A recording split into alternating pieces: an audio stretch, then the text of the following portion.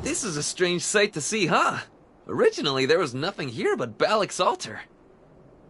But now we've got Driganese, Valencians, and even Calphionians. And the person you will be meeting today is, drumroll, none other than... the Kingdom of Valencia's current ruling despot, Prince Baronessor!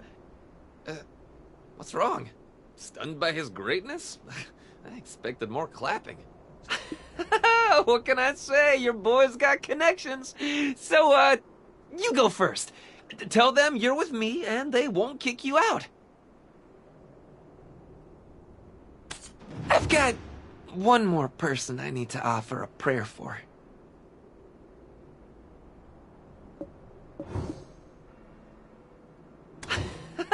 What can I say? Your boy's got connections.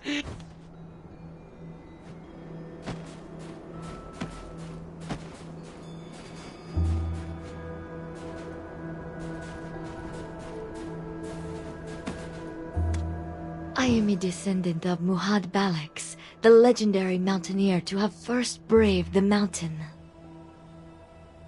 My grandfather was the first from the mainland to claim these lands.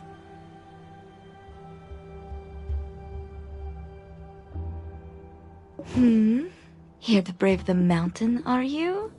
A bit lightly dressed for the occasion, don't you think? It was only recently that the place got filled with so many encampments.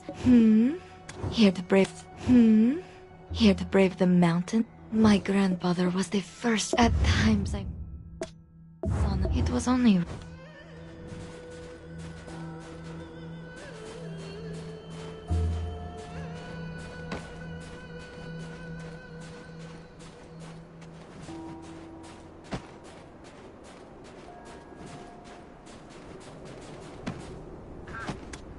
In fact, I was even commended by Durgef. Valencian or Calphionian makes no difference. When they come to me, I always welcome them politely.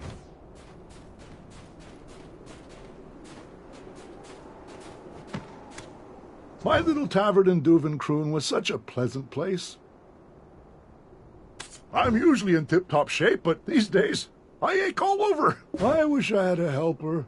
Do you think that you could mention that to Reina?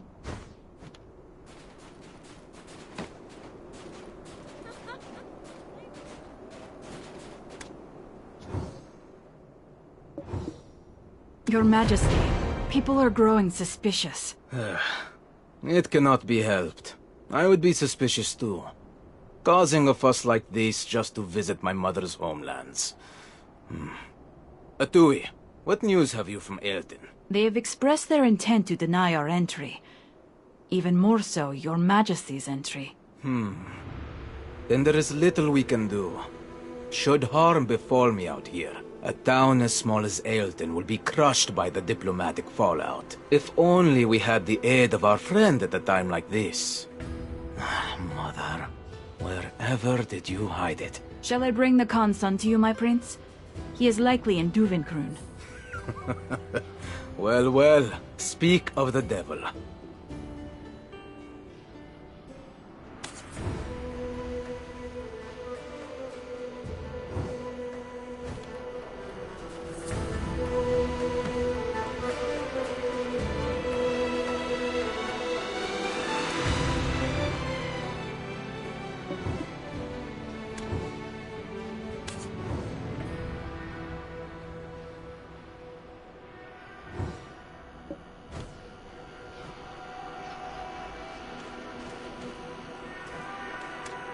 Who would have thought we'd reunite here of all places? You are well? And you're the mercenary our friend brought in. Interesting indeed. For our paths to cross here, it must be Al's will. But enough pleasantries. What do you need? Huh? You know this person? I see. The trials of the 6 witches. As a boy, my mother, Queen Marumin, would tell me the tales of her homelands, and my great-uncle's letters suddenly come to mind. Their contents left a deep impression on me. Is that really all you want from me? I'm capable of providing so much more, especially for you. If that's the case, I will give him to you as your reward. Me? What are you even saying? You can't just... Do you think I would entrust this quest to just anyone? A preliminary investigation is essential to employment. First son of the Khan, leader of the demi-beast's homeland, due to your status, you have permission to go where you please, even to areas prohibited to fellow demi-beasts. On top of that, as heir of the Khan, you must know the lay of the land better than anyone. I never studied anything like that.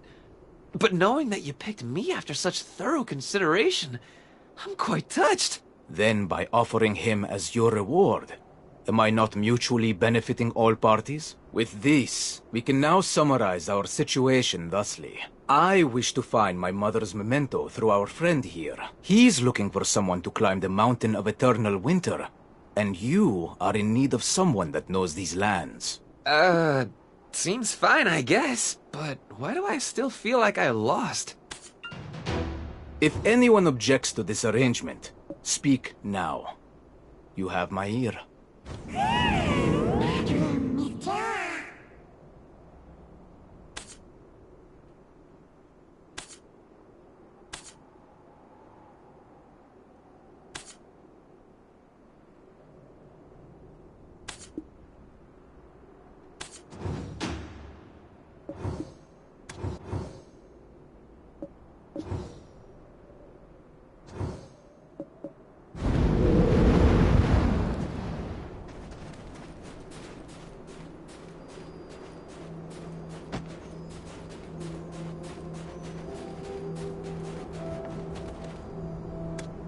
Now isn't this awkward, seeing you here?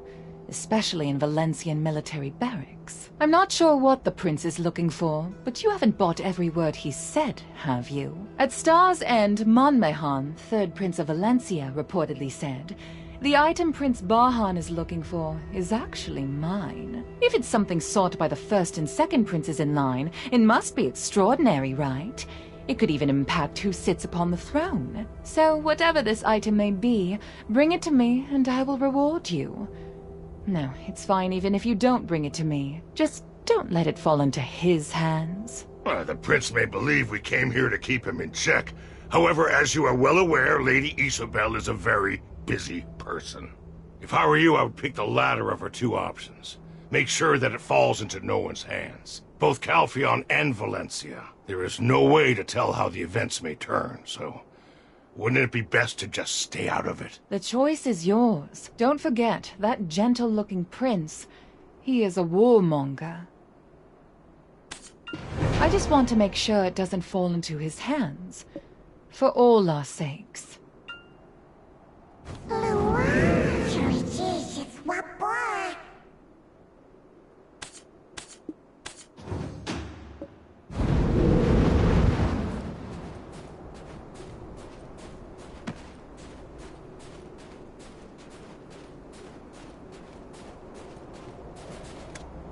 The Valencia Catan Military and Calpheon Xian Merchant Guild Alliance.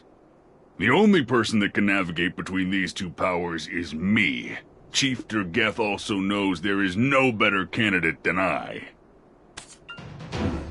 See, your problem is you don't have the full picture. The truth of the situation is likely to surprise you. We may appear to have formed an alliance with Kama Sylvia, but in truth, it's all a facade. This time around, the chief's really got her mind made up. Not to mention the explosion in Shirikan iron mines. We haven't heard a single word from Kama Sylvia since then. They're far too busy bickering with their sisters. Ha! Don't ask me for more. People always tell me if it weren't for my loud mouth and careless mistakes, I'd be perfect. Anyways, I've got a problem that needs taking care of. Some rats are sneaking in without a pass. Go and catch them for me. There's always rodent-like people lurking about, trying to gobble up any breadcrumbs that may fall into their laps. Unfortunately, they scurry off at the first sight of me. So what do you say? Help me out this once, and I promise I will return the favor. Trust me, I'm not a man that makes empty promises.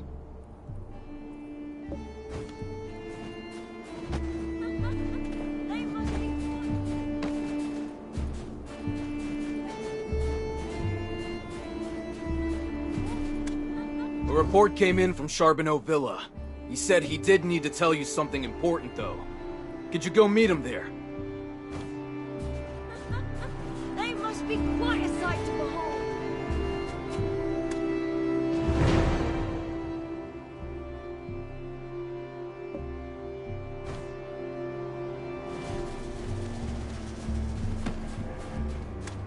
A report came in from Charbonneau Villa. A report came...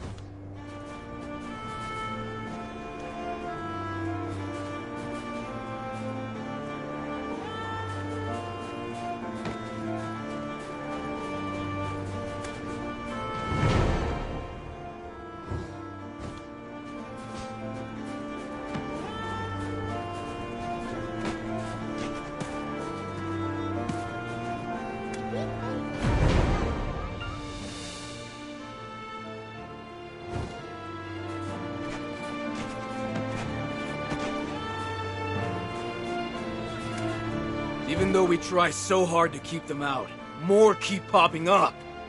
Oh, Jorge left for a while. A report came in from Charbonneau...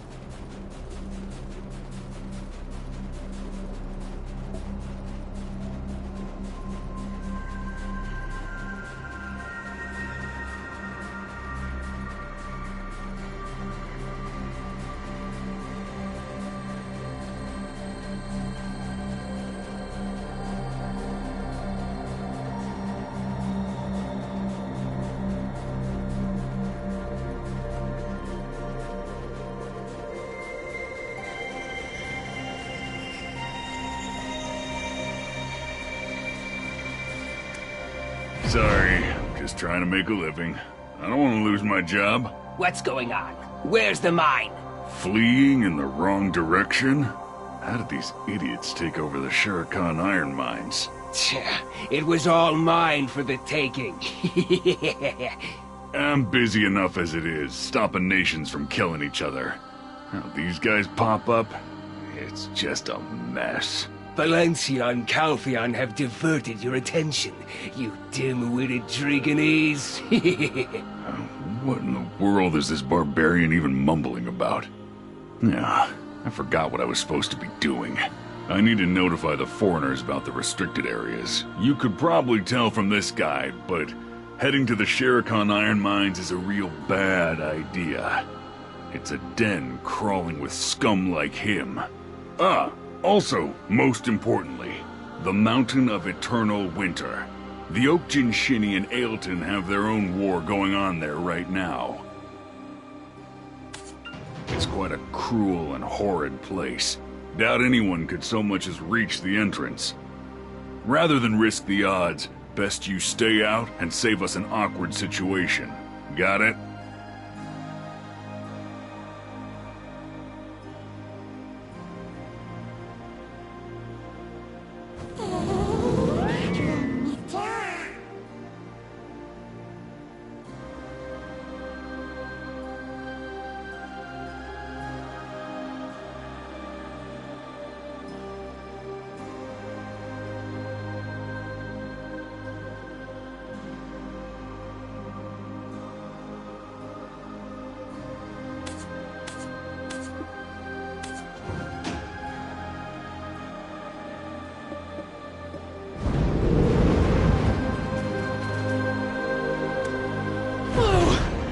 thought you ditched me.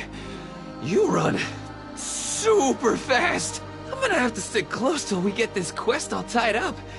Come on, let's get this show on the road.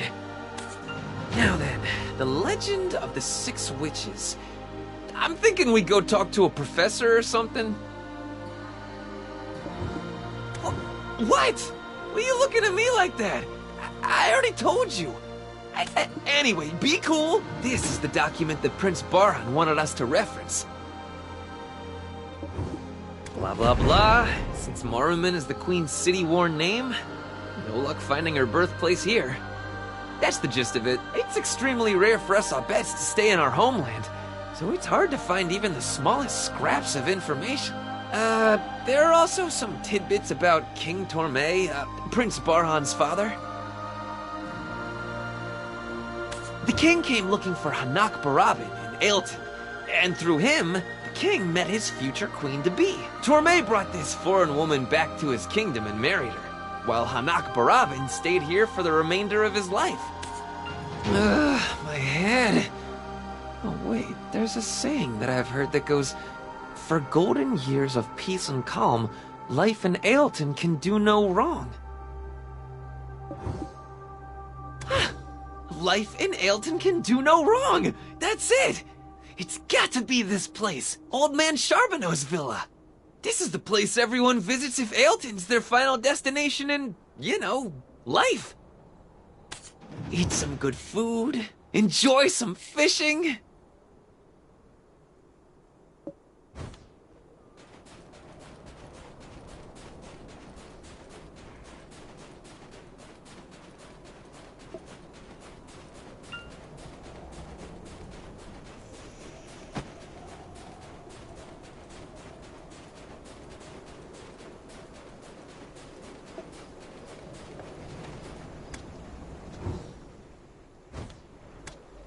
Oh, Lando, a new spring shall come to the tear-flooded highlands. Don't you worry.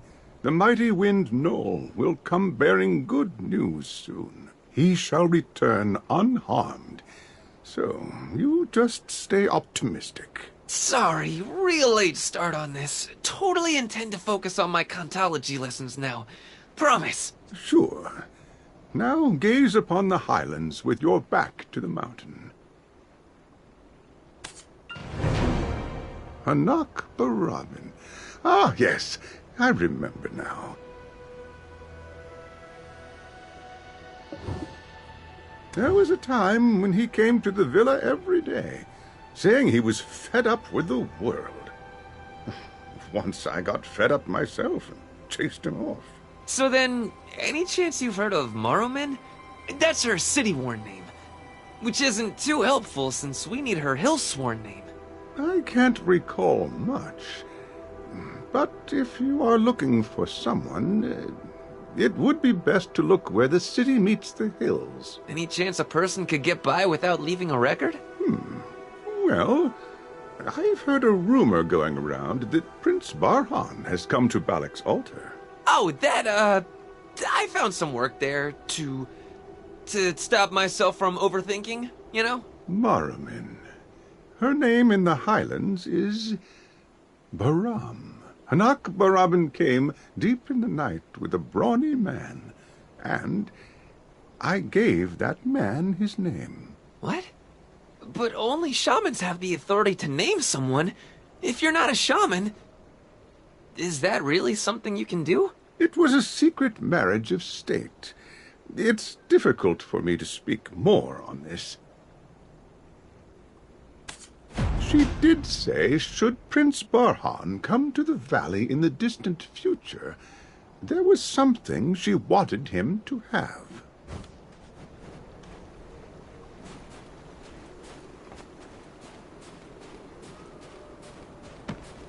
Ready in a bit.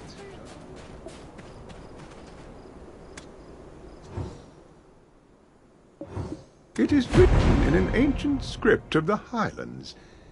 Try as you might, Lando, you won't be able to read this. But I do believe holding it upside down is a bit excessive.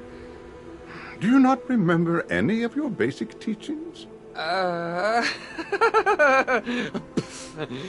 true expert's gotta be able to read upside down. Yes, well, kindly deliver that to Maslin's Euless Citron Orchard. And it's good to see you so lively again. So actually, the most popular book in Valencia right now is The Six Witches of the Snowfield. That novel was based on the letters sent by Hanak Barabin. Think you could fill me in on the details? It's, so that I can tell my guest about it.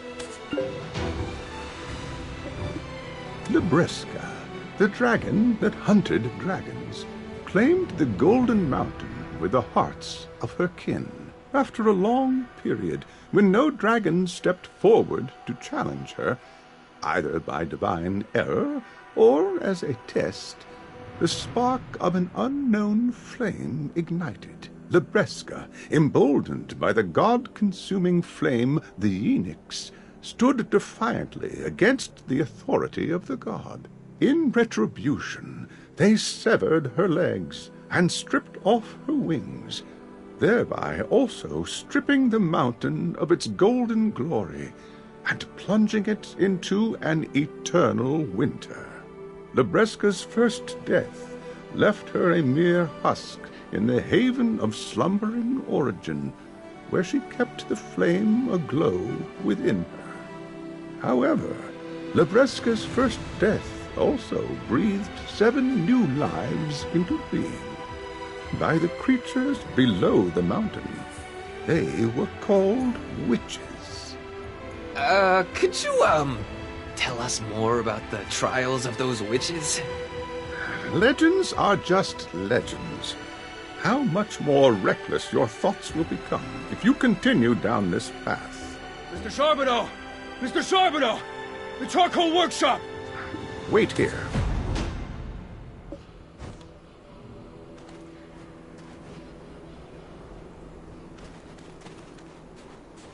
Honey is my most favorite thing in the whole It'll be ready in a world. bit.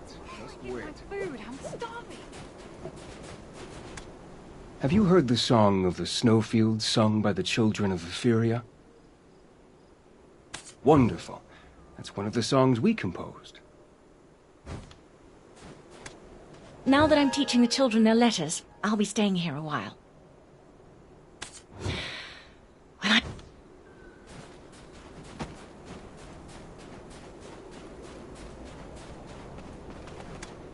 Greetings, we want to learn how to fish? And you've come to the right place, we... not this otter. Just don't ask why, we...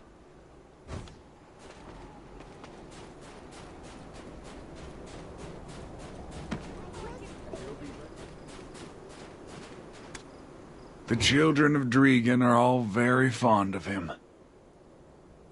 Fresh fish is best for grilling, while dried fish is best for adventure.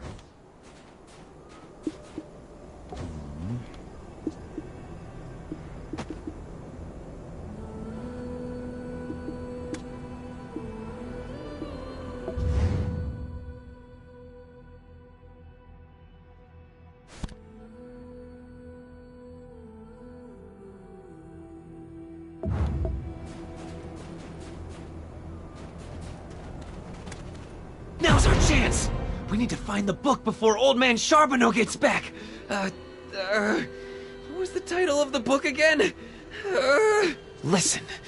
Listen quietly to the colorful flowers newly bloomed, for they cry, Peas Witches 6. They cry for a second death has taken Libresca. They cry for it will take them too. Fragments of their dreams gather in a book. I remember now! The dead flower sings of winter eternal! I'll stand guard! Search the cabin for the book quickly!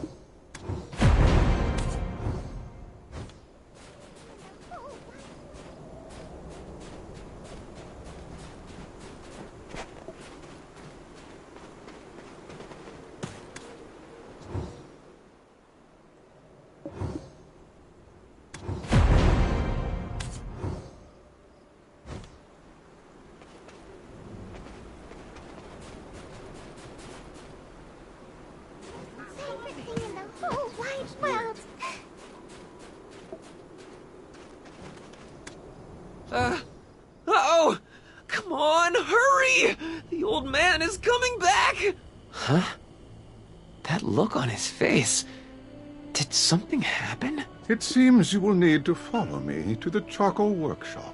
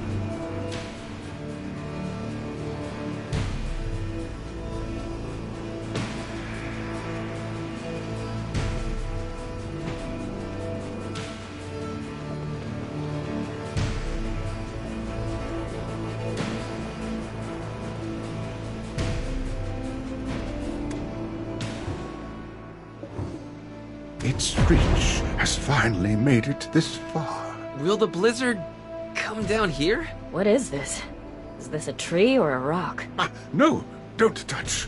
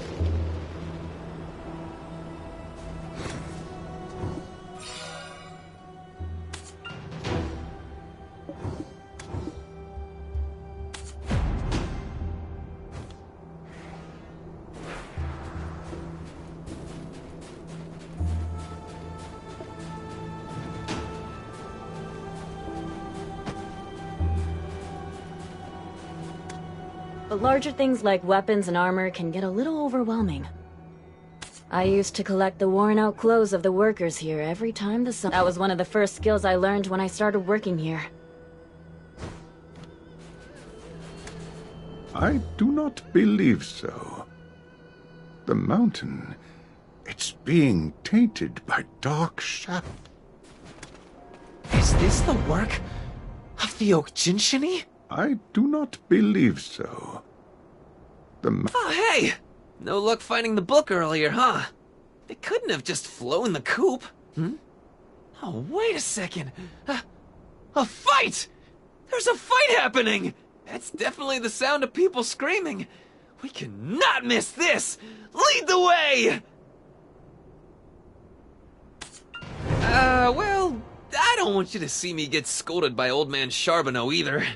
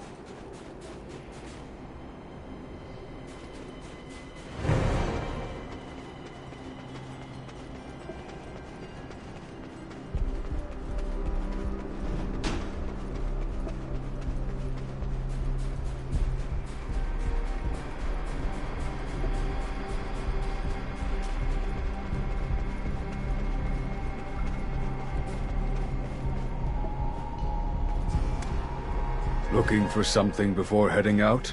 Take your time and look around.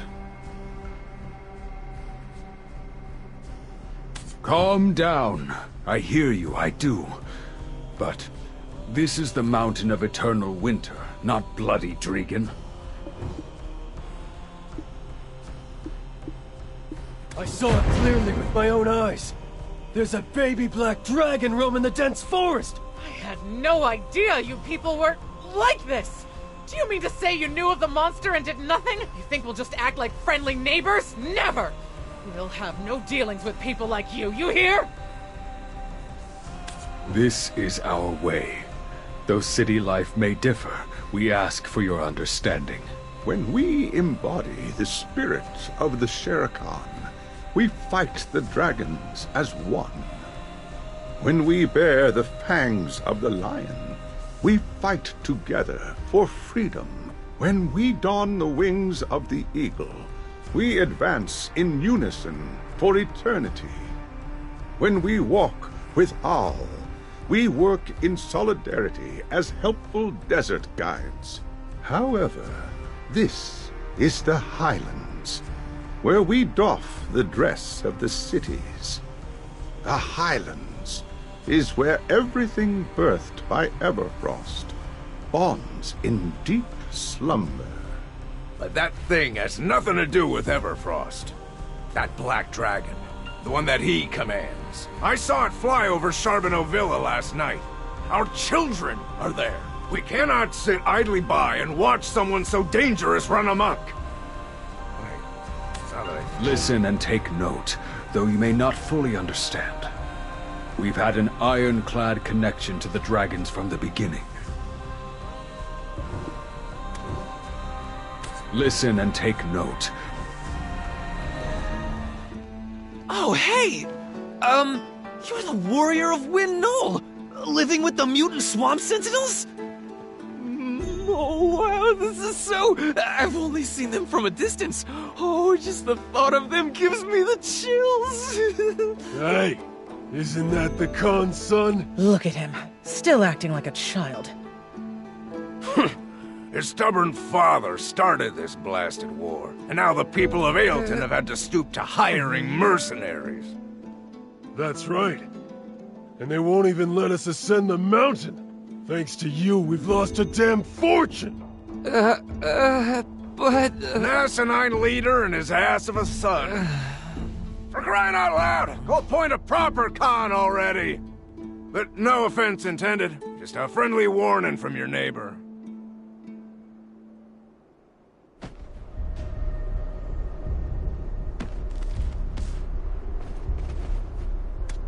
We cannot sit idle. I'm sorry. Please entertain it as nothing more than the request of an immature child and kindly dismiss it. You've likely already heard, but this is no ordinary mountain. It is insurmountable. We are also currently at war with the Oak Jinshini that protect the mountain. To climb this summit means to risk your very life. His childish actions endanger the entire town. Lando will likely be at the guard post that sits atop Arethia's belt. It is a place that's very dear to him.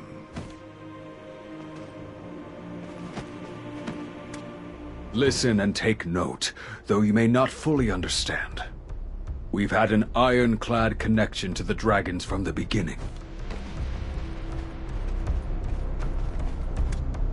I've put aside those traumatic memories. We decided from then on that I wouldn't sell alcohol anymore. When learning to count, I always found it easier to learn by selling things rather than listen to Zaya's lectures.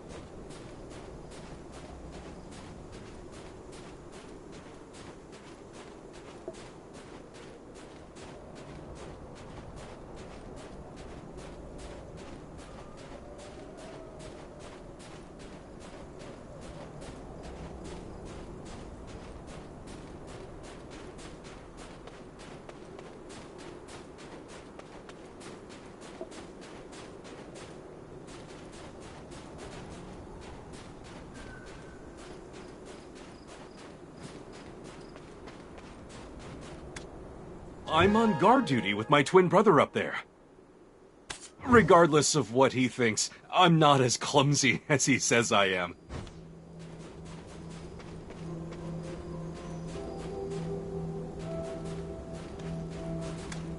Purinil's my brother, and a right clumsy one at that. I've told Purinil over and over that the watchtower is my post.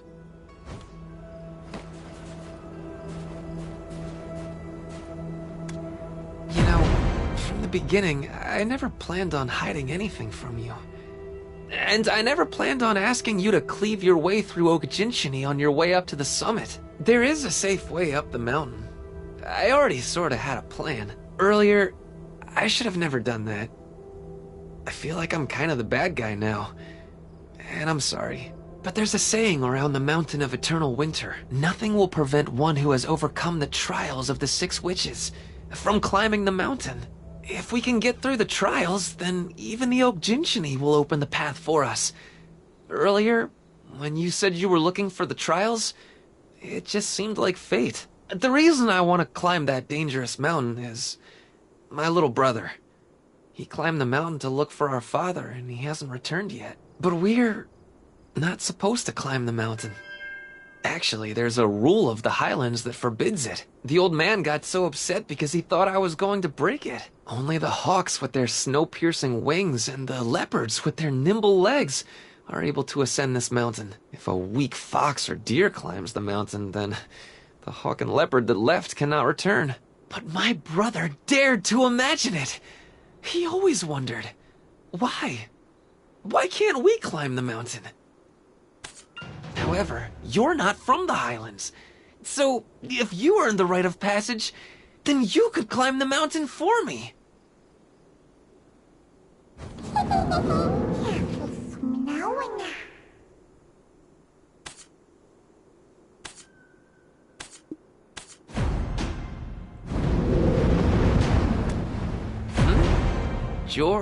What?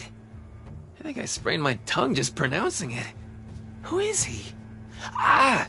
You mean that guy wearing a blanket? Wow, look at you. Connections all over the Highlands. Man, I sure know how to spot a winner.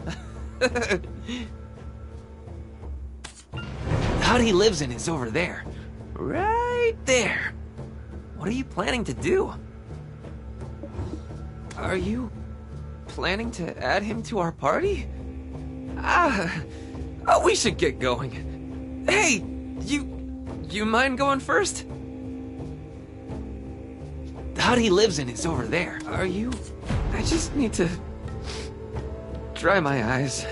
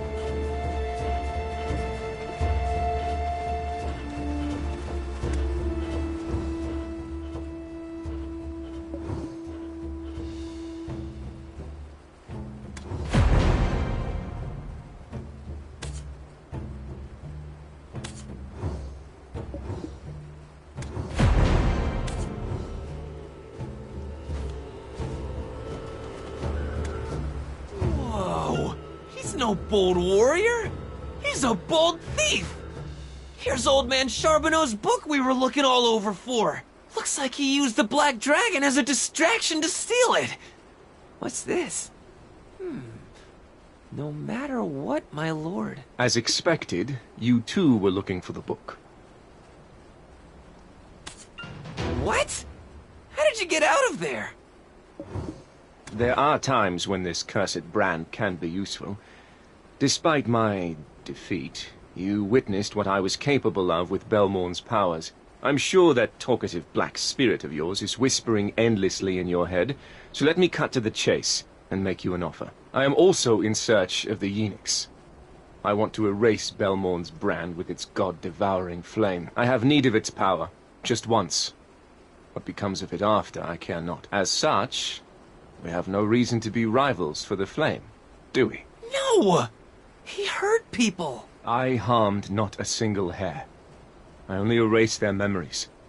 I'll say it but once more, my goal is Belmont's erasure. I just need the flame to burn off this brand. Afterward, do as you like with it. I lost everything. There isn't a single soul on the continent who knows not my face. And what's more, this failed monarch's mark continues to attract pests. However, there was one that understood my only wish was to restore Serendia to its former glory, though the world may stand against me. If I had but this one person by my side, wouldn't that be enough? Dorette. That sweet girl loved me no matter what. But in this state, this atrocious state, I cannot start anew. No! He hurt people!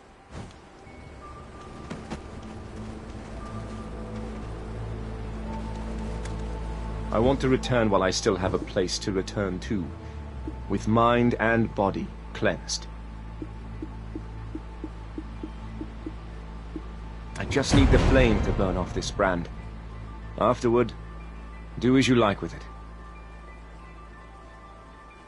I want to return while I still have a place to return to, with mind and body cleansed.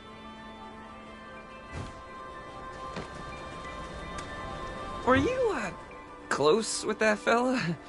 No way you're closer with him than you are with me, right? Well, he does seem pretty strong. Guess that means we can conquer the trials even faster, right? Anyway, time is of the essence. So, I'm going to take the initiative and lead by example. Now, everyone is in agreement, yes? The first witch is Marsh, the Witch of Swamps. Her trial begins with escaping from the Swamp of Deep Slumber. Sorry. Yeah, I can't really read this Highland script. But hey, there's a drawing of a hawk here. Noel's companion at Win Noel's Perch, Tamulin, will definitely know. What is this one?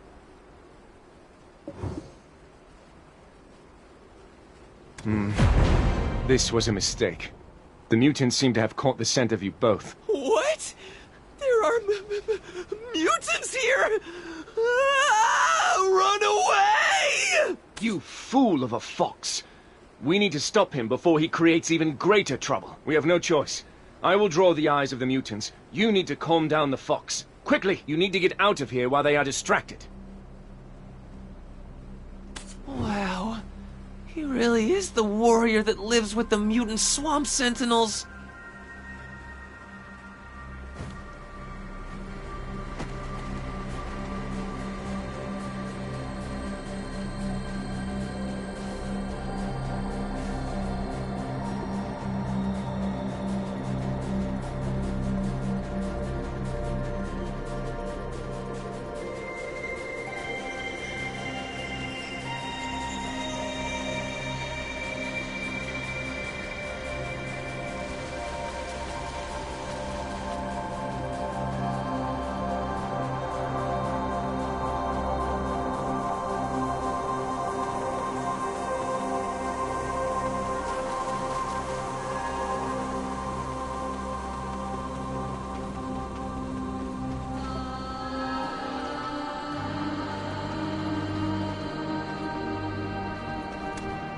Look at them soaring in the sky.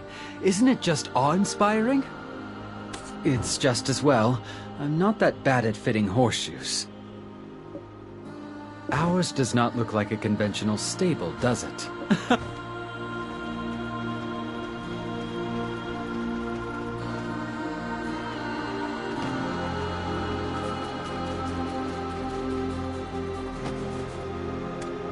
According to myth, the first Abets that saw the light of day was the Hawk Abets.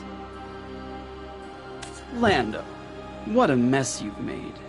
You should know, the mutant swamp sentinels are also beings of Everfrost. And you, bear in mind that terrorizing the town with your dragon is prohibited. It was a matter of urgency. Anyway, this is Noel's Perch of the first Hawk Abets. It's not Hawk rule for the Chantus exam, so why are you all here? We are looking for Tamulin, he who is known as a companion of Noel. We seek a clue from him about the first witch's trial. Wow, your friend's a real go-getter. Even if we are the bridge that connects the worlds, we cannot just let anyone... Hold. I see you've finally arrived. You who will face the witch's trial. I've been expecting you. There are procedures regarding Win Noel. For 3 days, you are to pay respects to Noel. For 7 days, you are to bathe with his companions, and only those who pass the Chances exam within 15 days are allowed to face the witch's trial. These are the rules. When the rules need to be followed, then they will be followed. Ever since the day of the explosion, the Hawks, Noel's winged companions, can no longer cross the Mountain of Eternal Winter. Swept away by the dark blizzard, they are either unable to find their way back, or are maimed and perish. The trials left by the 6 witches were definitely prepared for times like this. This is a man who speaks my language. You'll knock the companions off their perches making a racket like that. Come inside, you who was to undergo Marsh's trial.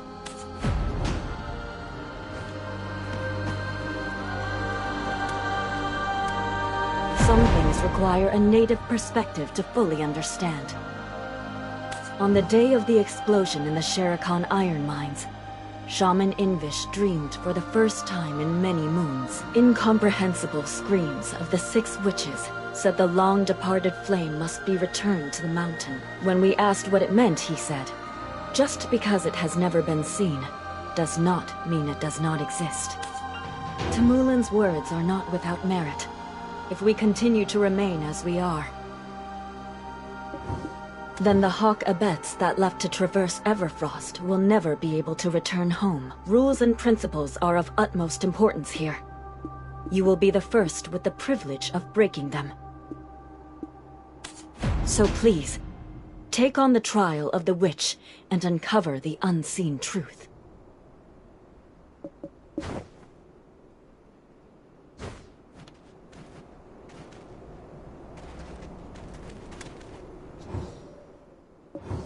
While seeking a place to roost, Noel, the first of the Hawkabets, happened upon lands once belonging to the long-departed Marsh, Witch of Swamps. As he neared, he could see the humans who had settled on the cliff tops, packing up their belongings. "Why are you departing these lands?" asked he, to which the humans replied, "These are the lands of the great witch Marsh, who taught us how to bind the ankles of dragons. But the mutants make it such that we can no longer remain here." "But what brought you to these lands?" asked they, to which Noel in turn replied, "'Twas my keen eyes that brought me here, having caught the glimmer of a seed shining in the soil of swamps below."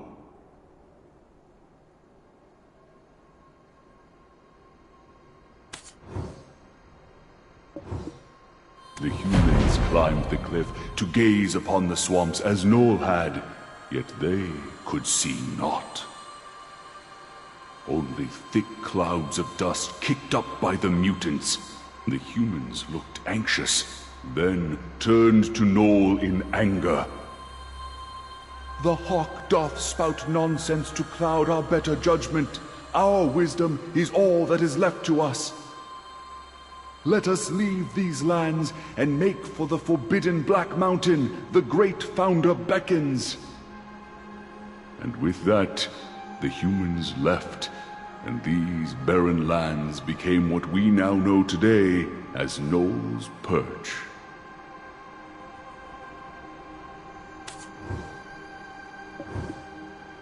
When the humans had left, Noel reflected deeply upon all that had occurred.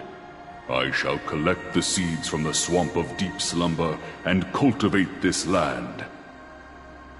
So, Noel ventured silently forth, staying low. For believing the humans had fled to the cliff top, the mutants cast their gaze upwards, oblivious to all that transpired below them. With his keen eyes, Noel started gathering the seeds one by one. "At last, I have harvested seeds from the swamp of deep slumber." Noel cried out with joy. He then began to properly sow the swamp. But, being a hawk, Noel had no use for seeds. What Noel needed was a tree to build his nest upon. Thus, with the seeds now sown throughout the swamp, Noel could only wait and hope the seeds take root and grow into a great tree worthy of his nest. Whoa, whoa, whoa! You can avoid detection just by crouching? Why did no one tell me about this? Mind blown. A surprisingly large mouth for such a small fox. Is our trial to be finding the seeds buried in the swamp?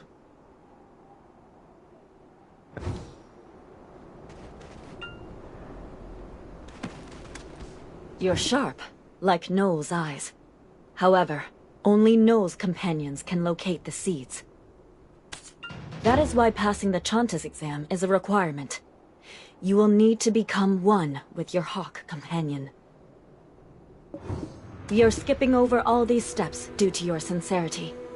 Temulin, the true companion of Noel, will guide you.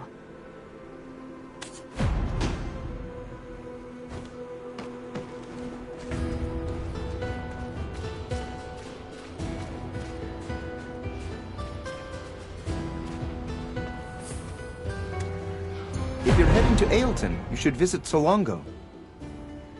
Now you will begin to commune with the companion you will take on the trial. Approach them with respectful hearts. Before we get started, please select a companion you would like to commune with. If you keep changing companions when you get rejected, they'll surely be hurt by it. Procedure upon useless procedure. I'll test my luck with this fella. Submit thyself, Hawk. Good. May Noel's warm winds embrace you. If you form a connection, they will unfurl their wings and puff out their chests. If not, they will show their talons, in which case you must slowly step back. How can I commune with them when I'm too short to reach them? That is fine. Communion has nothing to do with your height, just your eyes. You may not succeed on your first attempt. If you do fail, go to the Knoll Totem and butcher the sheep offered there. Then bring the lamb meat and try again.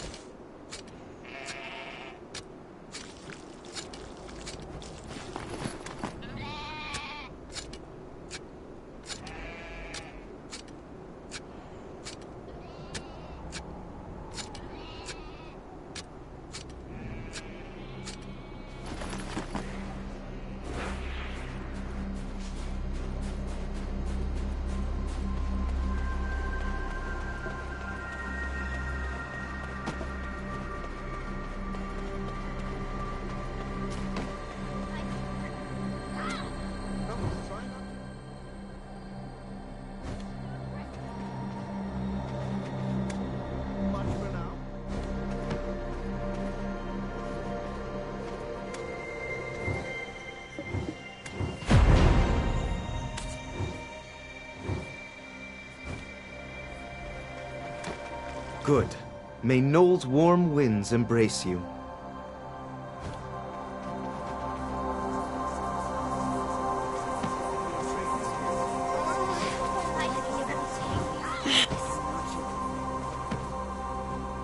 Why is it so aggressive? Procedure upon useless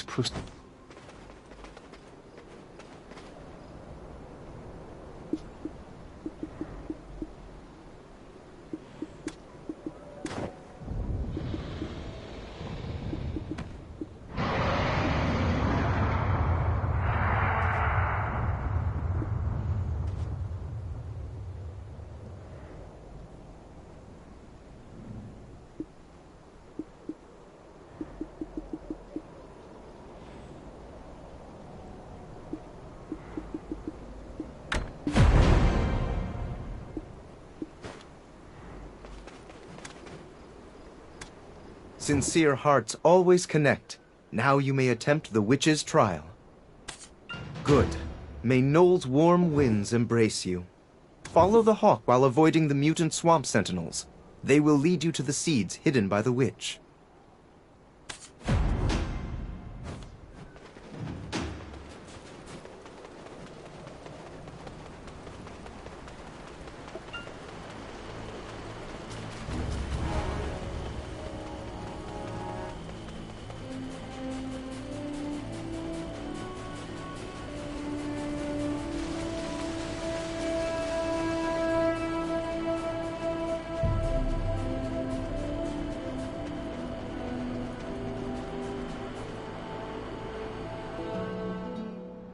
I can't believe it. This guy? You know what he just told me to do? Get lost! They can't see very well below their knees. Never had anyone talk to me like that. Move Did I while deserve crouched, that? No, and you might I as well did be a not. phantom. Jeez. But your friend here, I don't think he's cut out for such maneuvers. His legs seem terribly weak. I'll give him 10 steps at most before he's just extra baggage. And that's me being generous. Hey, pal. Does this thing on my back look like a shell to you, huh? I'll tell you about these legs. You have no idea what kind of raw power I got in them. It appears this burden Oh, man, falls on tell you us, what, and us back in the alone. day, in Ailton, you know what they used to call me? First, Lightning I will Lando. erase How my fast I could run presence, to Dregan? 3 borrowing minutes what flat. I need from That was on a Belmorn's bad powers. So if anything goes wrong, it's all on you.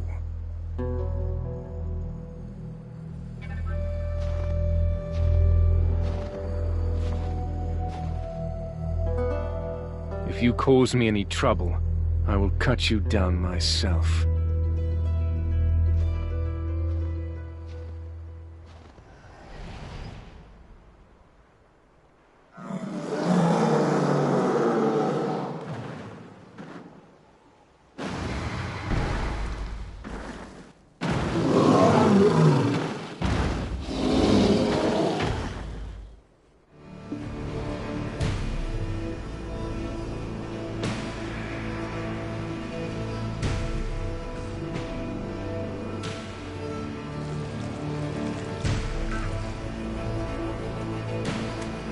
It appears this burden falls on us, and us alone. Move while crouched, and you might as well be a phantom. If you cause me any trouble, I will cut you down myself.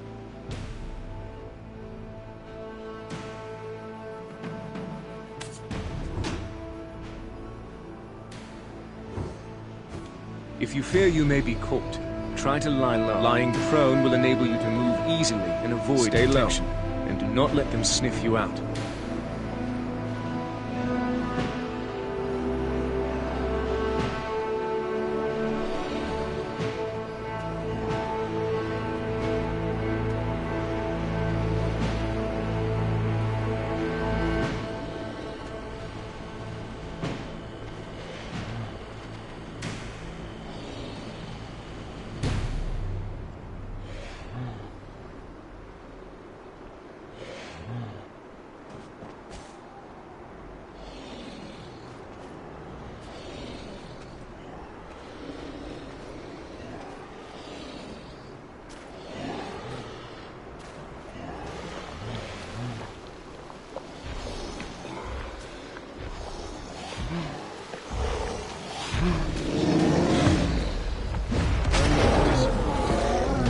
I didn't expect much to begin with.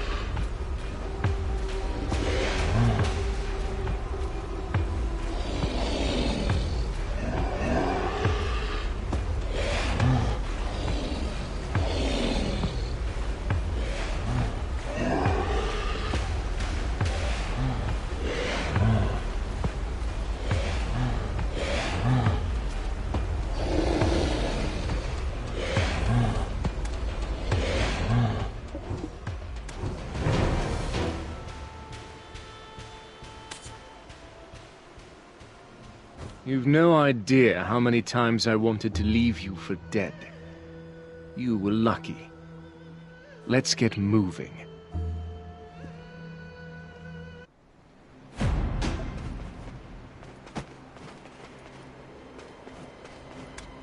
It must have been your companion's will that brought you here. Wow, that was some awesome teamwork, you guys. You know what would have made it even more entertaining? Some jerky. Is there no way to keep this one's jaw shut? Stop wasting our time and get moving to the next trial. I'm so glad to see that you've succeeded without injury. I apologize for my initially cold demeanor. Please forgive me. Toma just wanted to maintain the respect of our winged companions. Tamulin, let's bring this to a close, shall we? Say your farewells to your respective companions. They may appear again to assist in your hour of need. Don't worry, little buddy. We may have just watched from the sidelines, but we'll get our moment next time. Don't go to Calphion. 'Tis a silly place.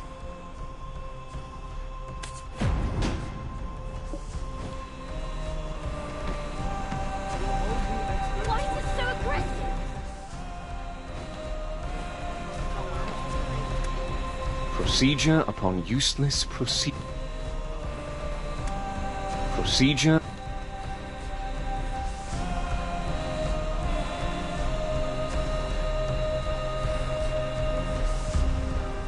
Be careful about the fact that I'm helping you.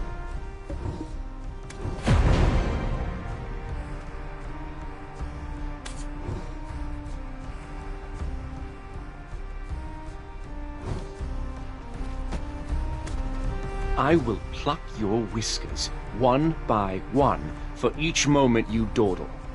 Let us make haste to the next trial. The second witch is Awena, the Witch of Blights. The sleep-talking seed can only truly slumber within Awena's kiln. Great. Another thing we won't be able to shut up. Is there anything else? Huh? But you think I'm rambling? Just look at it!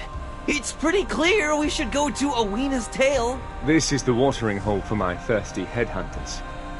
I think it's best if we move separately. I will go with this one and assess the situation from a distance. Huh?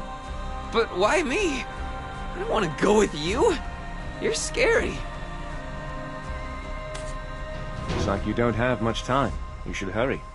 Our furry friend will receive the full regiment of Serendia's finest soldiers.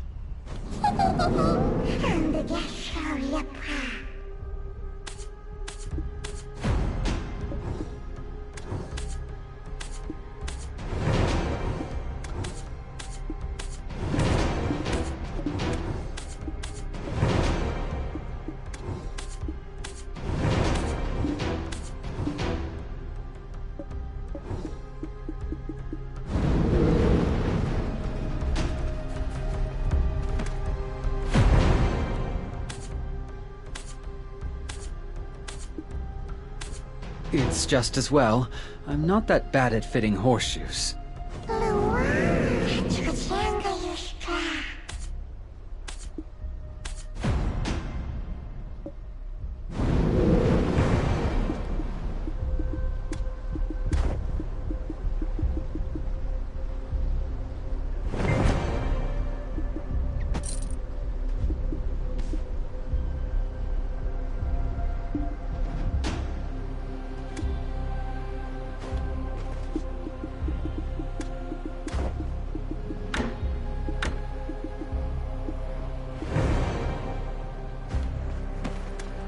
It doesn't seem like Corbet's coming back. And whatever happened to Phil?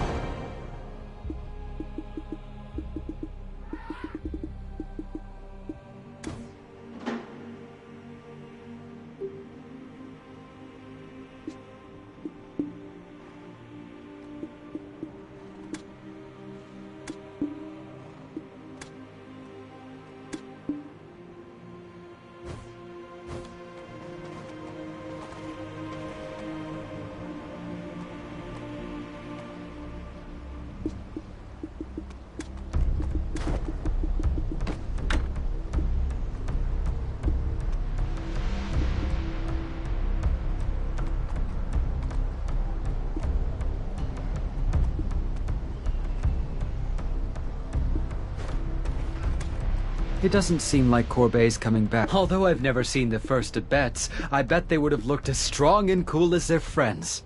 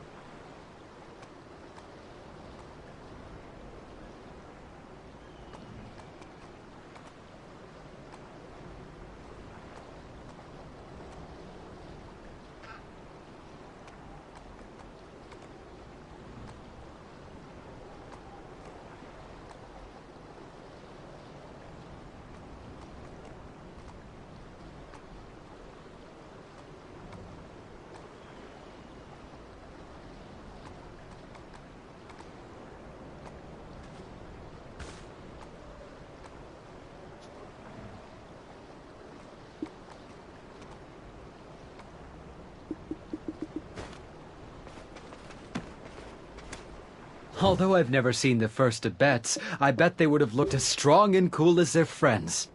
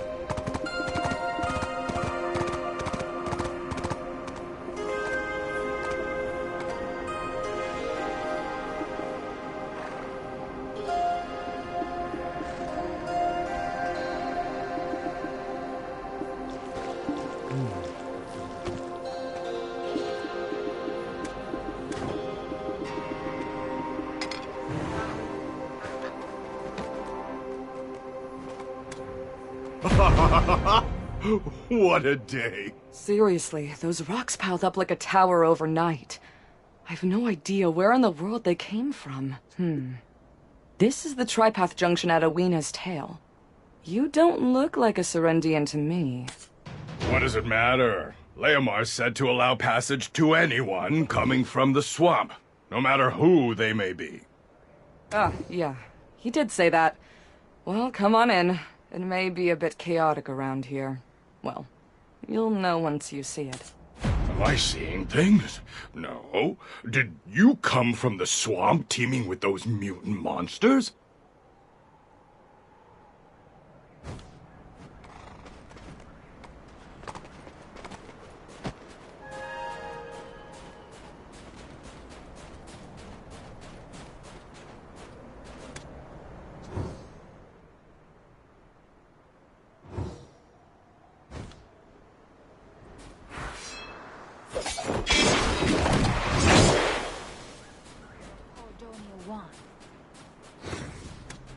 I am the living embodiment of all that has come to pass on these roads.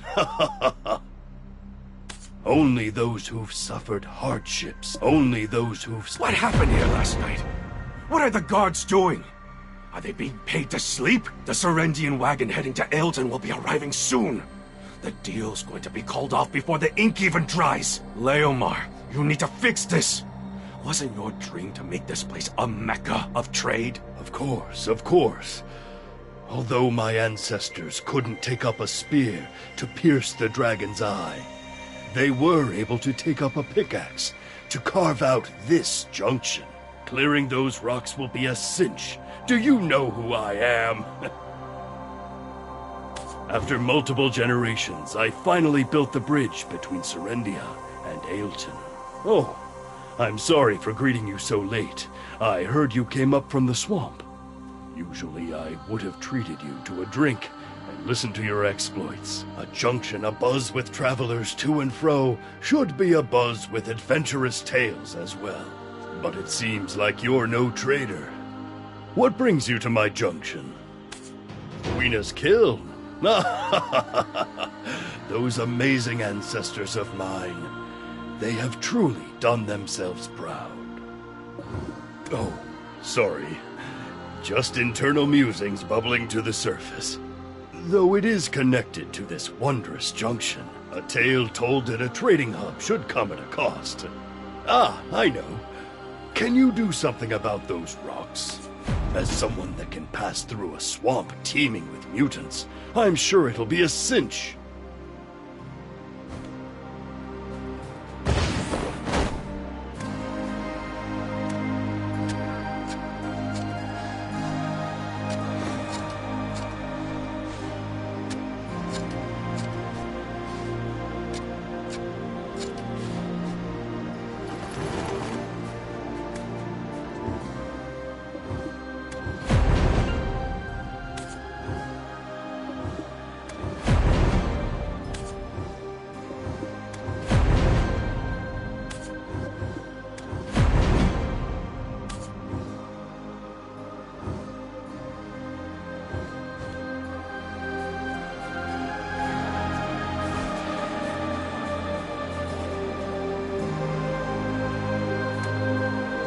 is my mercenary out here doing hard labor?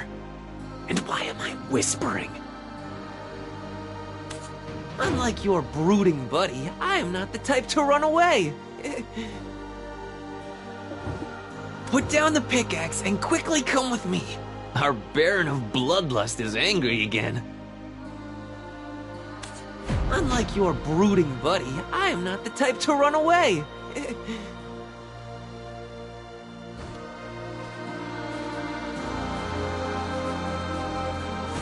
People from Calpheon and Valencia.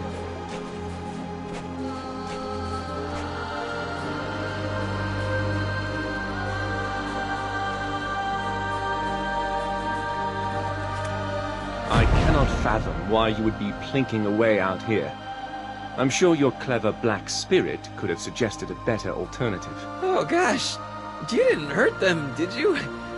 Sorry, I'm still kinda new to acts of senseless violence. Leomar, or whatever he is called. He bears the countenance of a master manipulator. Oh? You're into physiognomy? Me next! What's my face say? It is clear this Leomar is obsessed with stories and rumors. If Awena's kiln is connected to this junction, then he likely has records of its legend. Who goes there? What are you doing? I guess we're out of options. Go outside and check the contents of the book, surreptitiously. I would advise you quit your demolition work and we make an expedient exit. Hey! Why are you carrying me off? Now I look like your accomplice! I did nothing wrong!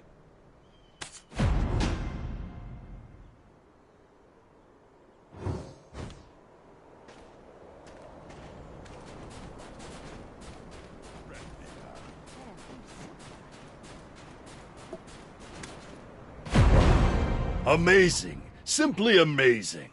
How about we draw something up in a more official capacity? Leomar, sir, I think we might need to hire more guards. The soldiers discovered a poisoned needle nearby. Instead of just hiring more, how about we fire the lot and start fresh? How can we trade here when we are constantly in danger? That poison needle, I'm sure it's the work of that fugitive, Jordine. That menace should be lying low, so why stick his neck out here? Having discovered signs of his presence here, we, as Serendians, cannot sit idly by. Of course, of course. This new friend of ours will handle it. Jordine is quite the famous fellow, so I'm sure you know who he is, right?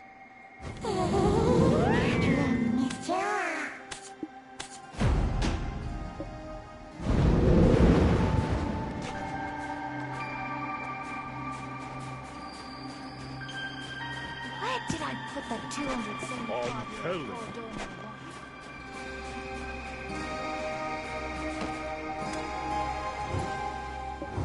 My chief, we must leave. We shall make for Black Mountain, forbidden though it be. The great founder beckons us. Was it youth's folly that bade them go? Although these lands were home to Awena, witch of ruin, she who taught us how to rob dragons of their breath, these wastelands can be called home no longer, made barren as they are by the heat emanating from the cave. The heat of which he spake was much akin to the heat of passion that burned within. My chief, you cannot join us, for since the great witches perished, harsh winters have plagued these lands. The cold will take you before we reach where the great founder beckons us from. But here you shall know warmth until your final days. To speak true, I had never any intention of accompanying them. But know this, said he, you will always be our chief. That will never change, be we here or in places far. So I say, I hope you shall remain steadfast to the very end, for us.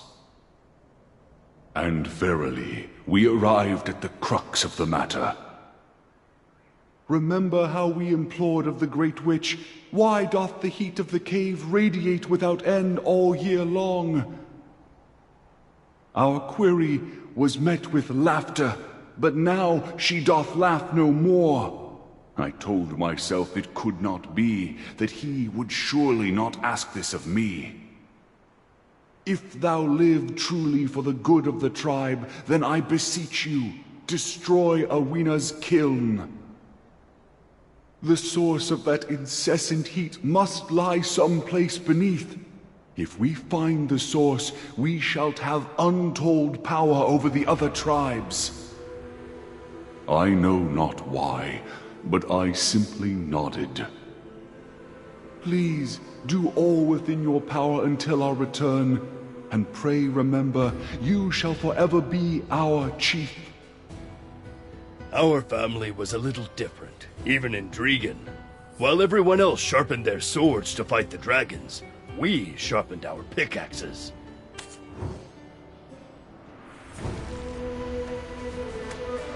The huge boulder that was blocking this junction continued to be whittled down through the ages, until now. Did I gain anything from it? Nothing. Absolutely nothing. Nothing, I tell you. However, I truly believe my ancestors made the right choice. They forged the path that connects Serendia to the Mountain of Eternal Winter. What? Then Owena's kiln? Was the stone once blocking this junction? Oh, what do we do? It's been completely destroyed! Oh no, no!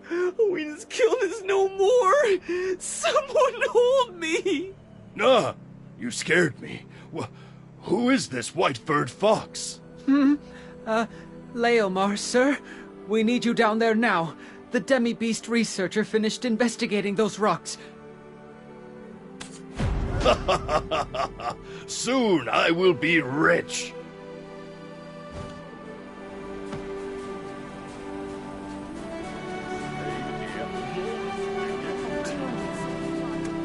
The piles of rock are actually a type of species found on Everfrost called Takia. They usually inhabit the Mountain of Eternal Winter. Seems they died at Awena's tail almost immediately due to the heat that radiates directly from the ground. A phenomenon unlike anything found elsewhere. What? Why would a creature from Everfrost come all the way here? A dreadwinter tree has also apparently put down roots nearby. To discover that the darkness from the mountain would spread all the way here. What? I heard rumors recently that a ghost now haunts the mountainside. If it's true, take those cursed stones from here, out of my sight. You Abets took all the stones that came of Awena's Kill's demolition. It is clearly written in my ancestors' records. What? Us? Darn it, Griffith! Go back and finish your job. I will be offering a prayer tonight. Cursed things, be gone! Well, I think it's best for us to be the ones to bury them. People are getting anxious. Let's head inside. Over here! What's this noise about us taking the rubbly remains of Awena's kiln?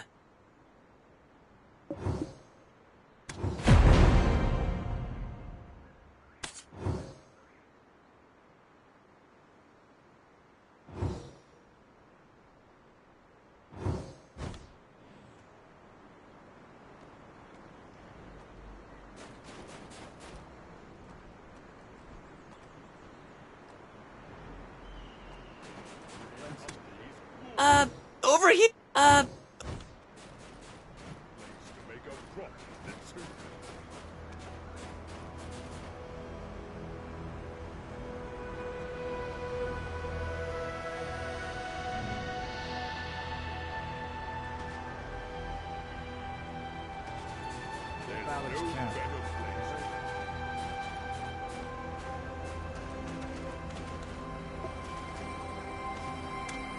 I'm glad to see you at a place like this, but I also seem to have been caught off guard. Well, I can certainly understand why you didn't take your studies on my area of expertise, winter trees, seriously. However, how can you not know the history behind the furnaces symbolic of ale? Huh? are you talking about? How is that connected to Owena's kiln? I'm lost. Curses. What a fine waste of time this has been. 2 days fully wasted thanks to you. It is my nature to prepare for every eventuality, but your unpredictable idiocy consistently blindsides me. Huh? How'd the murderous Spectre get in here? Do you have anything else to say? People are starting to get suspicious.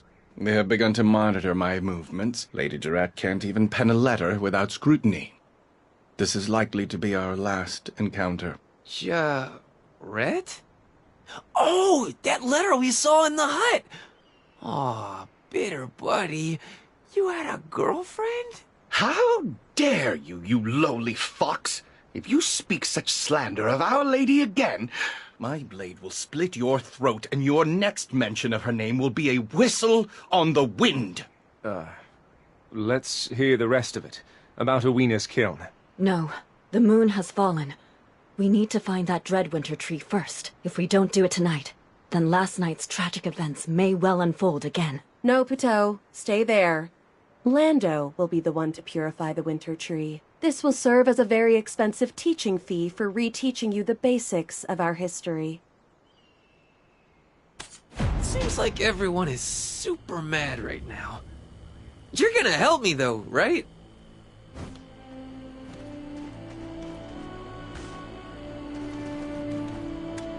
Seems like everyone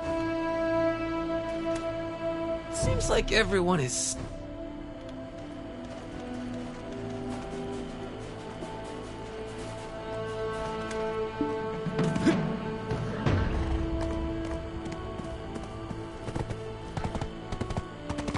Yeah.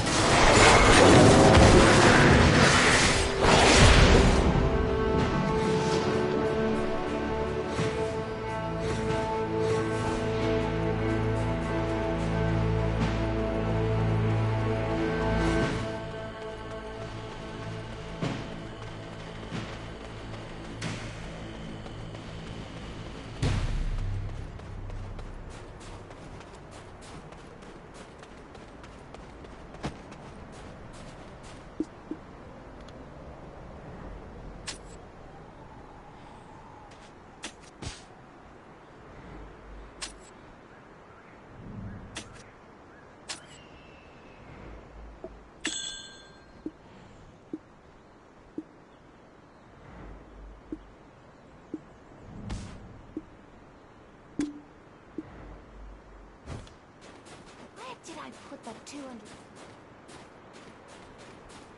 Set me back. Yes, this is a stable, but could you wait a minute? If you care for too many horses, you can't devote yourself properly to their needs.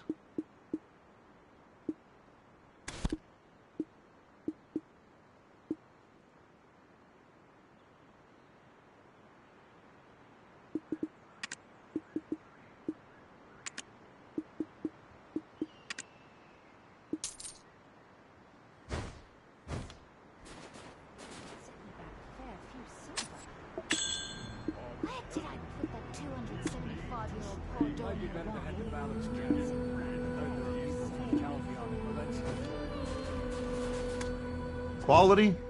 Quality over quantity. That's what I always say.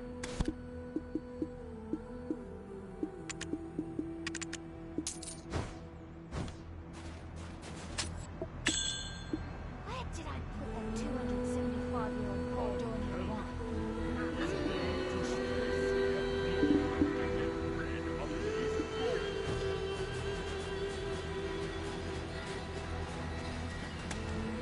Huh? What are you talking about? I hope you learned your lesson this time. Stop causing so much trouble for everyone. Ale, the first Dirabets to leave the Zavir Highlands. It is known to be the first day he stepped hoof on Owina's tail. He went near a blinding light that shone from afar, as if someone was fiddling with a mirror. As he approached, he saw an old man crushing Owina's stones. Ale looked at the stones, wondering at the old man's motives. "There's mysterious powers within those stones," said Ale. Then the old man said, "They're just strange hot stones, completely useless." But not to Ale. He was certain they contained mystical powers. "In that case, allow me to buy them." "Just take them," said the old man. "I was tossing them out anyway." "No," replied Ale. "I can't just take such precious stones." So he left to get oak pills of grass and a horse to trade. He gave these to the old man the next day, who took them reluctantly. He did the same the following day, and the next. Ale continued to trade his oak pills and horse. Then one day, on his way to Owina's tail, Ale came across a large group of humans. They belonged to another Highlands village, not far, so he asked them, "Where are you going?" "The Great Founder beckons," was the reply. "Then who will guard the village in your stead?" asked Ale. The villager considered this. "Ah, would you protect it, Ale? We know you to be trustworthy." That day marked the end of Ale's journeys to Owina's tail, and the last day any Abets would leave the Zavir Highlands again. That night, a light smoke drifted up from Ailton, from a kiln Ale had constructed out of Owina's stones.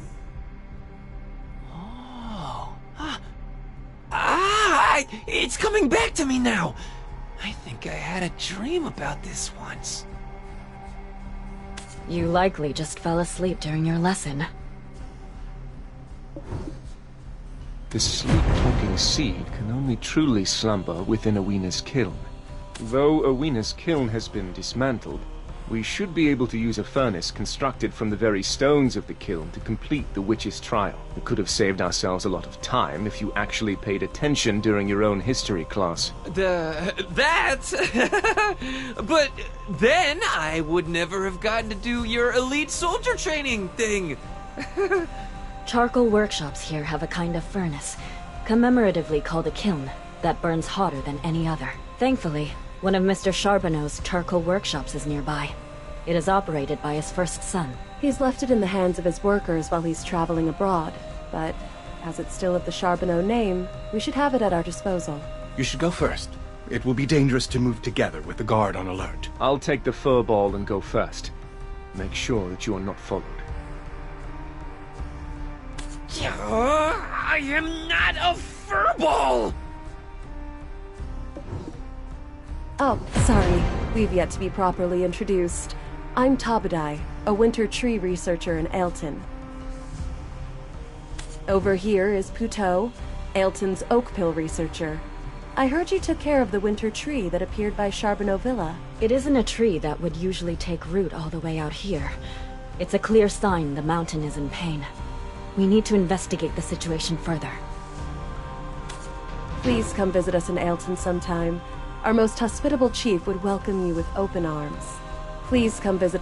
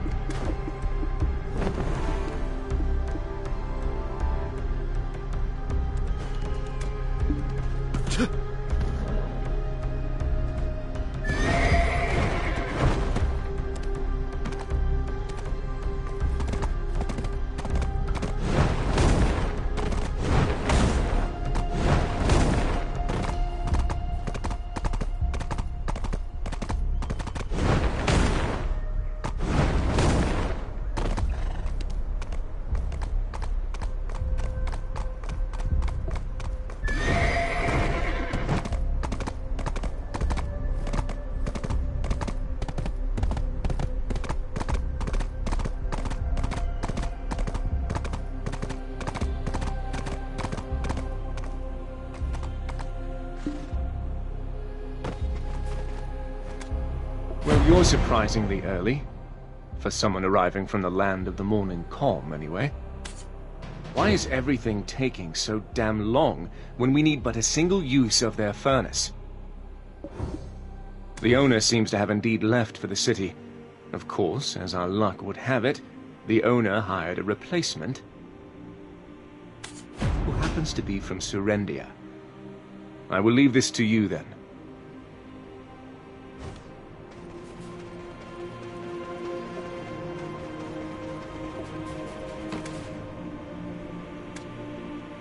Bloody goblins!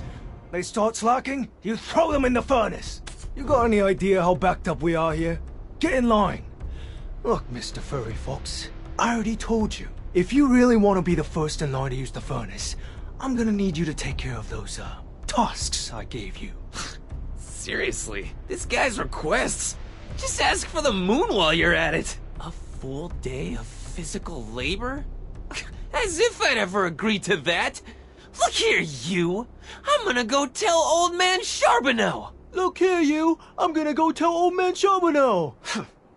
I'm altering the deal. 2 days. Pray I don't alter it any further. I have Charbonneau's complete trust. That's why I'm in charge while he's off gallivanting. And what I say, goes. What say we leave this work to the goblins and get ourselves a drink? This coupon was given to you by the workshop's master? You think that's enough for someone like me? This coupon was given to you by the workshop's master?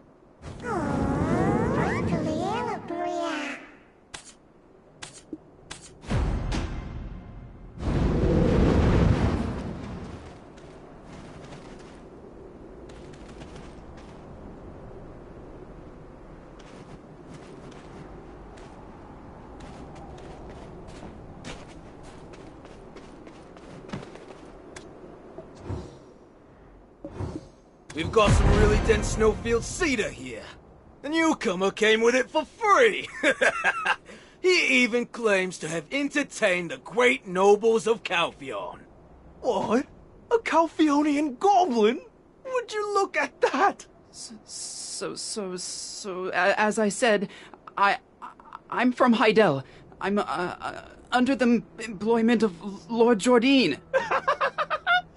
Oh, swept off to Calpheon then, I take it? So, what's with the get-up? You some sort of performer? Kind of.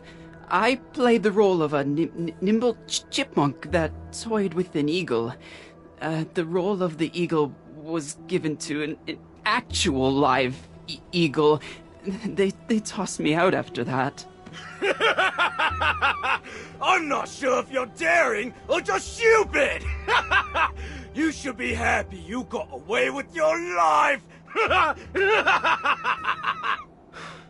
Oh, my God's aching from laughing so hard. Anyways, your name is Richie the Nimble Chipmunk? Okay, fine. Richie, before you get suited up, we've got a little tradition to uphold. Did they learn this from the back alleys of Calphion? I was wondering where I'd seen your face before, Jean-Louis.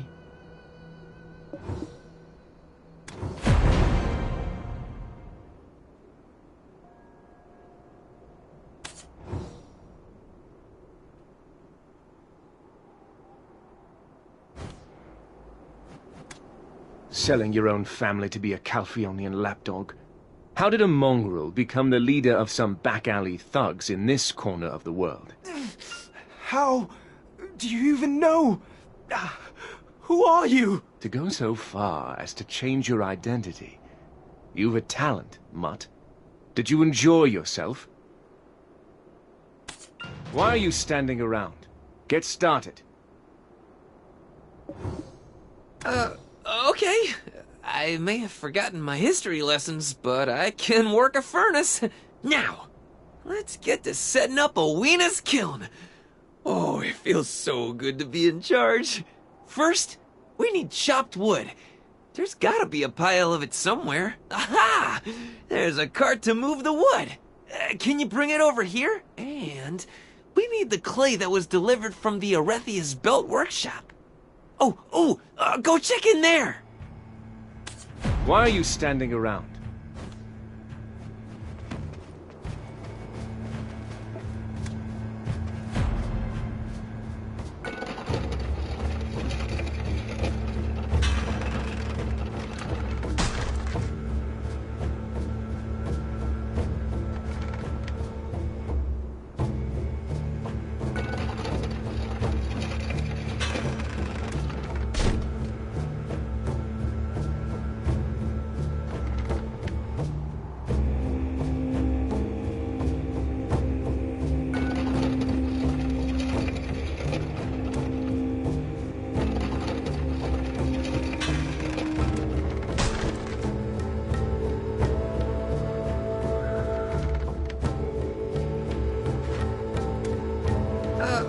Okay. I may have forgotten my history lessons, but Well, looks like you've pushed a cart or two before. Now we've just gotta get the wood into the furnace. Okay. I may have forgotten my history.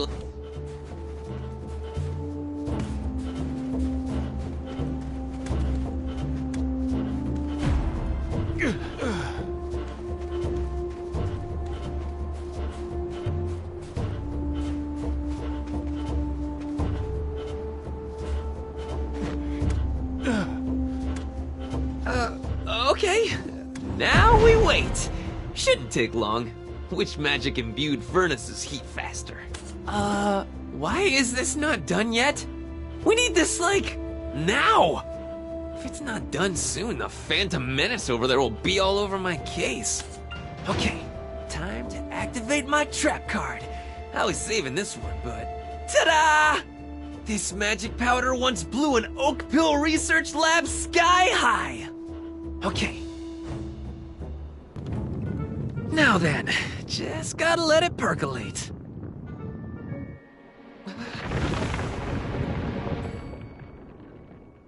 Oh, that's not... You idiot, what did you do? Nothing. This should be right. Maybe a smidge too much magic powder. You fool of an Albet! What did you put in there? Oh, this looks bad. Oh, real bad. It's like the research lab fire all over again. I'll take care of the furnace. You're on firefighting duty. Out of my way. If I leave this to you, the whole place will burn down. I call forth the power of Belmorn, like it or not, to clear the disaster wrought by our ill fortune, Fox.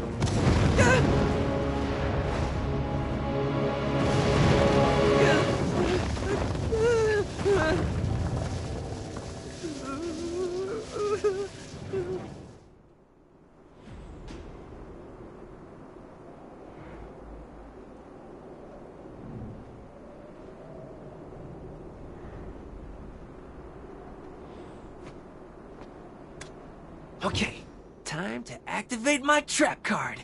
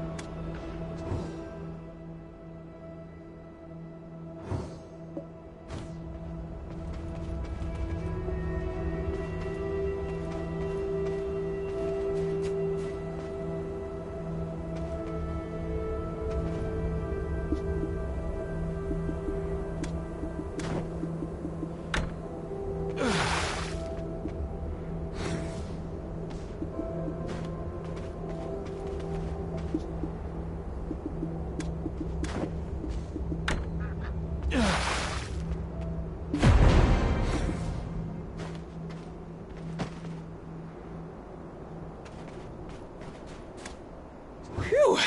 We survived! This place almost went up in flames. It seems that whilst in your company, I shall never know a moment of peace. But you know we're still killing it. The sleep-talking seed can only truly slumber within Oweena's kiln. You! Lend us your aid!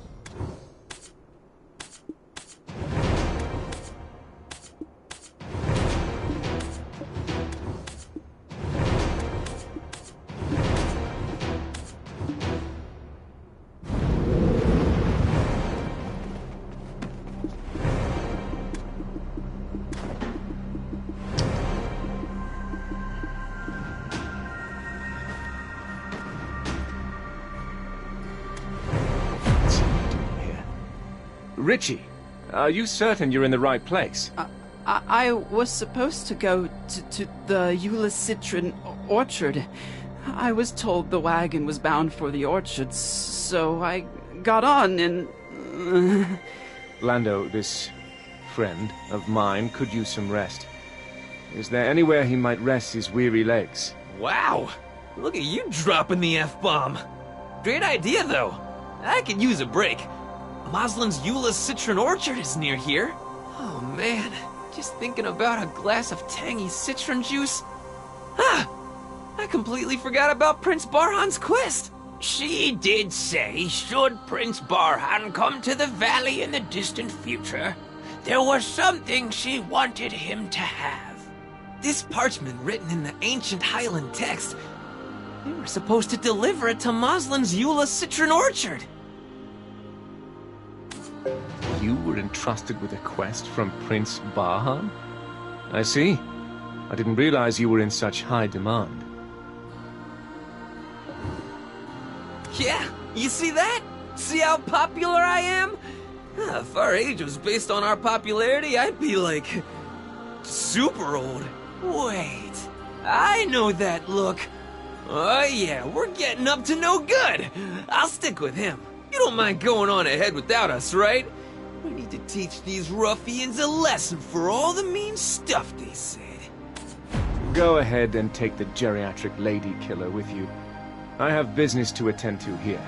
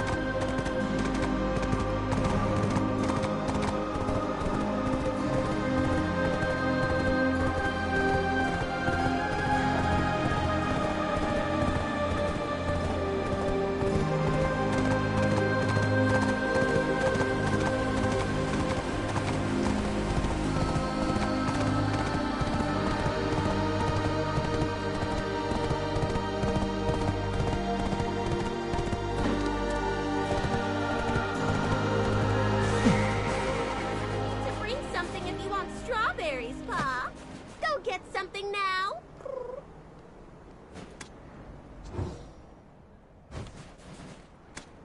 Bash! Feel the might of my shell-woven shield, otters! Bash! Are you Richie the Nimble Chipmunk? You don't really look like a chipmunk. I'm sorry, Pa! We were supposed to get a new worker here today. If you aren't Richie, is this your first time at the orchard? If that's the case, can I try to pitch the orchard to you? Yes, Pa! This is the one and only Euless Citron Orchard located at the bottom of the Mountain of Eternal Winter. Let me give you a bit of background on our orchard. The seeds used here came from across the sea, Pa! From the secret Euless warehouse on Papu Aurora. Thanks to our loving care and delicate handling, they were able to grow to fruition. Then they're packaged according to the Abed's strict guidelines. I forgot the rest! Anyways, our customer satisfaction is currently at 300%.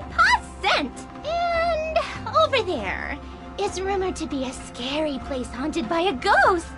So, remember to steer clear. We also have strawberries we brought over in secret. And if you want some citron seeds for your farm, talk to our friendly Moslin. What do you think? I'm gonna be presenting this in Dragon soon.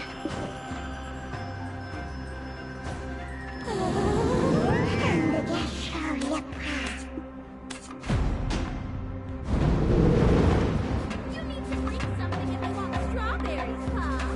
Go get something now.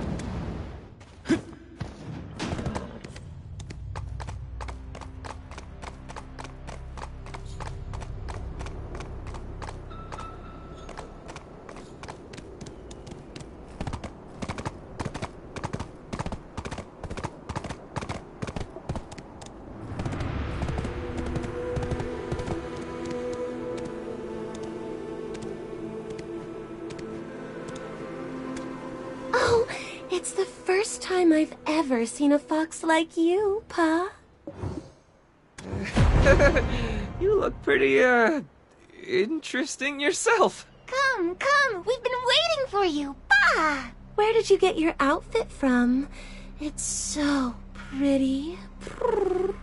This den of incessant harpies. Oh, I didn't know we had guests. And Lando, it's good to see you in such good spirits. Old Man Charbonneau asked me to deliver this to you. It's about Prince Barhan. Well then, I'll prepare us some tea inside. Take your time, though. Look around. Come in when you're ready. I'll save my eardrums the screeching and wait outside. Oh, it's the first time I've ever seen a fox like you, Pa.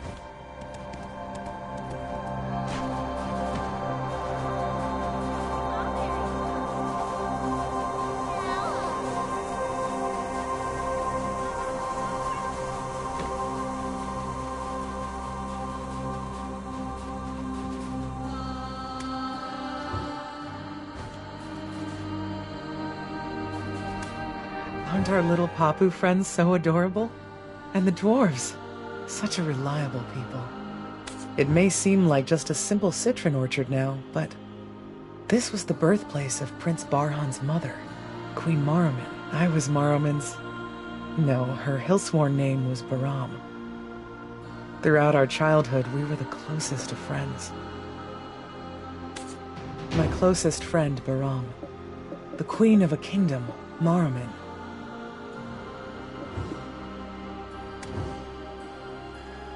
My closest friend, Baram. However, one day, she suddenly ceded her position to Invish and was secretly wed in a marriage of state. Huh? But doesn't being heir to the shaman also make marriage a big no-no?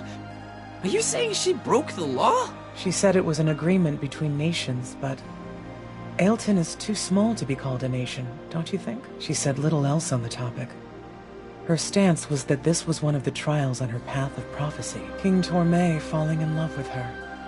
Her being whisked away to the desert kingdom of Valencia. Though she did promise to return to the Mountain of Eternal Winter once she has completed her trial in Valencia. Look, I don't know too much about the Big L yet, but why marry King Torme if she just thought of him as a trial? Who knows? That is something only Baram would know.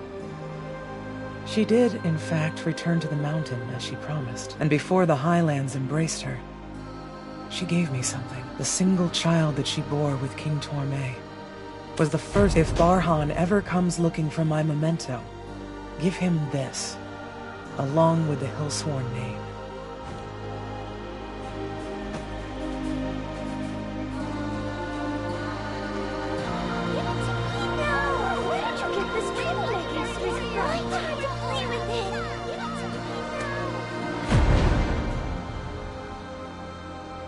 Is this the memento Queen Moraman asked you to give to Prince Barhan? Yes, it is. It is written in Gardaka's code. The cipher of the Prophet of Valencia. Look at these weird symbols. Twins? Love?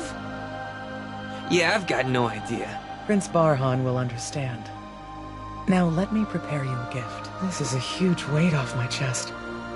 I thought, what if I pass on before the prince comes looking for it?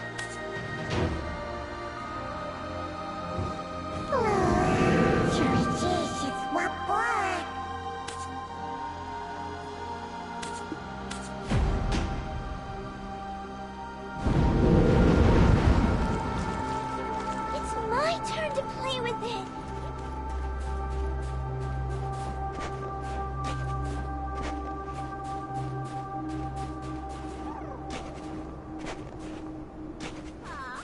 Go get something now. I brought a lot of vegetables. Oh, leaving so soon? Excuse me, Pa? Moslin asked us if we would like to go see a place where people the world over gather. Hey, you papu chatterboxes!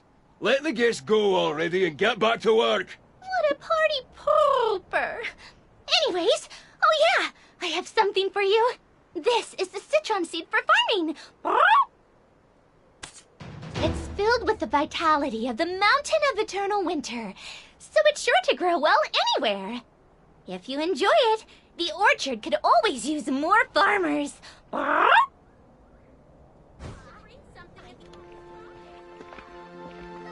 Barhan, stop digging any further. Baram had no choice.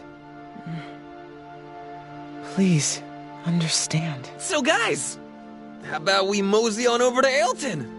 No. We need to go complete the third trial. Lord Jordine? Hmm? Thank you for helping me. Thank you so very much again. Long ago, you were dragged off to Calpheon and made to be a fool. Think of this as recompense for not being able to protect you back then. But from this day forward, speak not my name, or the events of today will continue to haunt you. Banish all thoughts of me. It's plenty enough if only I remember.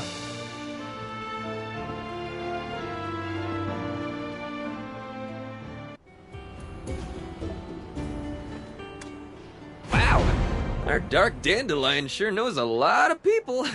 Seemed like him and that goblin go way back, didn't it? I need none of your concern. Where do we go from here? Over there! Trust me! The third trial is most definitely in that direction! That's just the road to town. You're going to town, aren't you? You don't actually have any idea where the third trial is. Yes! Of course we're going to town! Oh, lovely Ailton. Surely even your demon legs must get tired. I have no interest in sightseeing. There's no town better than Hydael anyway. Now that I think of it, I've seen our bets across the continent. How come you've never left this place? Only those who walk the path of prophecy can leave the Highlands. The path of prophecy. Is it some ascetic practice? As a foreigner, I can't fathom why such a law exists. That aside, aren't you the heir of the Khan? You'd think such a clean piece of parchment would hold ink better. No wiser citizen would heed your word, and that does seem to be most.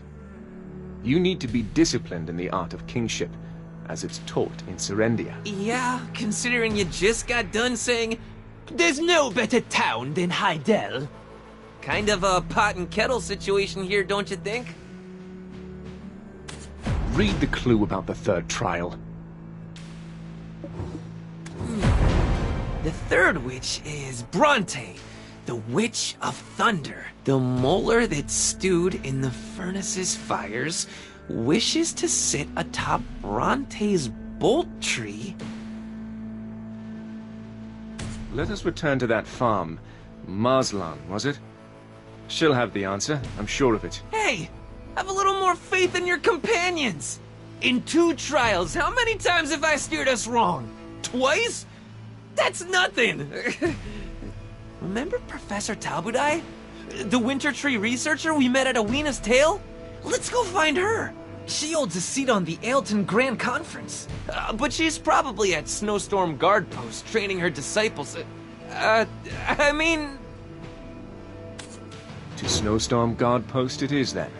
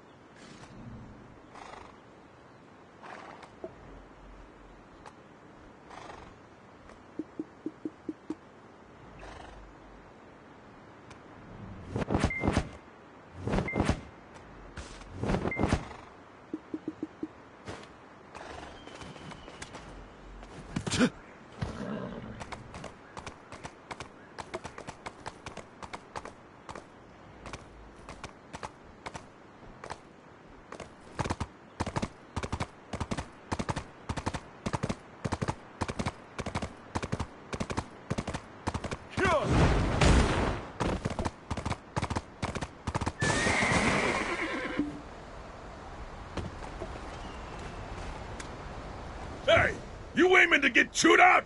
Get your act together. Like 3 mercenaries from your lot already ran off. This is a breach of contract. There's penalty fees for that sort of thing, you know. The Manor mercenaries keep asking us for shift rotations ahead of schedule. They're shirking their responsibilities right in front of you. Are you blind? I already knew you were lacking any real wartime experience. But at least listen to those with the experience you lack. No, but if you want to talk with us, bring me your captain. They didn't just abandon you here while they ran off like chickens, did they? This here's the Snowstorm Guard Post. Hired through Adelphin's mercenaries office, were you? I'm only gonna explain the situation once, so listen up. Our mission is to defend this location from the Oak-Jin-Shinny. Ailton is to our backs. We're the town's last line of defense. Is such incompetence catching? What did you say? If you heard naught, I must have spoken naught. We came here looking for the winter tree researcher, Tabudai. You scoundrel! If I wasn't on duty right now, I would have... Are you looking to test your skills? Tabudai is no longer here. She left the post to investigate the tree at Bronte's Bolt. Good. We were in search of that tree ourselves. Let us head there. You, we have need of a guide. Who gave the order to abandon your post? Are you a madman? Huh? I'm the one in charge here. You, which mercenary guild are you from? Oh ho, that attire. Any chance you're one of Billow's rookies? Do you know who I am? I'm Aijin! I was chummy with Billow's baby brother before you earned your first coin. What's with all the ruckus? Why is Aijin blowing his top? Oh, Gunbold! Look at these big, strong mercenaries I have brought you. Hmm? Ah, it's been a while. Still the jokester, it seems. But I did warn you. This place is dangerous. You shouldn't be here. I promised you'd be the first to know if we find any trace of the Khan. Though, while you're here, pay a visit to Temujin at the training ground. We finally got a hold of some injured winter tree spirits, but Temujin is terrified of them. It would be great if you could go over and give him a hand. Oh, so you wrangled some up, huh? Wow. I suppose I could lend a hand. Be right back. You scoundrel! If I wasn't on duty right now, I would have...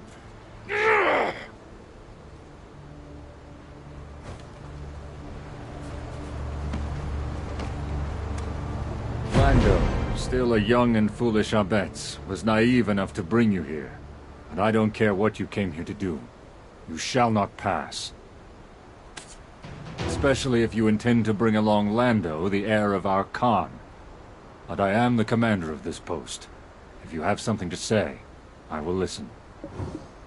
As someone that bore the fangs of the lion and fought for our freedom, it pains me to see you in such a state as this. You recruit far too many mercenaries, causing them to bicker among themselves while you stand there without an inkling of concern for the infighting that ensues. You say they merely need to stand guard, but they let us in, complete strangers, without the tiniest bit of suspicion. You're so filled with fear of your enemies, you can't even imagine going to fight them on the field. How do you plan to win a war like this?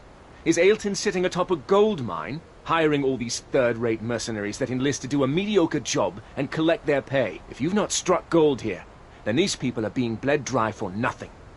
If you too are mercenaries, then you will need to work for your money's worth. You are 100% correct. I fully acknowledge my complete incompetence 100 times over. I guess I needn't worry about leaving Lando's life in such capable hands. Let's continue talking inside. I'll get the drinks ready.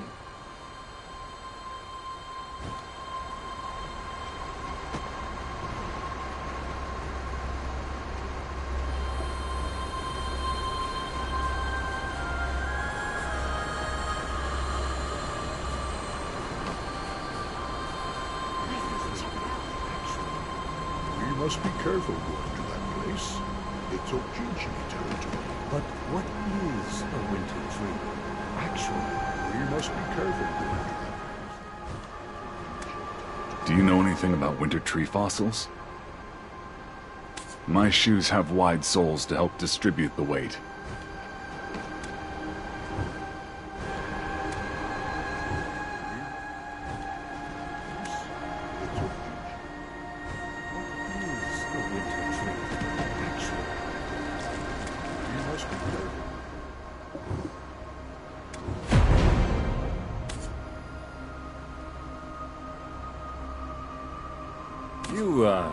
You look fairly young. Sure you're even old enough to have seen war? Seen war? I'm constantly embroiled in it. Oh, spoken like a commander. Leadership experience is pretty impressive for one of your age. I apologize if I am unmoved by the praise of a third-rate commander that can't even keep a mercenary army of this size in order. This guy's got fire in him. Once you get older, you'll learn. The world has no outcome brought about without reason. But anyway, you said you're looking for Bronte's Bolt. We will be heading beyond it to the Mountain of Eternal Winter. We are currently undergoing the trials of the 6 witches. Looking for the eunuchs, I see. We have a saying around here. There are 4 seasons within the winter, and they revolve around the eunuchs. And you're telling me this because... Right now, out of the 4 winters, this is the winter that courts death. Best to stay out of winters like this. I shall allow you passage to Bronte's boat.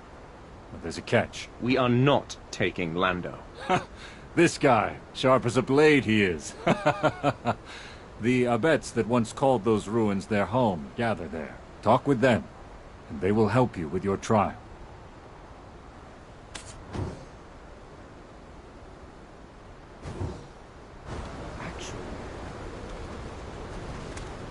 Talk with them. We are not taking...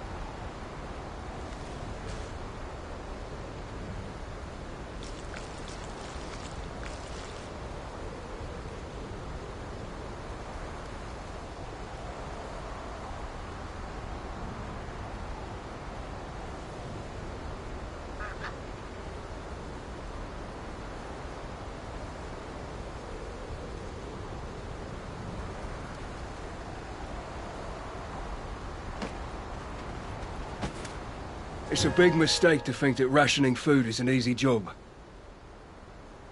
From Commander Gunbold? Phew. Well, I think you can lend me a hand first. The soldier in charge of rationing just picked up and left without a word. Sheesh. I thought we were kinda close. Seems I was mistaken. You can do the cooking. I will ration it. Everyone is starving. Empty bellies make for empty talk, as they say. If you can make it up this far, you must know some cooking basics.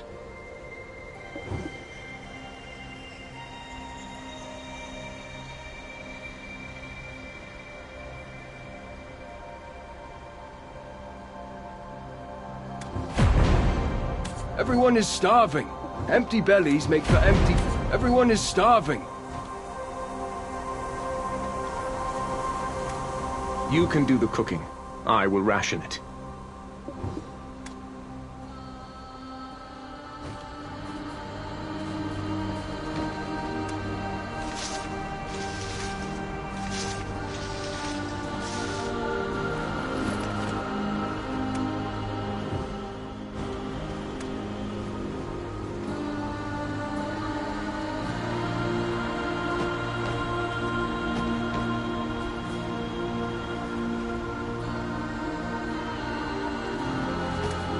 Everyone is starving.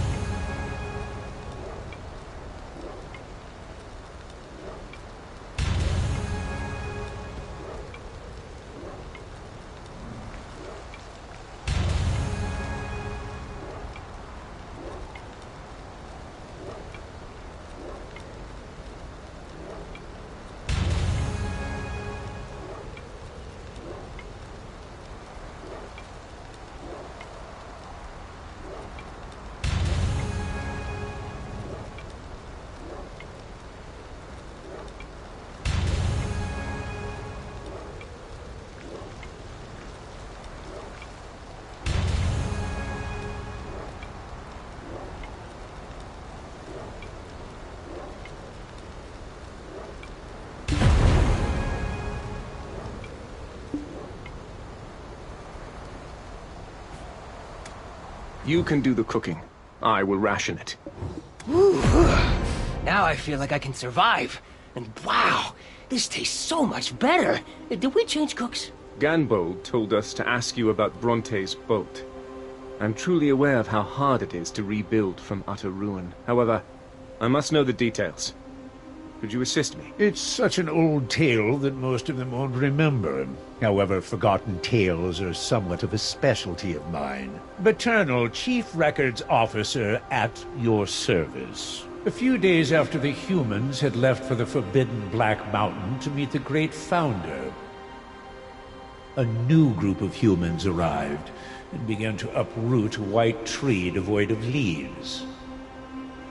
"Why are you uprooting this tree?" Ale asked, to which the humans replied, "This lightning-struck tree was once Bronte's, the Witch of Thunder. She used it to teach us how to tear off a dragon's wings. We were grateful for her wisdom, but when storms came, lightning would set the tree ablaze. Now the witch is gone, as will we be soon, who will douse the flames that threaten to engulf our village, until all that existed here exists no more upon our return." Ale thought a moment. "There's no need to uproot the tree. We will keep it safe in your absence." But the human replied, "Would you take the witch's wisdom from us? Only we can rule over the dragons." And with that, they uprooted the tree with finality and left.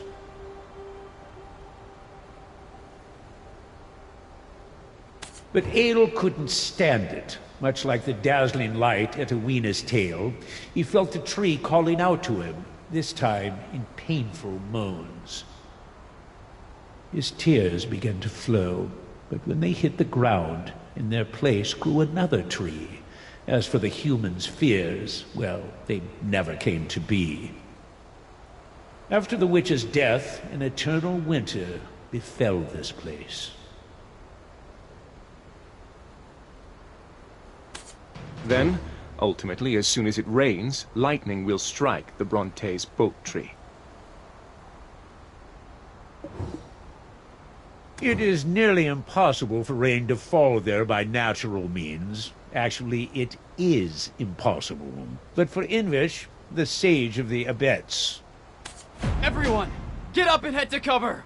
It's Professor Tabudai. She's returned with grave injury from Bronte's bolt!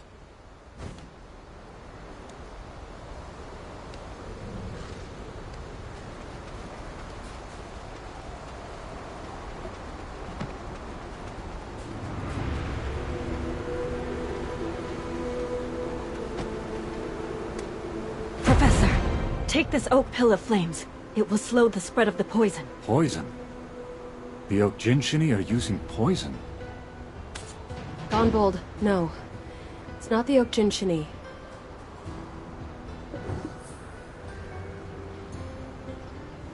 It's you. From Awena's tale. Is Lando here as well? Bring him here. I have something urgent to tell him.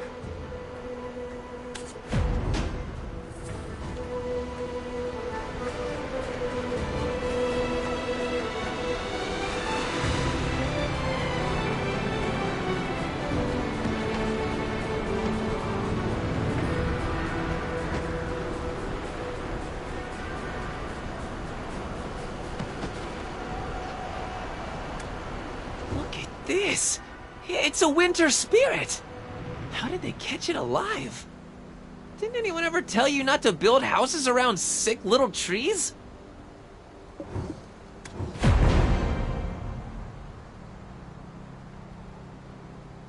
What did you say? Professor Tabudai? Oh, okay, I'll go right now. What did you say? Professor...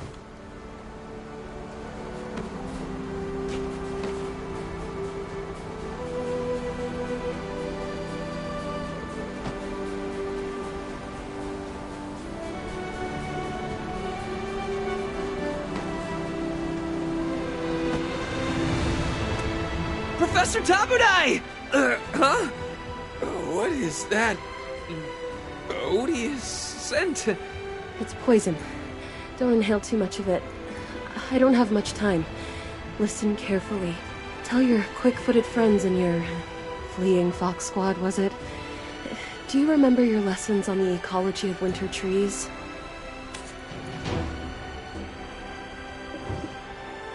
It's of little matter now. There are 2 ways the winter trees survive. First, by getting carried off on the winds of Everfrost. Much like dandelion seeds, the farther the seeds travel, the stronger the mountain becomes. Second is by the Okjinchini planting them. Return, return, they sing. Planting them because they have a superstitious belief that Labreska will return when she sees the jade light of the winter tree. That's why I believed the Dreadwinter trees were also planted by the Okjinchini. However, I was wrong. Professor, you need to save your breath. The poison will... A monster that I've never seen was planting a seed near Bronte's bolt tree. And as soon as the seed was planted, it sprouted and grew. The very Dreadwinter trees we saw.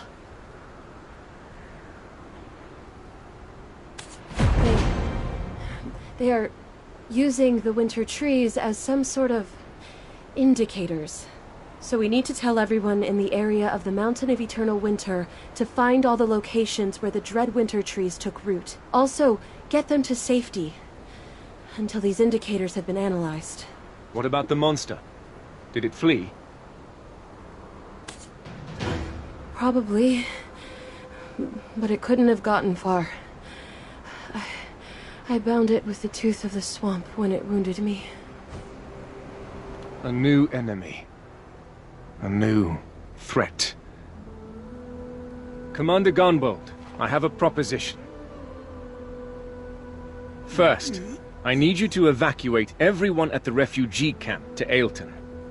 Send your fastest men to the southern and eastern watchtowers. As for the rest of your soldiers, have them assist the villager evacuation. Then, have them all gather here and stand in formation.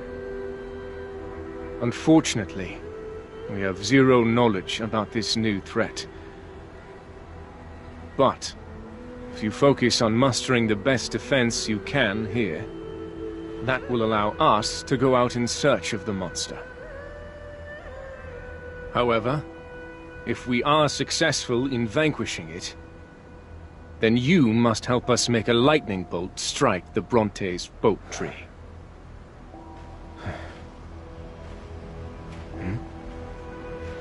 This blood likely came from the Professor. We'll follow the trail to the monster.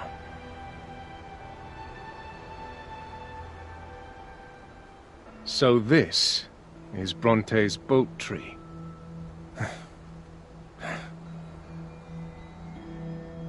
Huh. The monster is definitely still close by.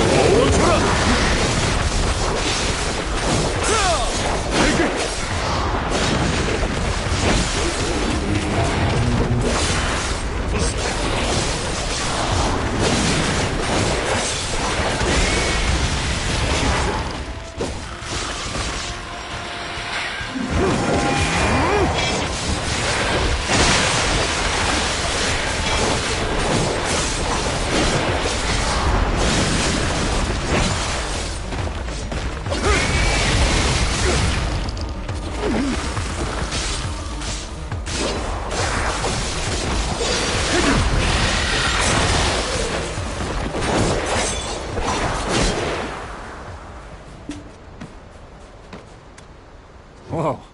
Seeing your skills up close, I was right on the mark about you. During my entire life at the bottom of this mountain, I've never seen the likes of... What are you doing? I'm taking its poisonous fang. We'll surely have need of it. Hey! What are you standing around slack-jawed for? Follow his lead! You intend to stay weak and defenseless?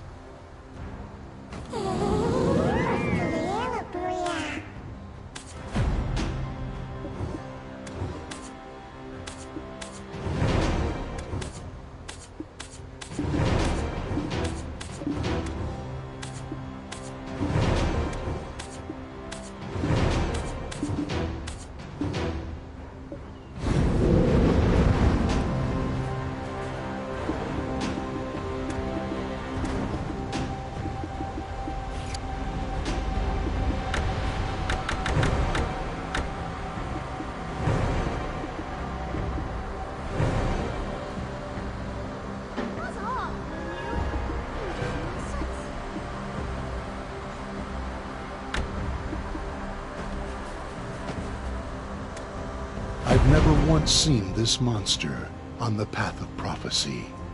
To think that the Okchinchini weren't the ones responsible for the Dreadwinter plantings.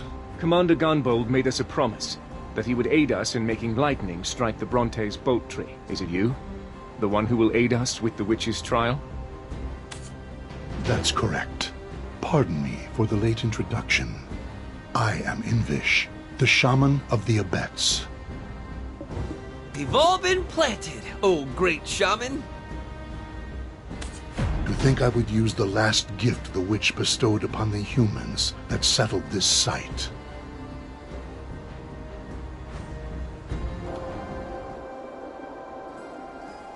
I have no idea what that is, but if I were a betting man, and I am, I'd say it's something amazing. Though we dared to forget the wisdom of lightning. Please, just this once, forgive us of this sin, and bestow, once more, the wisdom that tore the wings of dragons.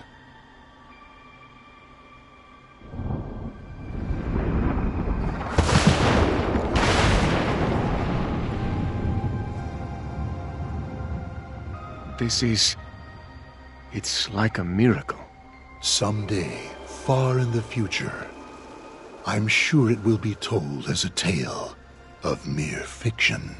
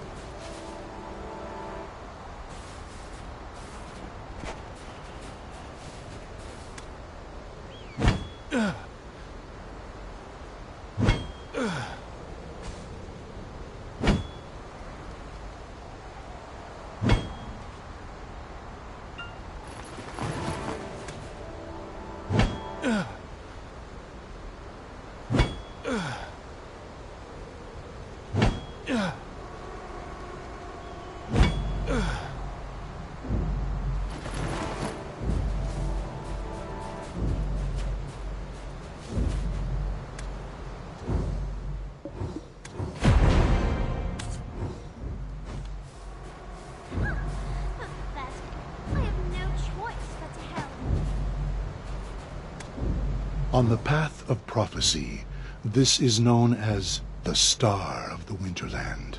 A Winterland world blanketed with snow. There, all worldly boundaries are erased, as the snow unites all within as one.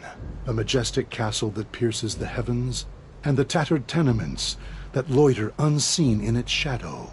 The radiant beauty, the festering wounds, all become one in the ever-mounting snow.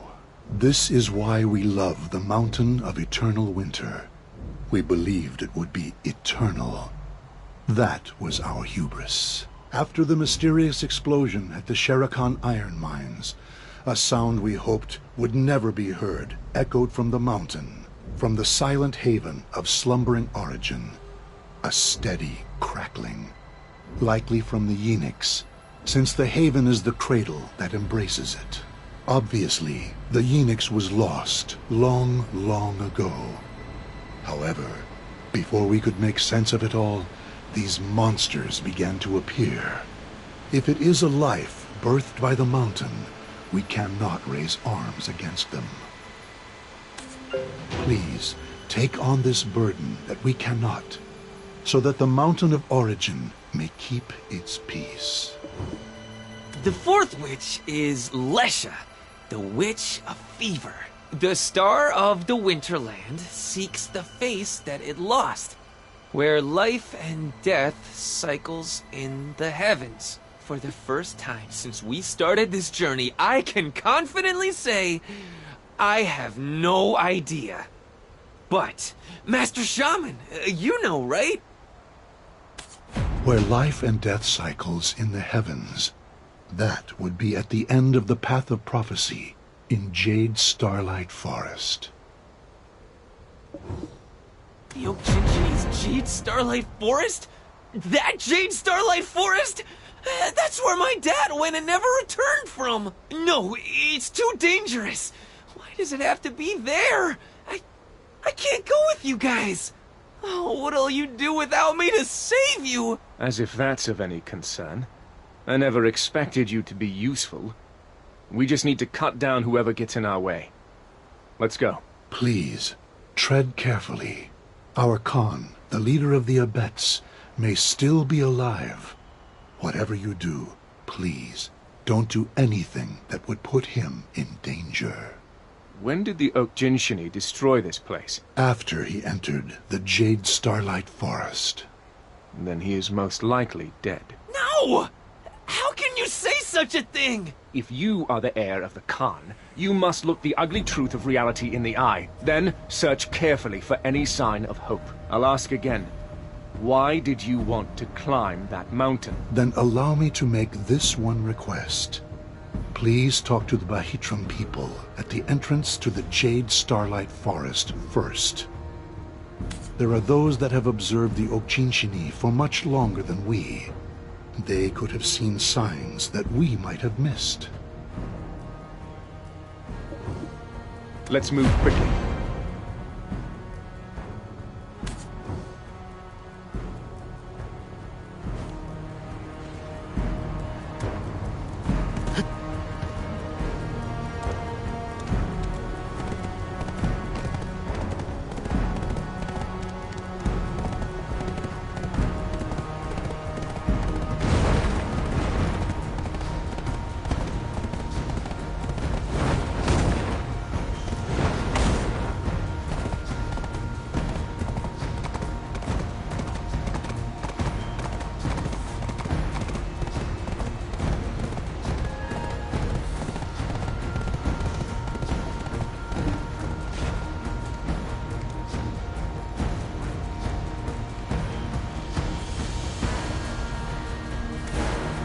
Price I pay for using this borrowed power. Damn it. I should never have brought it forth. I reacted too emotionally earlier. Some old memories resurfaced. Request your cat.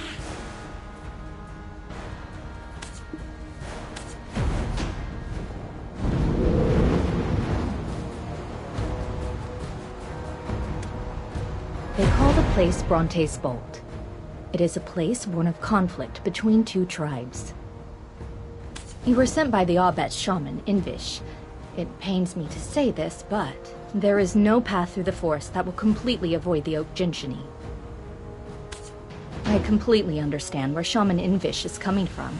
The Abets and Oak Jinchini were once on quite good terms. Until that changed, this used to be a place of meeting. The Abets Chief Hunvish and the Oak Jinchini Chief Floki were extremely close. So close that they would sit together, even during blizzards, to eat oak pills and drink together. Both are of the mountain of eternal winter, and both are children of Labreska, one born from her tears, and the other from her wounds.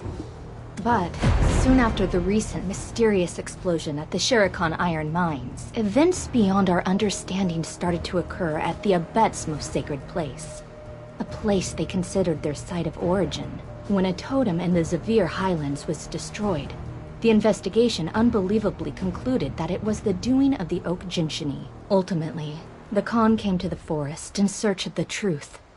He brought no guards, perhaps as a sign of trust. However, that evening, we definitely heard it from high atop a hill. The forest was filled with screams that night. Was the Khan tortured? No. It was the screams of the Oak Jinchini. I cannot fathom what happened. However, we are certain the Khan did not re-emerge from the forest, and the angry Oak Jinchini set about destroying the village. So, someone slaughtered the Oak Jinchini. When the Oak Jinchini lose all physical strength, their souls return to the flame of origin and they are reborn. Therefore, as long as their origin flame isn't extinguished, they cannot die.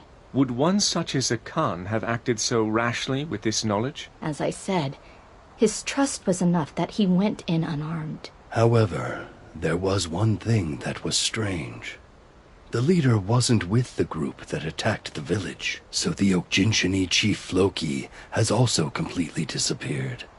What in the world happened in the forest that night? But why do you want to go into the forest? Where life and death cycles in the heavens. Is this the flame of origin you mentioned before? Ah, yes. It is also referred to as such. But you can't go there right now. I was informed by Alichi at Mountaintop Guard Post that the path of prophecy within the Jade Starlight Forest, where the flame of origin resides, is currently blocked by a mysterious wall. Thankfully, we have Assistant Pippet helping us conduct our investigations. Did you not just say going into the forest is dangerous? Well, Pippet is a Frostel Weasel, so the Oak Jinchini won't attack him. Pippet said that the wall that blocks the path of prophecy appears to deteriorate as more Oak Jinchini return to the flame of origin. It's time for you to pull your weight. Cut the Oak Jinchini down and open up the way for us. I need to rest and reserve my strength. When you're ready, let's meet at the Mountaintop Guard Post.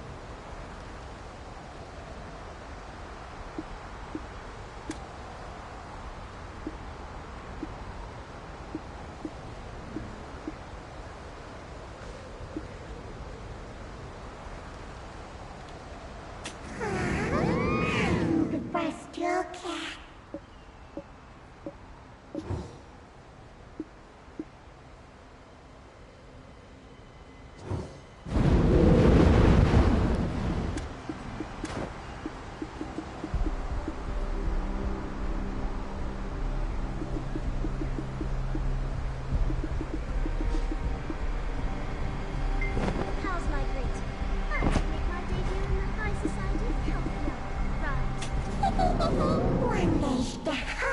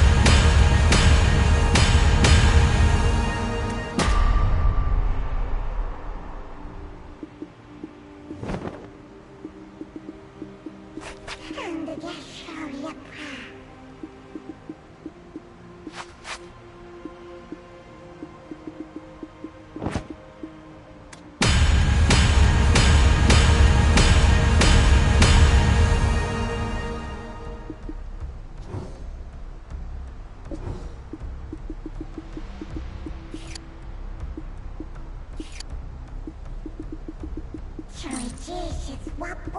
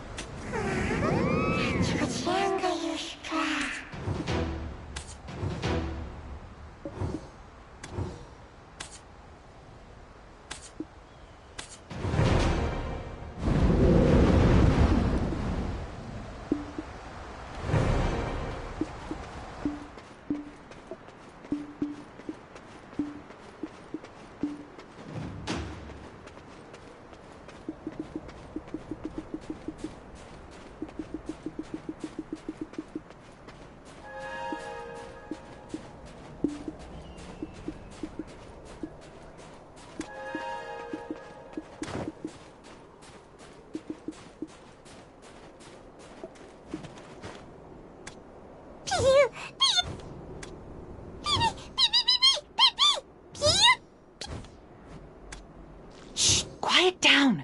I'm trying to figure out what they're doing over there. Uh-oh, where did it go? I just lost it. How about you? Oh, you're coming up from the Jade Starlight Forest, right? A whole lot of souls were headed through the Path of Prophecy. You're late. Huh? You know each other? I thought you said you weren't friends. Do we strike you as friends? Huh. What a strange soul you are. Let's all go inside. We'll freeze if we stay out here. The star of the Winterland seeks the face that it lost, where life and death cycles in the heavens. I've come here on account of the heir of the Khan. We could have gone straight for the Path of Prophecy, but if there is even the slightest of odds that his father, the Khan of the Abets, is still alive, then us charging in recklessly might inadvertently sever the lost thread of life he's clinging to. Then, Ilichi, how much did the wall blocking the Path of Prophecy deteriorate when this person defeated the Oak Jinshini? Quite a bit. However, it's not enough. It's probably just enough to put an arm through. Then, Pivot, we need your assistance. I know you haven't forgotten the 300-year-old stink of the Oak Jinshini chief's feet. Sure, they're stinky, but I honestly kind of miss that stink. It's just a hunch, but this mysterious wall blocking the Path of Prophecy that leads to the Flame of Origin. Do you think there's a chance it was Chief Floki's doing? We've searched the whole forest, and Floki is nowhere to be seen. The one place we haven't looked yet is inside the cave. I can't put my finger on why, but it feels like Floki trapped himself inside the cave on purpose and is waiting for someone to rescue him. There is logic behind this. If he is not like the other Oak Jinshini that have become violent, he will recognize Pipit and try to somehow send out a signal. Now, why don't we get some tea while we wait for Pipit to return?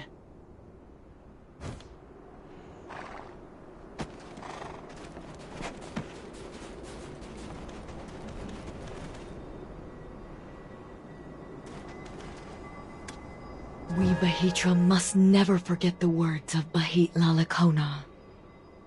If you're going to Ailton, go to the Great Hall and find Yuligan and Tabudai.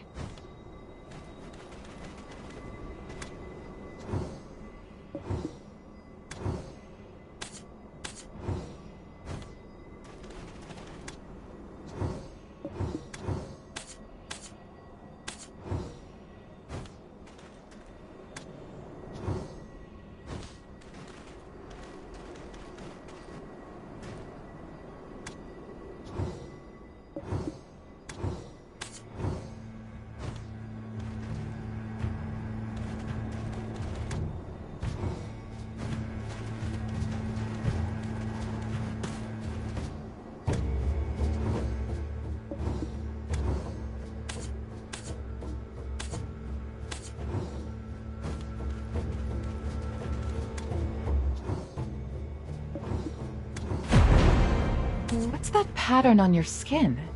If it's a curse, I can take a look at it for you. Those clothes. You've worn them ragged. Ever thought about a new look? Clothes make it the man, as they say. That stuff. What is it? It belonged to Bahit Lalakona, the Bahitram that first led us to the light of the Holy Flame. It was the first thing given to him by the Oak Jinshini when he arrived at the mountain. Legend tells that it will light up when the Yenix returns to the mountain. It is shining, but the light is so dark. None of us have actually seen the fire for ourselves. Only he has. So, I see you've come to the mountain to erase that pattern that brands you.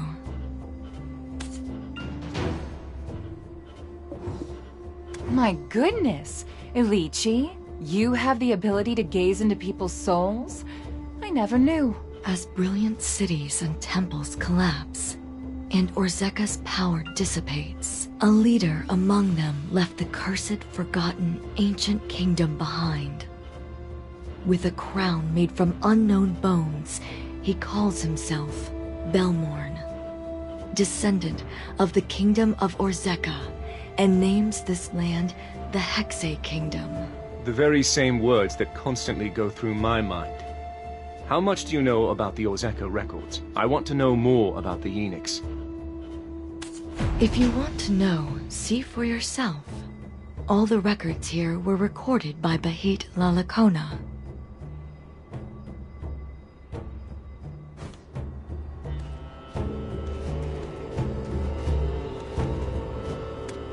Those clothes.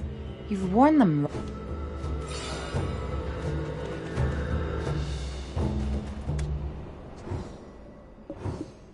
Excerpt from the 10,119th Wish. O great Lord Kazarka, this traveler from the Mountain of Eternal Winter comes seeking salvation. His name is Silverfrond. Will you honor him his request? The chief priest asked. Kazarka replied, Speak your wish, Silverfrond. So he did. I am cursed for loving a witch, since such love was forbidden. I know my beloved cannot be brought back to life, so I ask only that you remove the curse placed upon me by her 6 sisters. I will grant you your wish, Kazarka replied. But you must bring me the Enix, the holy flame. Nestled in the heart of the dragon that dwells in the Mountain of Eternal Winter, I will use the flame to rid you of your curse.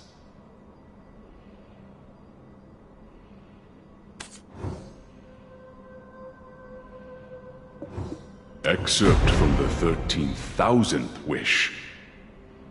O great Lord Kazarka, the traveler from the Mountain of Eternal Winter returns. When he heard the chief priest say this, Kazarka bade Silverfrond forward. Silverfrond, show me the Enix. End of the 13,000th Wish excerpt. But Silverfrond was not alone when he came bearing the Enix. For with him were those known as the Knights of Dawn. Orzeka fell soon after, and with its fall, Bahit Lalakona had a revelation.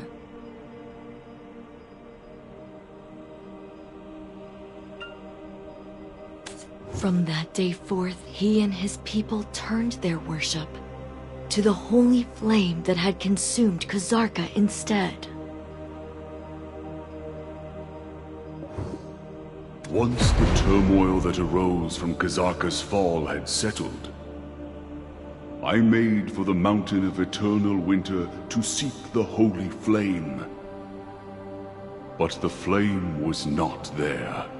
Silverfrond, the Knights of Dawn, neither had returned to the mountain. The Mountain of Eternal Winter was without the Enix. The golden dragon that once embraced the Enix was losing her sanity. Something was gnawing at her from within. But when her tears fell and met the snow, new life suddenly bloomed like a wave of violets swaying in the wind. I named them the Oak Jinshini. The golden dragon then toppled over.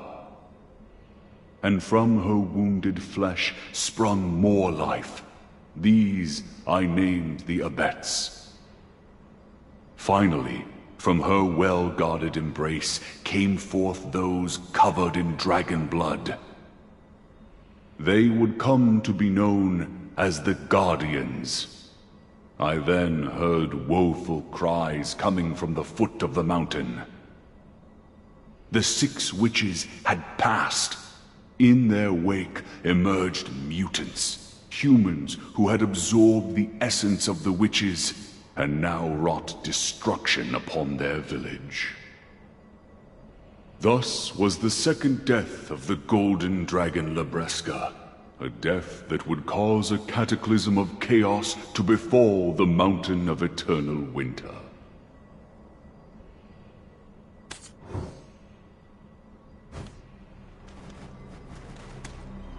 Super fascinating stuff, right? I keep trying to read it myself, but it's quite a slog. I guess you're more determined than you look. When will Pippet return? He's your only assistant, is he not? We can always make room for more assistants. Why? Do you want to be my assistant?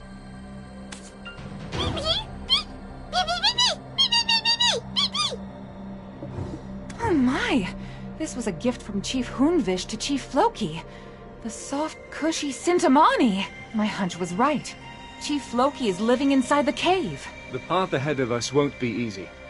If we intend to weaken the wall enough to break through, then we will need to take down many more Oak Jinshini. Let's go. No, I need you to stay here. The soft, cushy Sintamani might have a hidden code on it. Does your tongue speak the truth? If this is some manner of deception...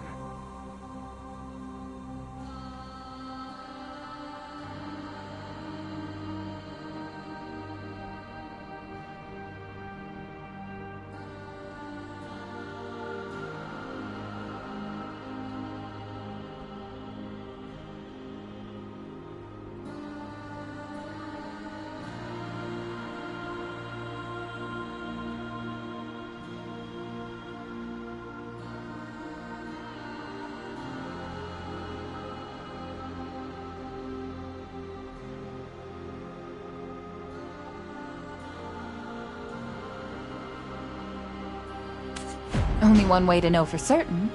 Plus, it'll give us time to get to know each other better.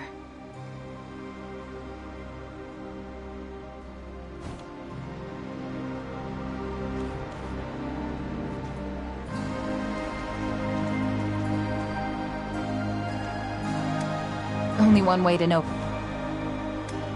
Germina also knows.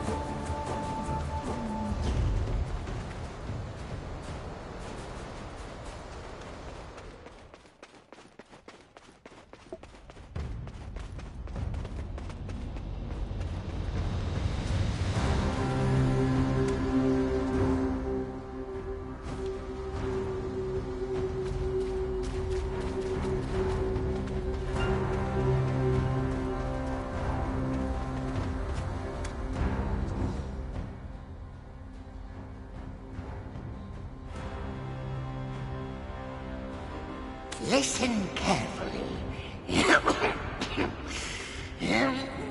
We three are all that remain of the Jade Starlight Forest's history. Beyond lovely evenings spent with loved ones, where starlight and moonlight riding the cloud's end. Enough, that is. As the dark sky fades to bring in the new dawn, Heard you we have. our sincere duty is to protect the winter! Surround you, the swine pansies do. Oh, who are you? After escaping from that woman's clutches, we had no trouble making it through these woods. Aha! And who are you? Chief, we sent them the request for aid. Through Pit, remember? And yet, what is this sound? It's the star of the Winterland! It's melting! Are you here to save us? To clear the witch's trial?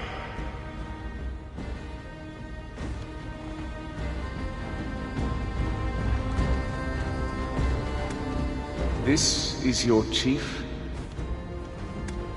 As you can see, the last remaining of Jinshini we three are. As you can see, It could not have been an easy journey, but I'm glad you're here. Despite his apparent immaturity, I believe the chief is worthy of his... What took you so long? Have you any idea of the number of signs we sent your way? To once again see the world, and the heavy drinks Unwish would mix for us. My friend, let us count the sheep among the starlit skies! This is your chief? Embarrassed I am. But yes, this is he. Let's get right to the point. We are here for two reasons. First, to solve the fourth trial of the witches. Second, to find the missing car. What about us? You're not here to rescue us? Your kind never dies, or so I hear. You only need to be reborn by the flame of origin, no? No, you're wrong! We can't die, not now, not ever! Chief, stop screaming, you must. Help us, they must. Certain of it, I am. Ooh, Ivar! I mean Ord. Have you finally thought of something good? I don't remember the last time you did. Always full of ideas, I am. Opening the heavens where life and death ebb and flow. Only by us who handle the flame of origin, a chief can it be. Melt away soon, the star of the Winterland shall. So, choose you must. No need to tread the difficult path from the start. Speak. Tell us how we can be of aid, why you cannot die, and what led you to seal yourselves in here. Finally, the time has come! I've been dying to tell you. Chief, if I may, time is of the essence. Let us depart from here. We can accept their aid later, when we've had time to speak at length.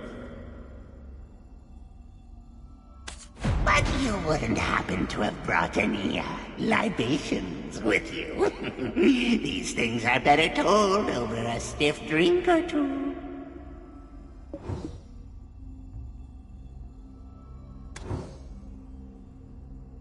But you wouldn't happen to have brought any, libations. But you wouldn't happen to have brought it. But you wouldn't happen to have brought any, but you wouldn't...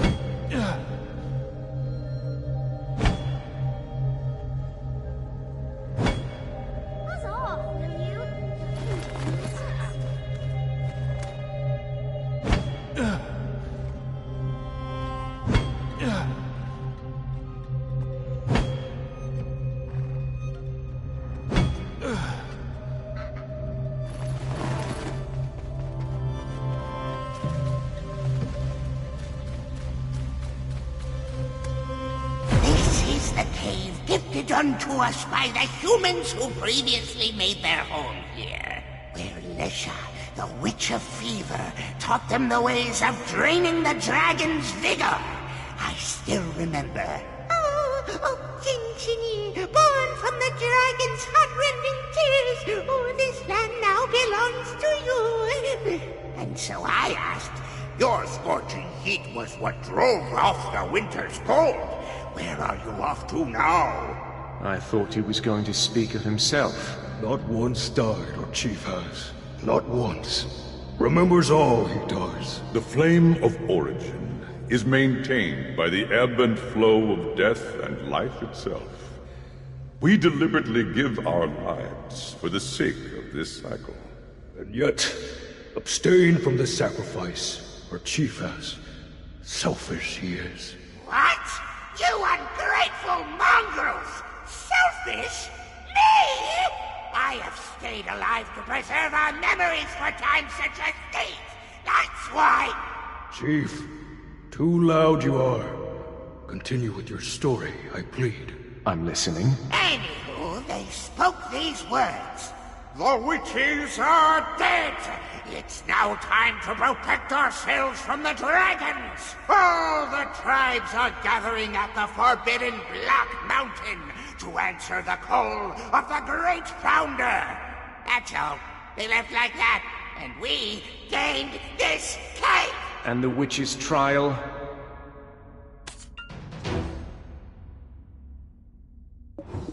Chief, germane to the topic you aren't. Help I shall. Taught the humans wisdom, Lesha, the Witch of Fever, did. Melted her own face right in this place, she did. And yet, from within the heavens of life's ebb and flow, the eyes, nose, and lips to Lesha's face, a shaman restored. As the fingers of the heavens, these four pillars are now known. Once Lesha's face is restored, so too the lost face of the star of the Winterland shall be.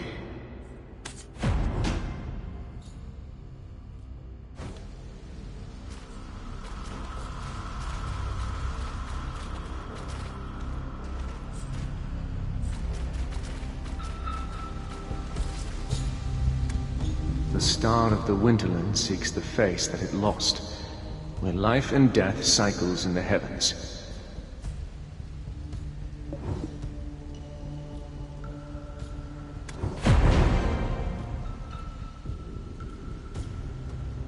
The star of the Winterland seeks the face that it lost, where life and death cycles in the heavens.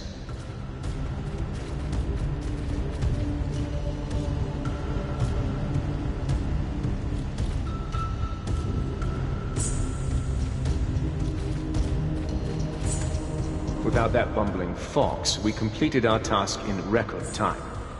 As promised, let's listen to what they have to say. Thank you. You're more reliable than you look. It's now time for the deep talks. No need for depth of story here. Simply stick to the main points. Well, my eloquence was sure to dazzle you, but this wet blanket had to ruin it. I'm fine. Let's settle down a bit. This is both our story and the story of their Khan. The reason we barricaded ourselves here is solely due to the crazed tribes outside these walls. You do know what the Zavir Highlands mean to us, yes? Then why did you destroy our totem? It wasn't us! It wasn't us, I tell you! Then who are those, Oak Jinchini? Today was supposed to be a festive day. Right. Today was the day the seal of the stone tablet left by the Seventh Witch was to be broken. However, we must first settle this matter before we can bind the tablets. Returning to Ailton hand in hand at this point could result in our deaths, so I've come in their place. What truly has occurred here? Are you actually okay? We found these in our woods. These? Aren't these the oak pills we used to enjoy together? Members of my tribe who ate these passed away. They were poisoned from eating these very oak pills. I can't believe my ears. Poison? We, for one, do not have the skills to craft a potent enough poison. It appears that the fox rule wanes, and the deer rule is nigh. Aren't you going to pass the seat of Khan to your own son?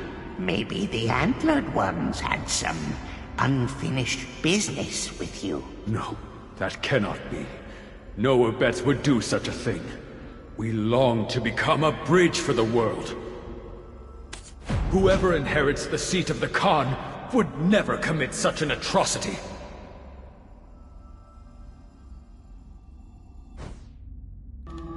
But you do know that if any of us loses our life, our souls ride the origin flame as our flesh is born anew. And yet those of us who ate this very oak pill and were rekindled came back changed, attacking fellow members of our tribe. No longer would they sing with us, "Oh, Labresca, return, return!" That was where I tasted true despair. One became 10, which quickly became 100.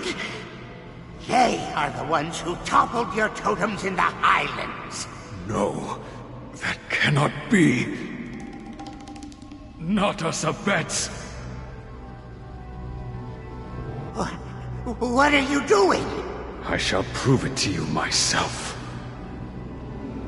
For the sake of all of the Abets who have been framed, we do not betray our friends. That is the way of the Highlands. Look, of one thing I'm certain. This oak pill is not poisoned.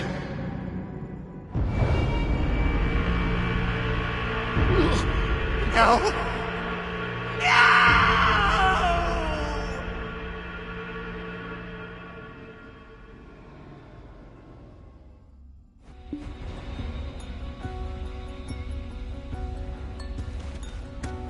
The Khan was returned to the Highlands while attempting to prove the Abet's innocence, while only us three remain of our tribe, torn apart by our greed. While we wish to part the heavens to find his resting star, whatever the reason may be, our friend chose to cut his own breath short. For those who so easily give up their precious lives, we have no such merciful stars here. That is his final resting place. The village ruins. That too was the works of your tribe turned monsters. Do the Abeds believe we were the ones who brought the village to ruin? They believe that you were the ones who planted the Dreadwinter tree. Are you serious? They're not of their own minds. Ah! We are blighted as well. How could the Abeds have such little faith in us? Chief, isn't it obvious?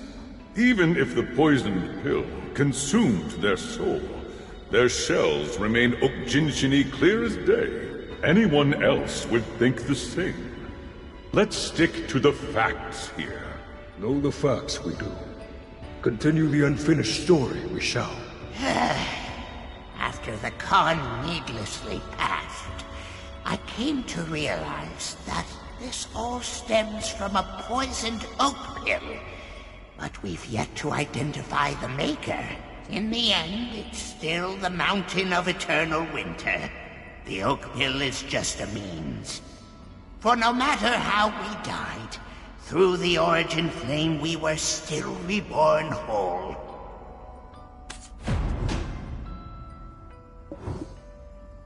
Enveloped in the chill of the eternal winter, this cold-hearted wanderer was.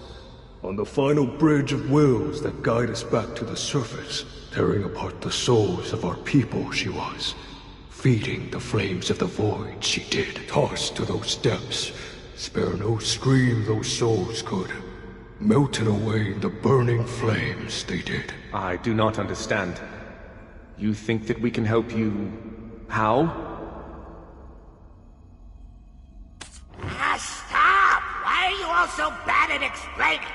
Let me explain what you need to do in your worldly terms. Extinguish the flame that's claimed the haven of slumbering origin, and remove the guardian that protects the flame itself.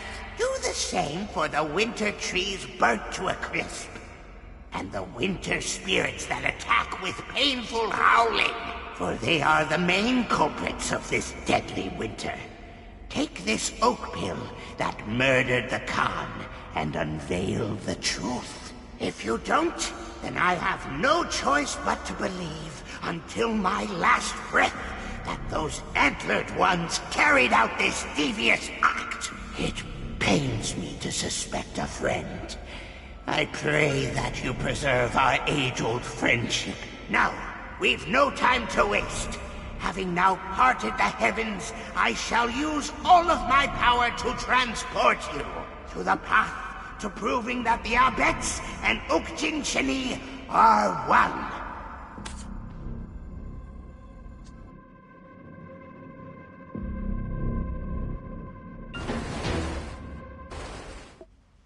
Hey there. Yoo-hoo! Oh, you're awake, warrior of winter in training. You were snoring. Sleeping like a baby. Oh, I'm so jealous. Bet you can fall asleep anywhere, can't you? This stone. What is it? This is what we Abets and the Okjinshini have long sought to fulfill. A long-cherished wish of our peoples.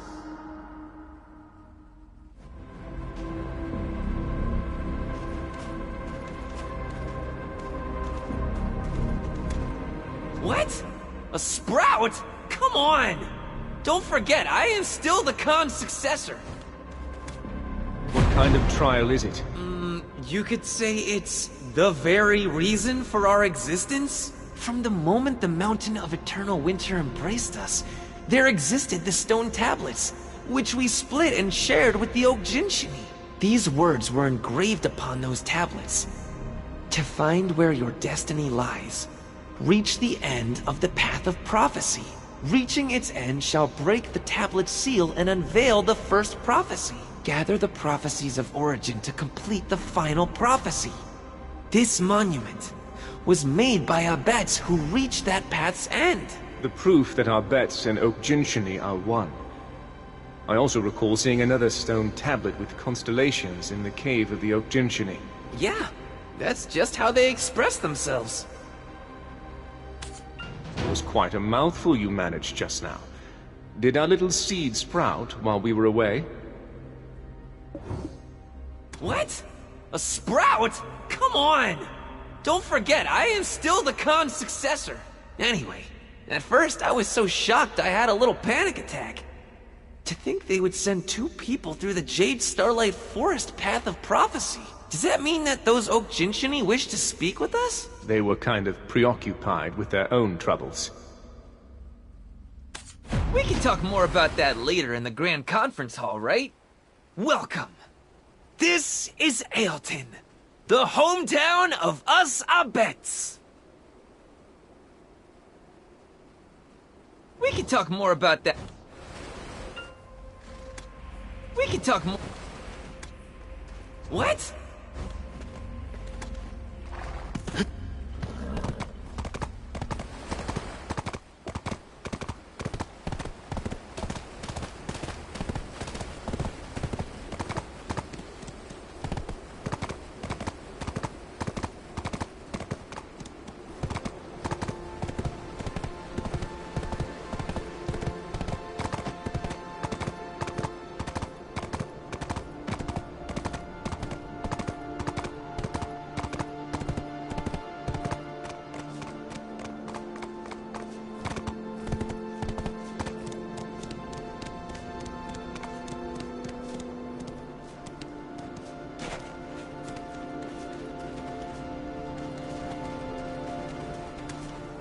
I've been expecting you. A voice within announced your arrival. Welcome to Ailton. You have crossed through the Jade Starlight Forest Path of Prophecy, I assume? Yes, it was also they who defeated the mysterious monstrosity that appeared at Bronte's Bolt. Are you the chief of Ailton? I have something to tell you. It can't be. Wait. Lando, please leave us. No. He needs to hear this, both here and at the Snowstorm Guard Post. You treated him like a child, but a child still matures without consent.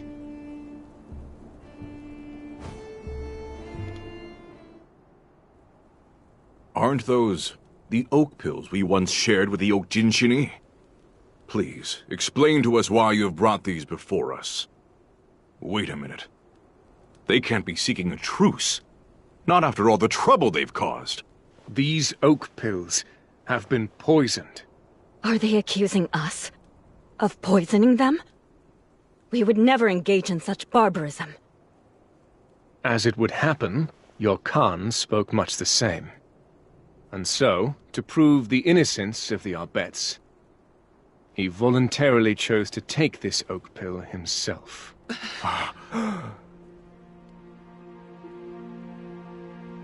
What?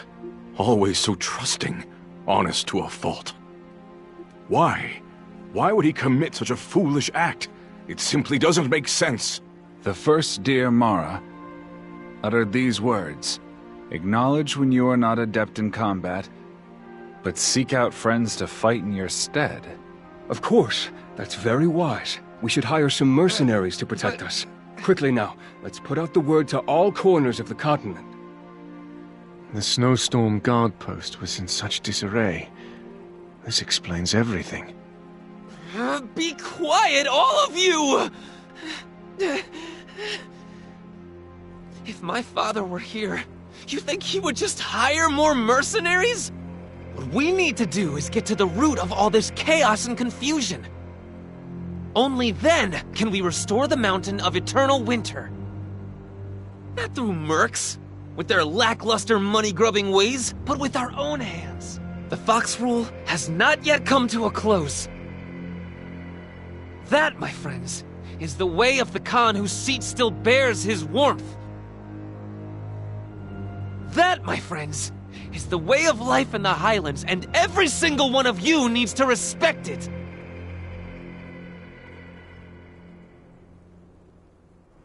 Be thankful about the fact that I'm helping you. Your father had no choice but to consume that oak pill.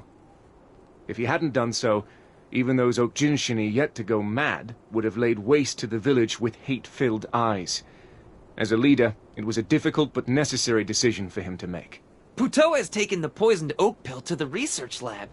Why not take a breather and look around town while we wait for the results? No. Is there a place that keeps records of visitors in this town? The Oak Jinshini originally suspected the deer abets. Even in a place like this, the enemy could be an outsider. No, under these circumstances, the enemy must be from the outside. In that case, you can find the city highland border, home to the fox abets, right beside the central market. It is a place that oversees all who cross over from the highlands to the city, and vice versa. Then I shall head there first. You should go make yourself useful and look around as well, yes? The path that I must take is clear. I must find the true enemy that wrought this chaos and ascend the mountain. The path that I must...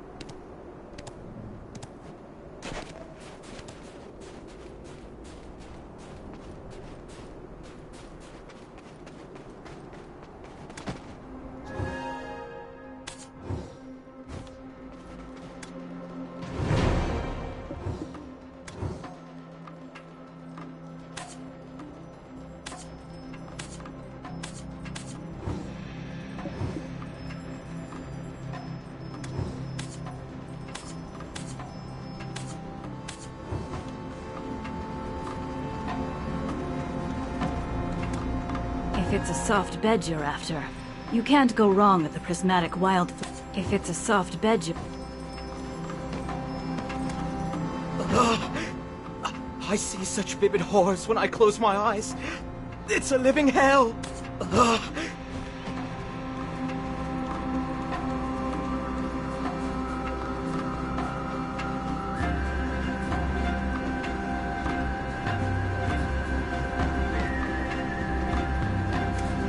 What the Abets really need is a structured educational system. Are you ready to share your own wisdom with us?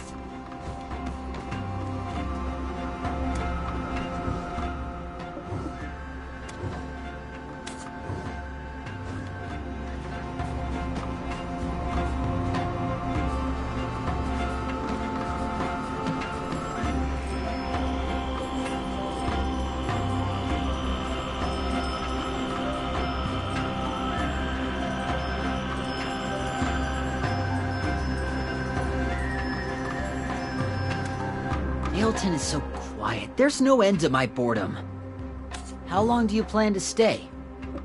What? You think me and Bayarma look alike? Nonsense!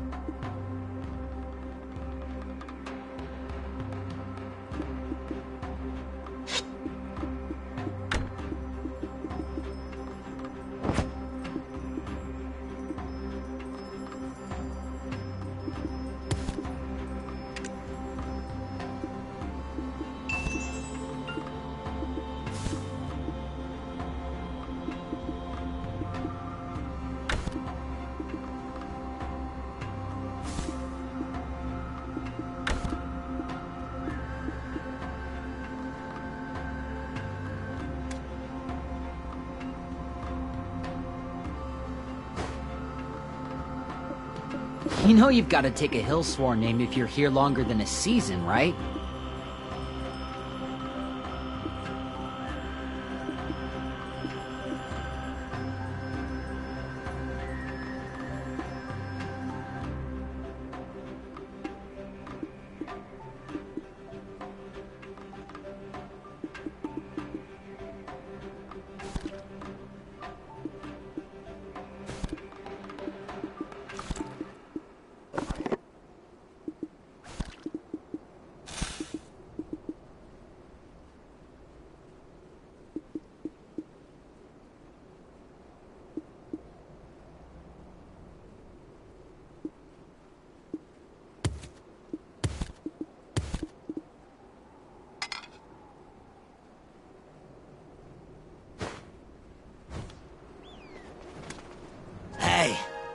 See these dark circles under my eyes? And before you even say it, no! Me and Kulon are not alike!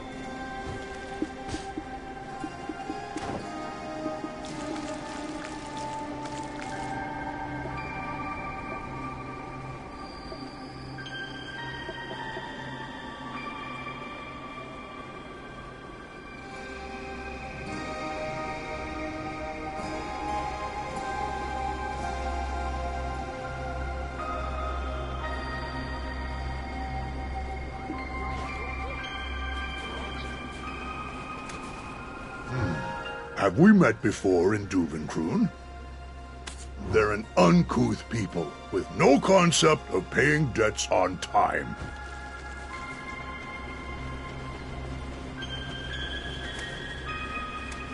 Have you come from Duvenkroon? How's old Hugo? Can't see what you want. Just say the word.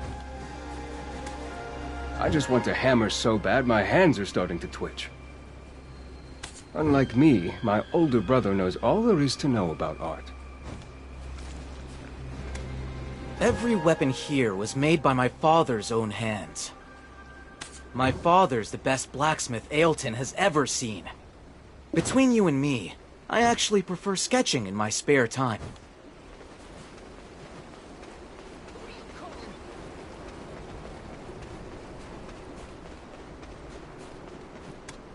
The Prismatic Wildflower Inn is always full these days. Poor Sanchar must be having such a tough time of it.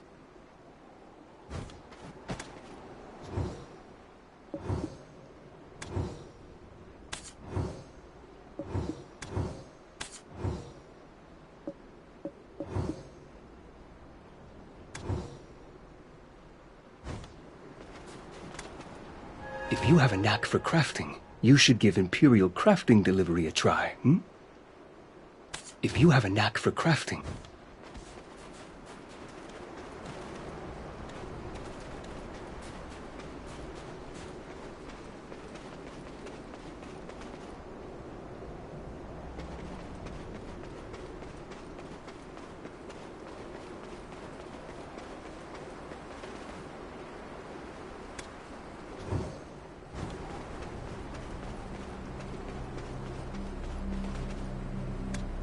Welcome! You'll find no larger, finer stable than this anywhere nearby, I assure you. Horses are better suited to the steep terrain than cows are, so now we only tend to horses.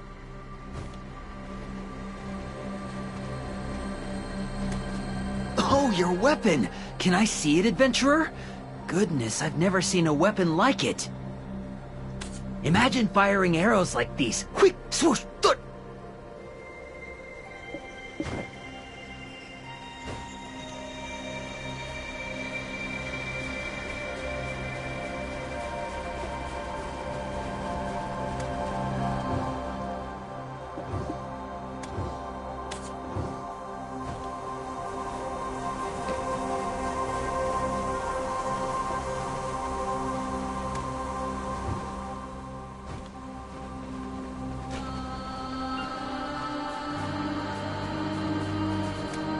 All Abets and humans are equal in the Highlands. We need to eradicate the fear that still lives within them. Oh, Rosalind. Your face still torments my dreams. Oh, quick! So smart. And so beautiful. But I admit the otters aren't as bad as I thought they'd be.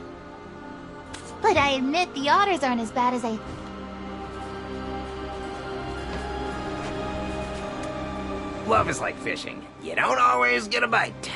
But when you do, you need to reel them in just right. Wait.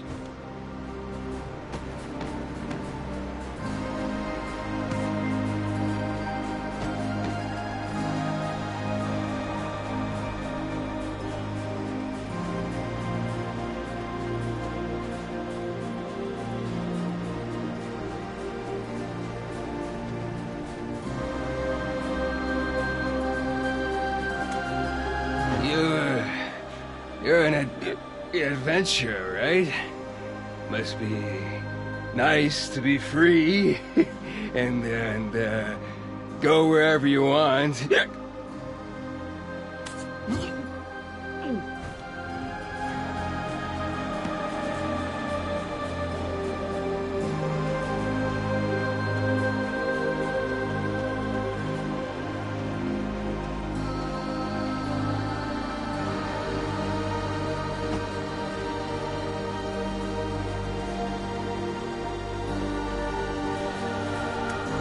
Oh, I'm growing those plants. Please be careful not to tread on them. These herbs I'm growing enable us to get through the winter in good health.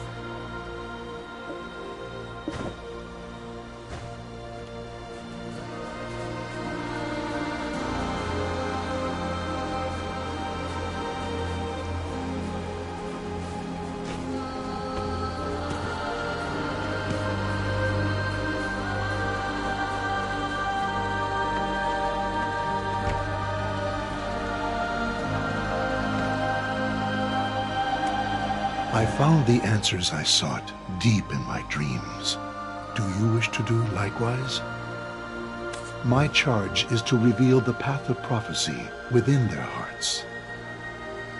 All Abets have a path of prophecy within their hearts. Those who would tread the path of prophecy must overcome more suffering than any other.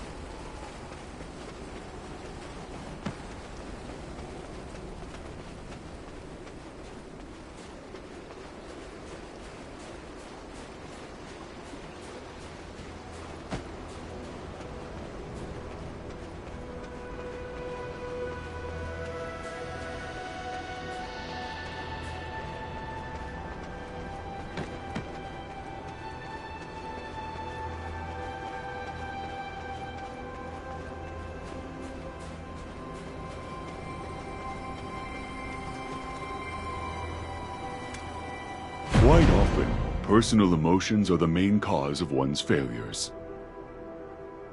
Outsiders call this place the Dragon Museum. Pleased to meet you. My name is Ulan, and I oversee this city of origin. Here, you can learn the tales of the ancestors who received the wisdom and blessing of the seventh witch born from Lebreska's first death.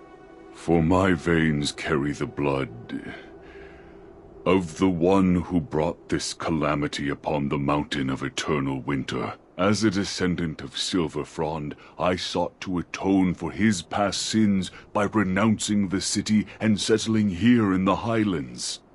Even when the other descendants of Silver Frond responded to the Great Founder's call, abandoning their original settlements and gathering beneath the forbidden Black Mountain, we chose to remain here and guard this place in the Mountain of Eternal Winter as living witnesses to history. Oh, all of these relics were collected by us members of the Dragon Appreciation Society. Simply put, all of us here are what you might call dragon aficionados. There's countless dragon relics yet to be found, scattered all over the globe. Go on, take your time, and have a good long look around. If you found yourself here, all on your own, then maybe, someday, you may find yourself amongst our ranks as a member of the DAS. No? Fine, fine, I'll stop proselytizing for now. Since this is your first time here, would you mind if I took you on a little tour? The dragon Lebreska, scourge of all dragonkind, she devoured the hearts of her kin, and thus reigned over the Golden Mountain. Long into her rule, and with all who would seek to challenge her slain, a flame appeared. Was this a trick of the gods, or a test? And so it was that Lebreska came to possess the god-consuming flame, Yeenix.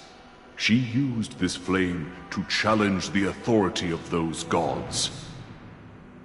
But she underestimated them. They tore from her body all wing and all limb, and wrought eternal winter upon Golden Mountain, so its name and glory would be forever lost. It was in this pitiful state that Lebreska experienced her first death, laying herself to rest in the haven of slumbering origin. The flame nestled deep in her heart.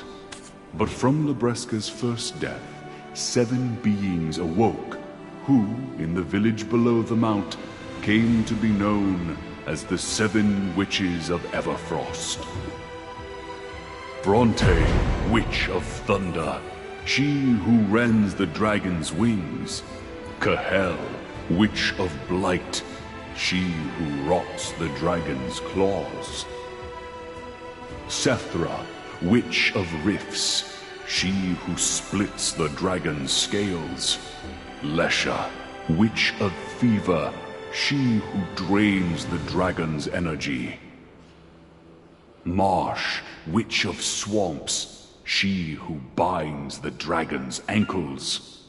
Owena, Witch of Ruin, she who collapses the dragon's airways.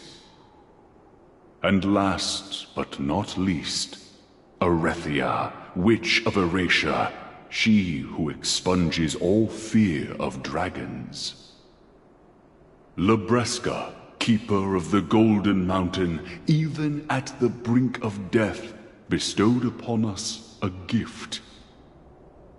For from her death did these 7 witches arise, who used their mystical powers to protect us from the fearsome dragons.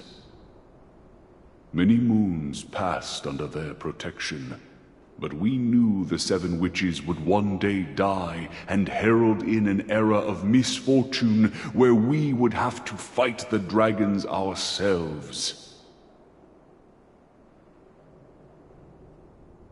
While its golden hue is now obfuscated by blanketed snow, may the sun reflecting off its frosty peak be an eternal reminder of Golden Mountain's glory. Sadly, that era of misfortune came sooner than expected, for fate is a cruel mistress, and she will not be denied. Erethia, the Witch of Erasia, fell in love with the human Silver Frond, and in doing so, neglected her sworn duty. The 6 witches recanted the wisdom and blessings they had bestowed upon Silver Frond, then slew Erethia with Libresca's fang. The once forgotten fear of dragons resurfaced, suffocating the humans who trembled in fear at this apparent curse wrought by the 6 witches. Play with the flames of love, and you will be burned. Grief-stricken and fearing for his life, Silver Frond made his way to Orzeka, seeking the god that grants all wishes. The god told Silver Frond that he must retrieve the Yeenix, the holy flame still in the embrace of the dead golden dragon, if his wish is to be granted. So Silver Frond ascended the mountain of eternal winter, only to find Libresca alive, living her second life. There, he learned of the Yeenix's true might, that it has the power to consume gods, and realized that he had been deceived by the wish-granting god. Can fate ever be denied? For just as he had with Erethia, when Silver Frond's eyes fell upon Libresca in that fateful encounter, he fell blindly in love with her. And Libresca, who clung to life just barely thanks to the Yeenix, found comfort in the lonely human before her. And the mountain of eternal winter soon saw a warmer winter unfold. But then the Knights of Dawn arrived, seeking to bring an end to the God of Wishes. They persuaded Silver Frond to carry the Yeenix to him. I vow to return, for I know this flame is your life, promised Silver Frond to Libresca as he set off. The 6 witches had no choice but to allow Silver Frond to leave for Orzeka with the Yeenix, for the golden dragon Libresca had granted it. But no sooner had he left, a deathly winter descended upon the mountain. It seemed that Libresca's second life had come with a price. For something dwelt inside her, something that the Yeenix had kept at bay. But with the Yeenix gone, it now consumed her from within. It felt as though an eternity had passed, but still Silver Frond had not returned. In time, Libresca's eyes grew dim, and her memories faded like dreams.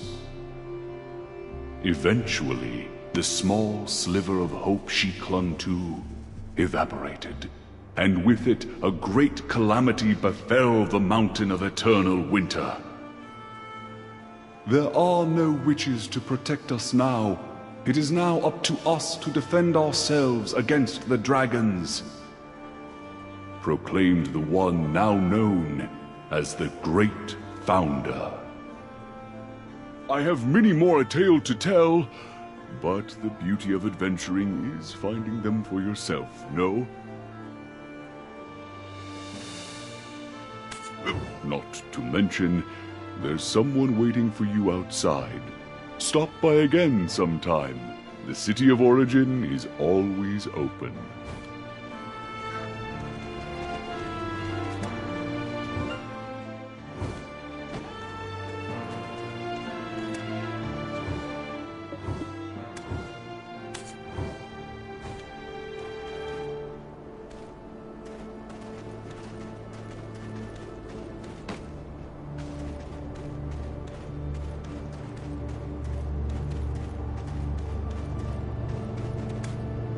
you are!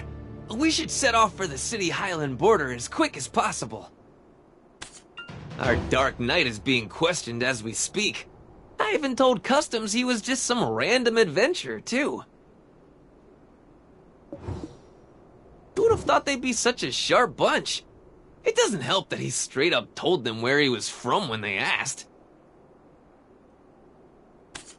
Always acting all dark and dashing. I can't just stand around. Help me break him out and get to the Oak Pill Research Lab.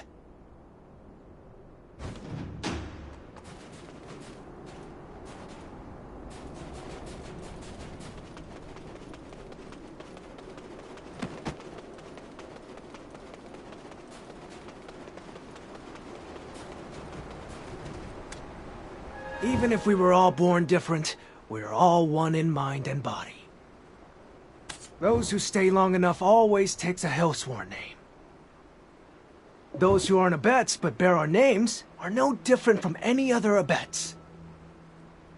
These are the talented blacksmiths from the Gavinia Great Crater who have taken on the Highland Bond and been invited to the Highlands. Well, the day and time whence we were born may differ. Here in this place, may we exist as one body and mind together. Here, write down your city-worn name and take your Hillsworn.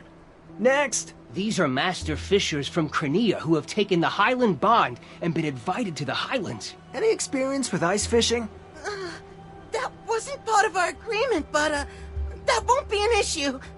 Good! Of course it wouldn't be an issue. While the day and time whence we were born may differ, here in this place may we exist as one body and mind together. The citron orchard nearby is practically a Papu paradise. Shush! Let's keep that to ourselves. You're right. Next!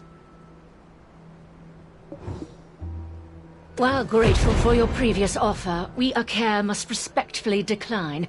We could never imagine existing alongside the Vidir. I see. I suppose you need some more time to think about it, yes? Next! Ooh, are you the friend of this liar?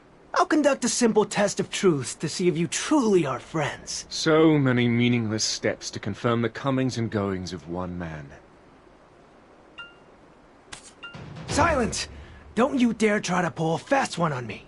We have no vacancy for liars like you in the Highlands.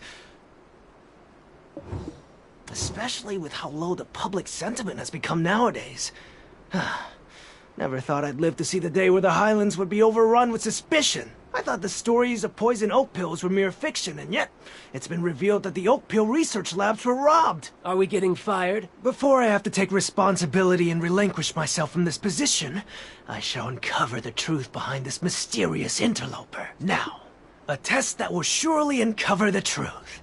Any real adventurer could easily answer these questions. First question. Patrigio's leopard's name is Naru.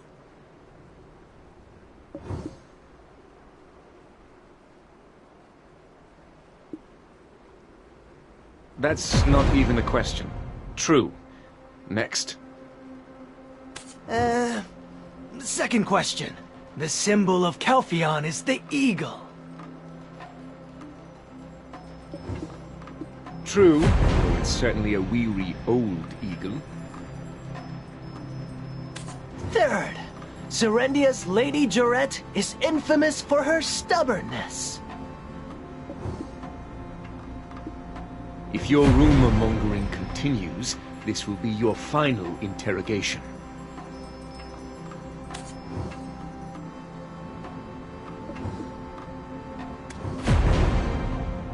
It appears you do speak the truth. Your identity is cleared, so I shall grant you access to the records. Nothing seems out of place.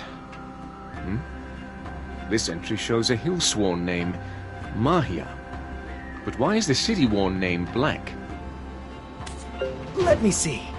That one. Said they lost their memory. Looked a bit ill. Kept muttering some phrase over and over again, right? Perfect being, perfect being, perfect being. They kept repeating that. That's why the captain took them to the Oak Pill Research Lab. To see if they could treat them. Perfect being, eh? It wasn't their memory they lost. More like their free will. So you're not an adventurer, but a detective by trade, hmm? My apologies for the mix-up. But tell me, why do you think so? Their handwriting. It looks too erratic, like it was forced. I speak from experience. Oh! Did you say perfect being? That's the mantra of the Sezek barbarians. I may have overheard it while I was doing a bit of schmoozing over at Camp Balix. Ah! I know this is all super important, but let's go to the Oak Pill Research Lab first. They may have completed analyzing the pill's composition by now.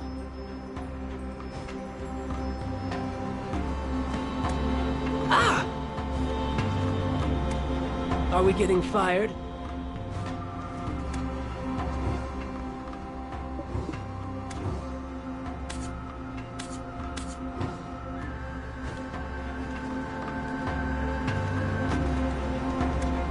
Ah! I know this...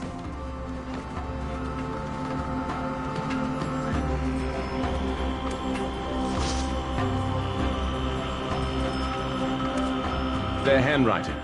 It looks too erratic, like it was forced.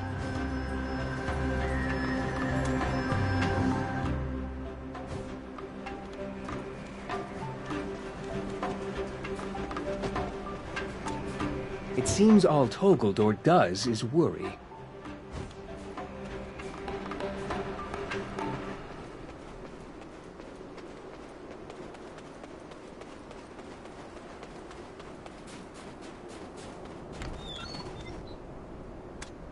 Would you mind getting me a book about the Winter Tree from Tabudai? Humans came to despise Silverfrond, but we are ever in his debt. This is to make use of her wisdom. We created the Oak Pill. I can't believe it. The poison drawn from the fang of that monster at Snowstorm Guard Post and the poison in the Oak Pill are one and the same. It was the devious actions of that monster? It didn't seem that intelligent. Our shaman Invish didn't mention seeing such a monster on the path of prophecy either. Blind faith in prophetic paths is folly. For if all prophecies came to fruition, this world would already be in ruin. Please report these findings to the shaman Invish. This is a new ordeal facing the Mountain of Eternal Winter.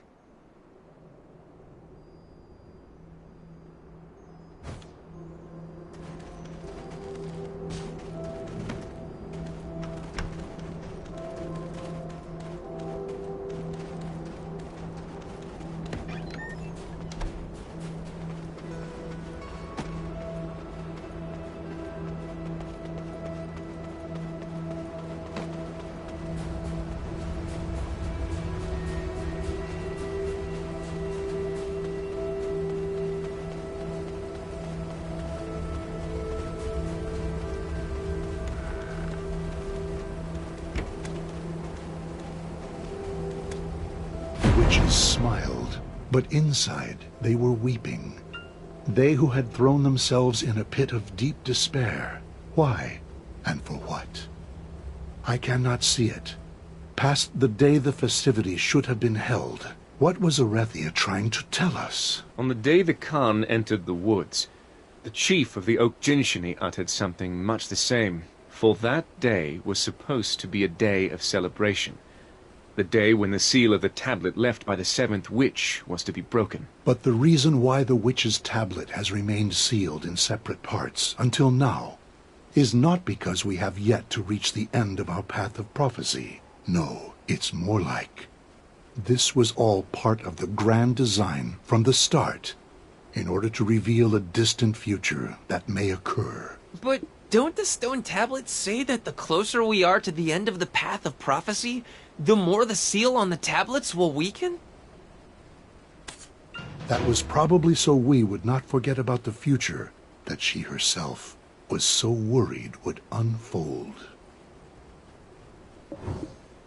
On that day, which was supposed to be a celebration for our bets and Oak Jinshini alike, a mysterious explosion occurred at the Shere Khan iron mines. Maybe that explosion awakened the very thing the witch feared. Do you suppose it had anything to do with that strange monster no one had ever seen or heard of? During all the chaos that occurred on that day, there were some who took the opportunity to flee from that place. I believe they'll be able to enlighten us more on what exactly happened on that day. Oh, aren't you? Give me a moment. I will hide your dark presence. The marking on your skin, the shackles are bound to react to it.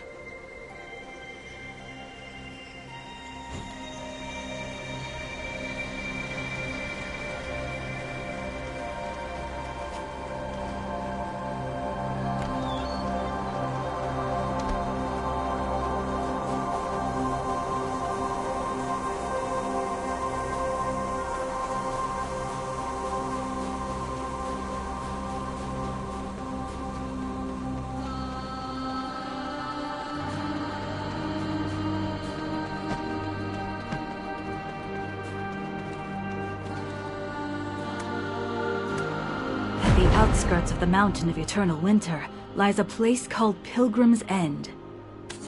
These poor souls barely made it out of Odilita, only to be swindled upon reaching Pilgrim's End. Wasn't even looking for a good place. I felt wherever there were humans, we could start anew. That inhumane scum took us to the Sherakan iron mines. I don't remember this place being so overrun with scumbags. It's just like with that goblin.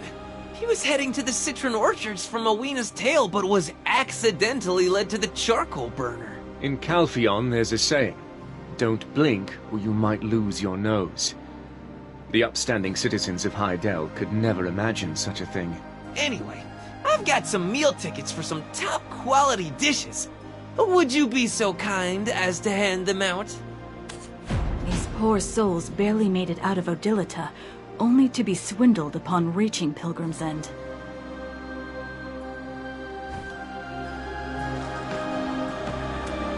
There's a priest the Sezek barbarians call the perfect being. I barely made it out of Odilita, but how could I have known another hell awaited me?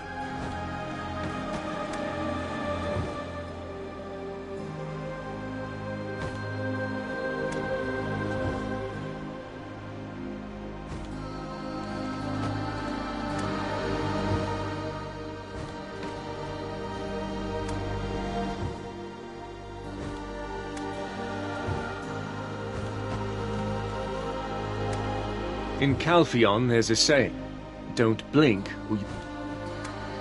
It was swarming with those Sezek barbarians. They seem to be pretty well organized, to be honest. Care to share exactly what happened on the day of the Sherakan iron mine explosion? They made us pile something all day long. Never really told us what it was exactly. But that's what exploded. I'll bet my life. All because the perfect being began to cry out. What did you say just now? Perfect being? There's a priest the Sezek barbarians call the perfect being. A few of the Sezeks tried to challenge his authority, but got themselves executed by their Baal Salvaro.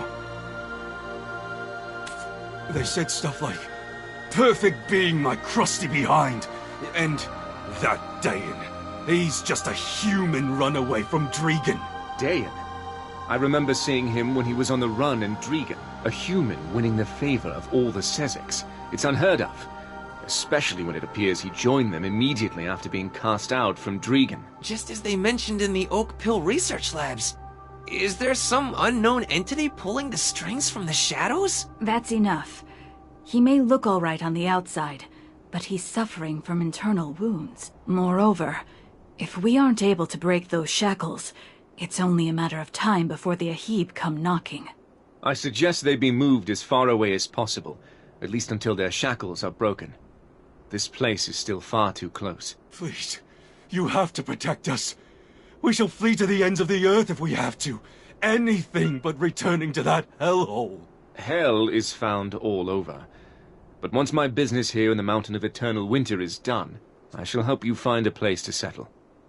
Stay strong, Thunder. Oh, sorry to interrupt, but I think we should grab some grub before heading out again.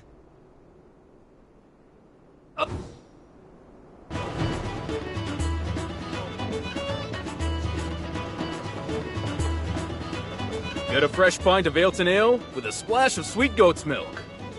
Once I came to, I realized I was not in Achman, but in History of I Ruins. told you to seek out the alchemist Karashu at the Sandgrain Bazaar. I have a more interesting tale to share with you. Say, don't suppose you know the true identity of Deboreka? Somewhere people the world over can gather. Greetings.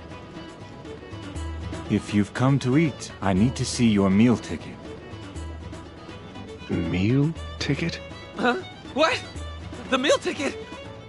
My meal ticket! My meal ticket!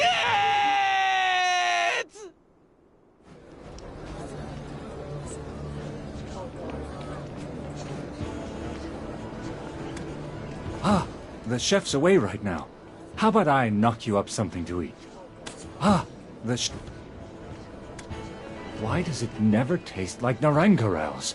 Ah, the chef's away right now. How about I knock you...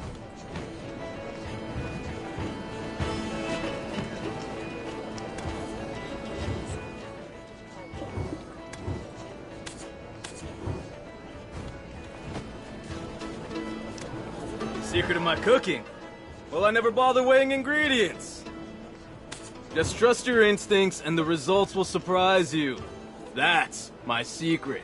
The secret of my cooking? Well, I never bother weighing ingredients. I've worked long and hard on my cooking. You're...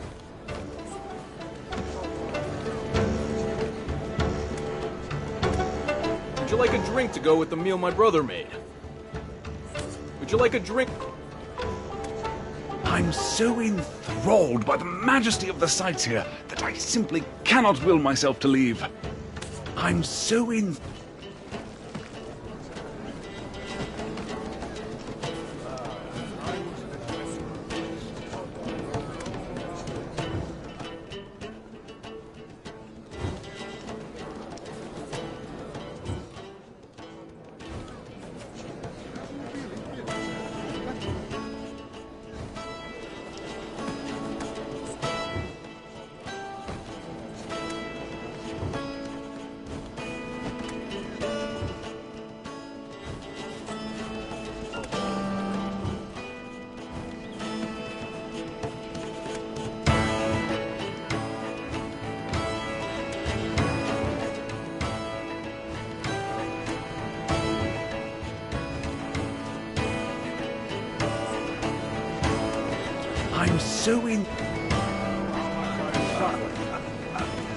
I love listening. I wouldn't even be here were it not for the help of the Abets. Ha! Thought I was a goner for sure, but when I came to, I found myself here. If you want to succeed as an entrepreneur, you must be passionate. If you want to succeed...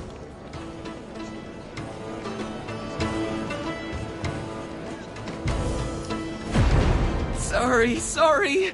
I had so many tickets and there were so many hungry faces. I think I just got caught up and gave them all away. Such a strong voice from such a small body. Your colleagues must be quite mad at you now. No meal ticket, huh? I can still offer you a chance to taste my cooking. That is, only if you play a match with me. A match of what, you ask? Recently, some adventurer crossed over from Balanos and taught me this game called Yar. Just one match, and if you win, I'll feed you myself. Otherwise, go purchase a meal ticket. Yar? Hey! Anyone here know how to play Yar?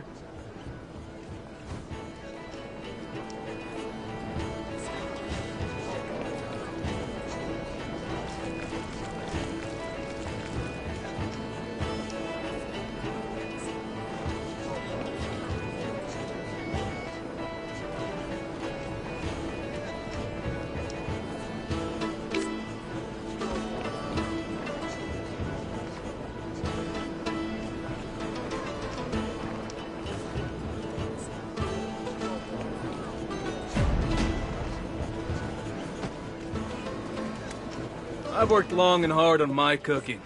Your compliment was the best I've got.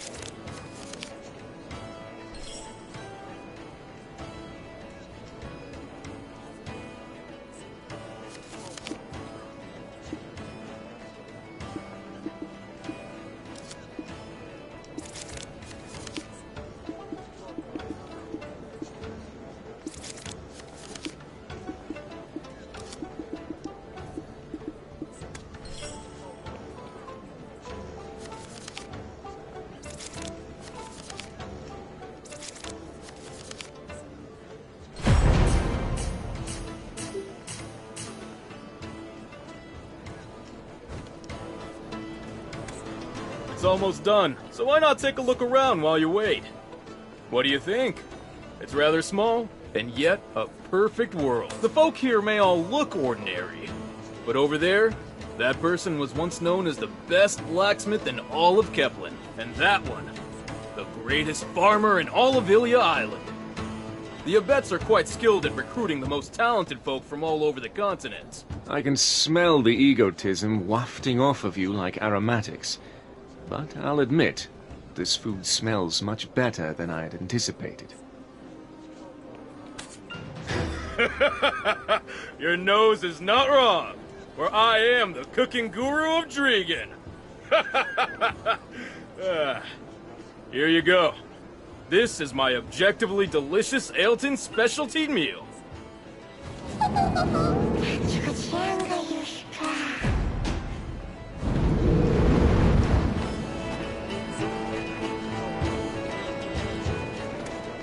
It appears our journey together is almost at its end.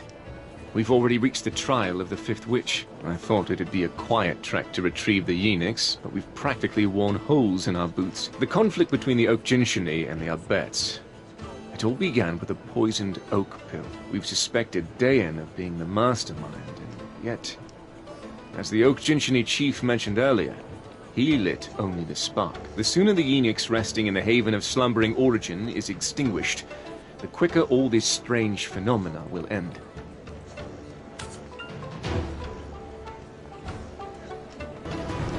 If we succeed, I suppose you'll be hailed as a hero in these parts as well. Look at that fox, living only for today. I hope we can find his brother. It's been some time since I've seen a place so filled with human aroma. What will I do once I've erased the burden of this mark?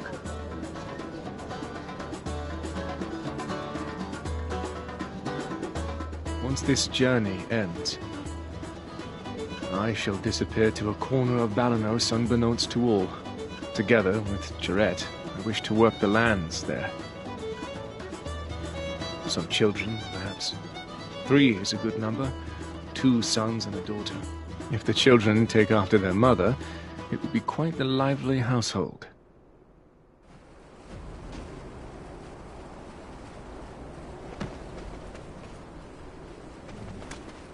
The fifth witch is Sethra, the Witch of Rifts. The eye that climbed out of hell's depths hungers. Only the infinite life force of the Highlands can satisfy it?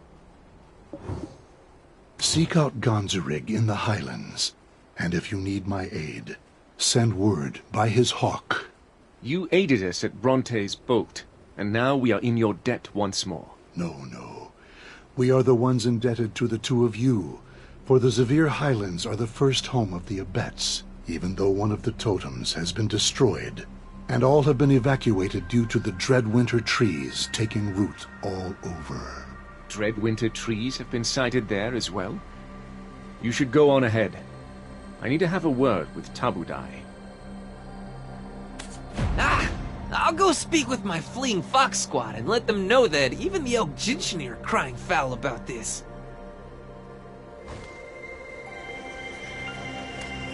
Welcome! You'll find no larger, finer horses are better suited to the steep terrain than cows are, so now we only tend to horses.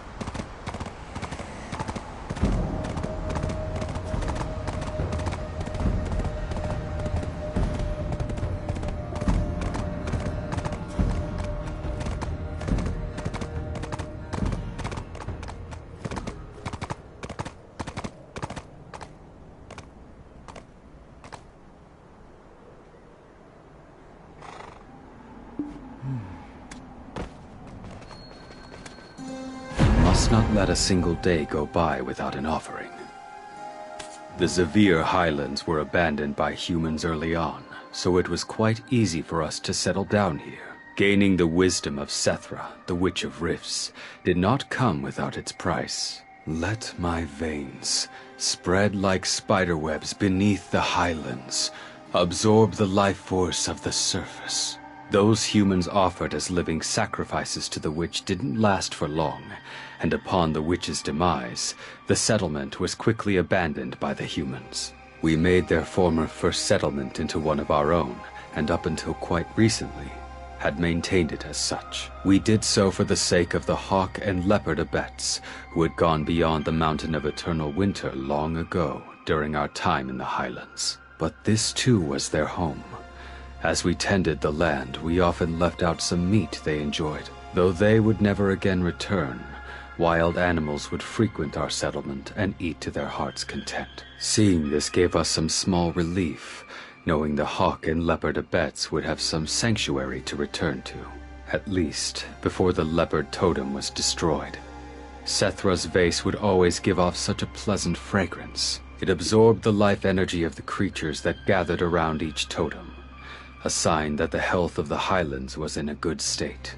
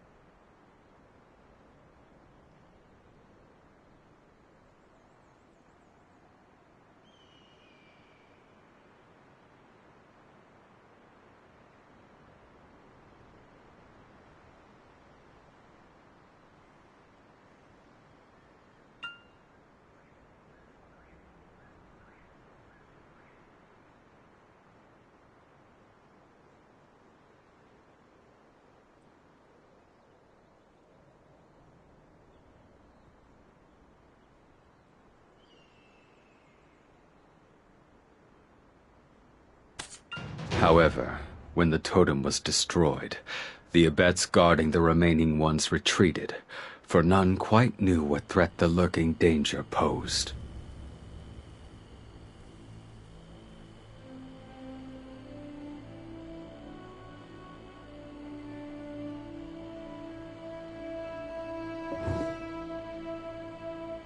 The eye that climbed out of hell's depths hungers.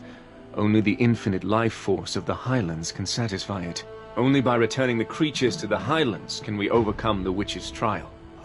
When I was young, there was a fierce typhoon that nearly blew away all the settlements in the Highlands. Back then, I helped rebuild the Highlands, alongside my father and brother. But the Highlands are a dangerous place now. You and Lando should work on restoring the settlements, while I keep an eye on the Dreadwinter tree rooted in the Highlands. I'll go check on the other settlements. Go check the Hawkabet settlement. It's the closest. We performed the cleansing ritual of the totems with reverence for our forefathers. Although not always claimed by our kinfolk, the hawks and the black leopards, we scatter food on the ground for starving animals to feast on. We perform the cleansing until the day our kinfolk, the names, although not always claimed by, until the day our kinfolk.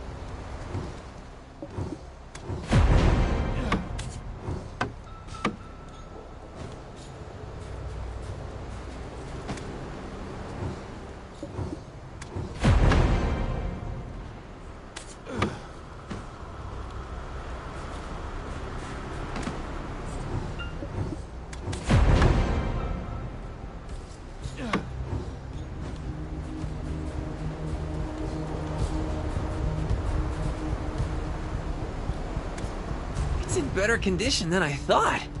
When I went to see the Foxabed settlement, it was in complete ruins. Now you've got to hunt. We need to attract hawks. Snowfield Illypicas or Snowfield Markors will do. Here, use this matchlock. Where did I get the matchlock? Don't worry about it. A con to be has a secret or three. Get moving. If you keep making excuses to slack off, I'll tell our Serendian drill instructor. Snowfield Illypicas or Snowfield...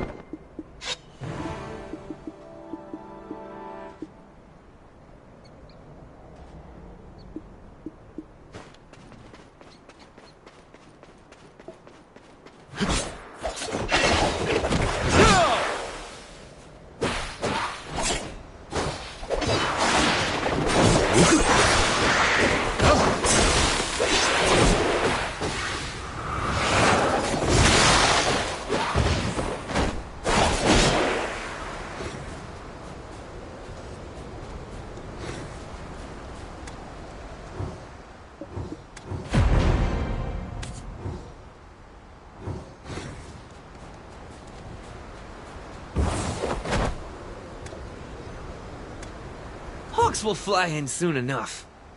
About the matchlock? My secret? Endless pockets, baby! When I had no idea that my father was Khan, my dream was to be a jack of all trades. Just because it seemed cool to help people by carrying all kinds of things. But my little brother's dream was to become like Muhad. His dream was to climb up the mountain of eternal winter.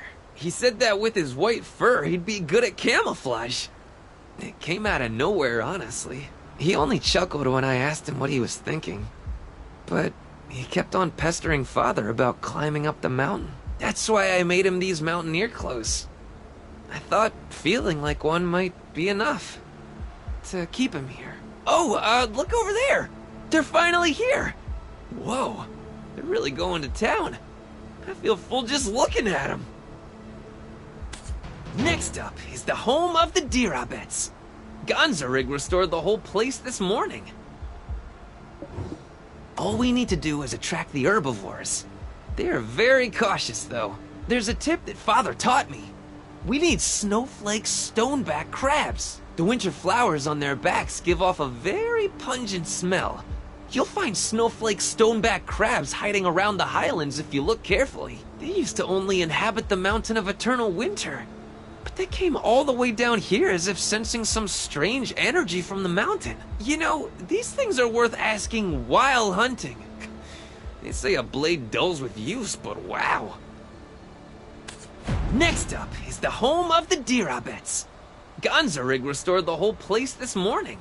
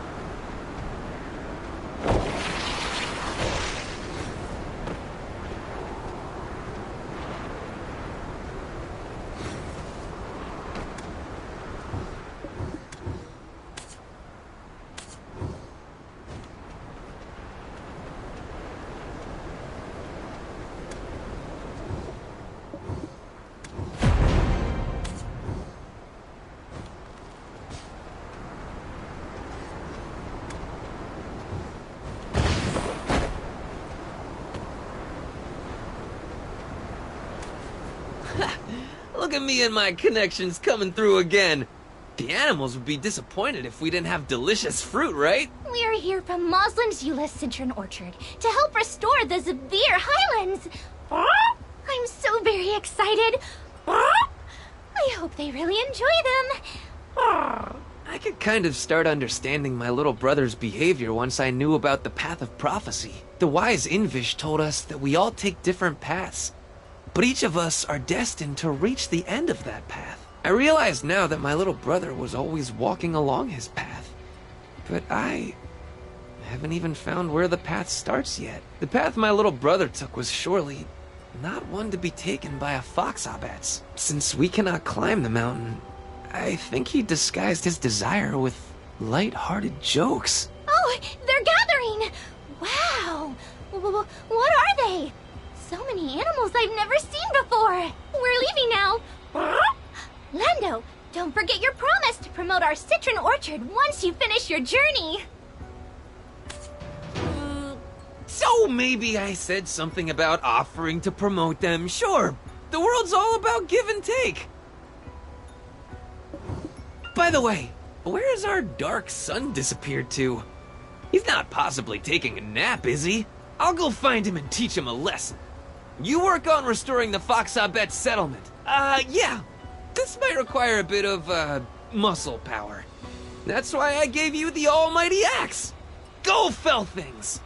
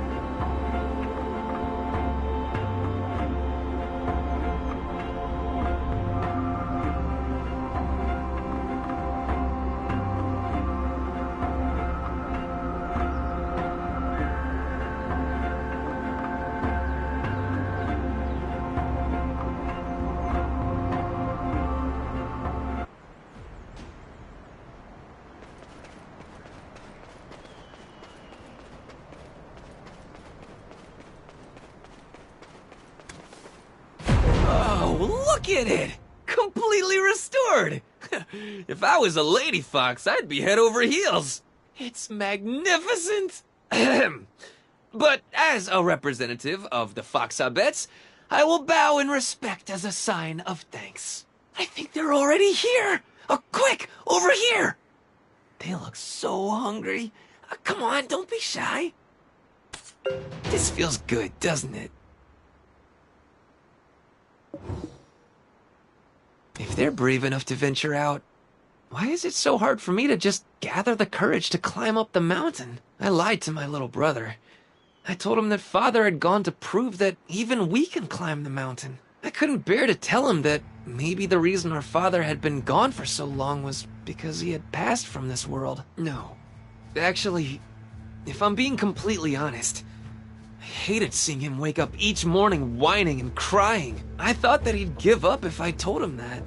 But the next day, he was gone. He left only a letter stamped with his paw that said that he was going to climb the mountain. We can't climb it, though.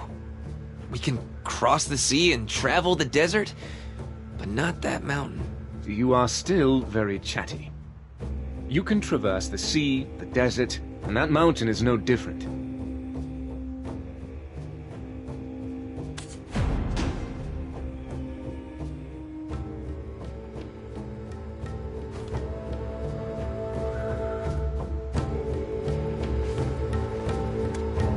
Your fear comes from the fact that you haven't experienced it yourself. I'm not ignoring the traditions of your people, but the source of your fear comes from words passed down. That's all. It's ridiculous to say that one invites death by simply climbing a mountain. Have you seen any that prove those words to be true? If I were you, I'd test their veracity myself. If you've resolved to climb the mountain, then I will accompany you. In order to do that, we must complete the trial here. I saw the incense rising from 3 of Sethra's vases of living souls. But what should we do with the Leopard Abet settlement? Something in ruin cannot be restored. Not to mention the Dreadwinter tree is deeply rooted there. Then... how about purifying that tree? We're good as long as the living souls are alive. We're just borrowing the winter spirit's life force as we cleanse them of their pain. Has the world gone mad? Will the sun now rise in the east? The fox is making sense.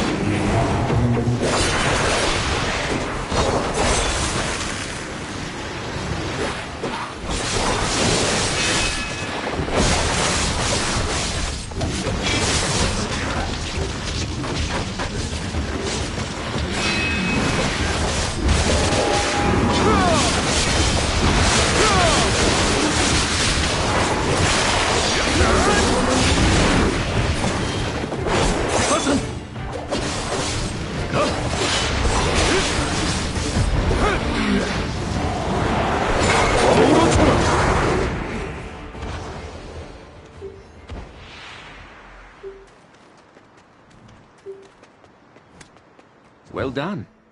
Now, let's go see the last vase of living souls.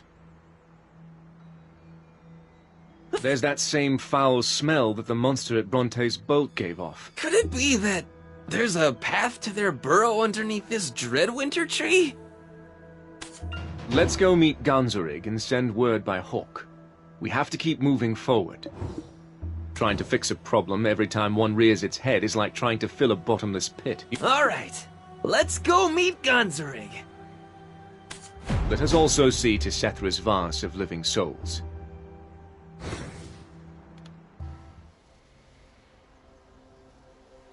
There, there, good bird. By Windknow's grace, please spread word. There is grave danger in the Highlands.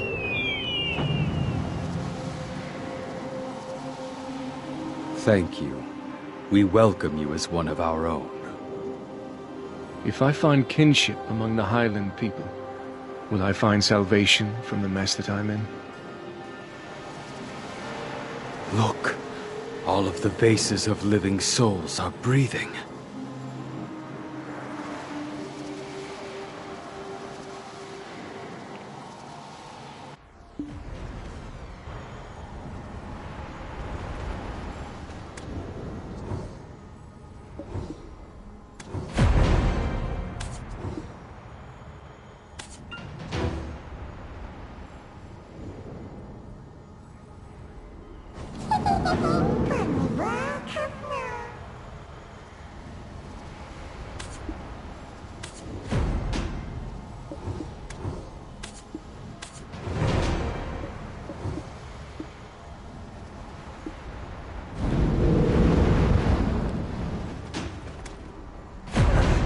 I can't believe we're already at the final trial.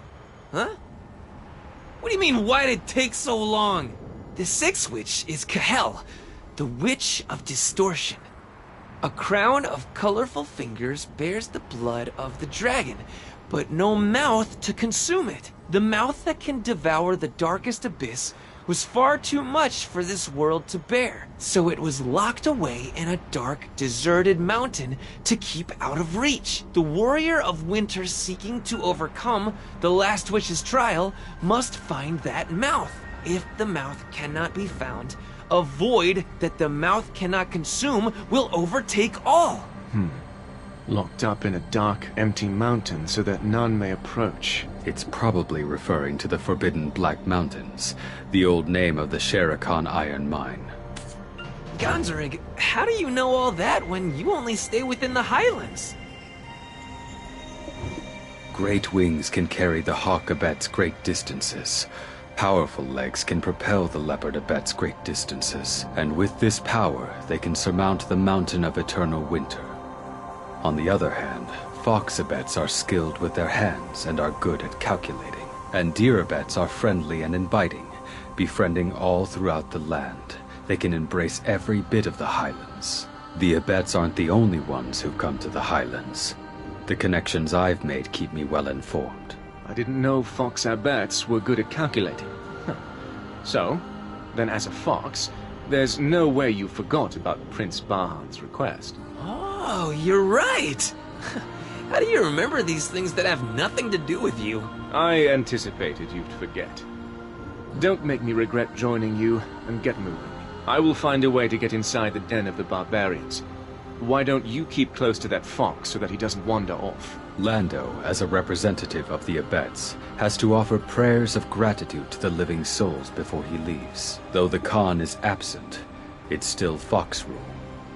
Since you are the... I will be done in a jiffy. So, see you at Camp Alex.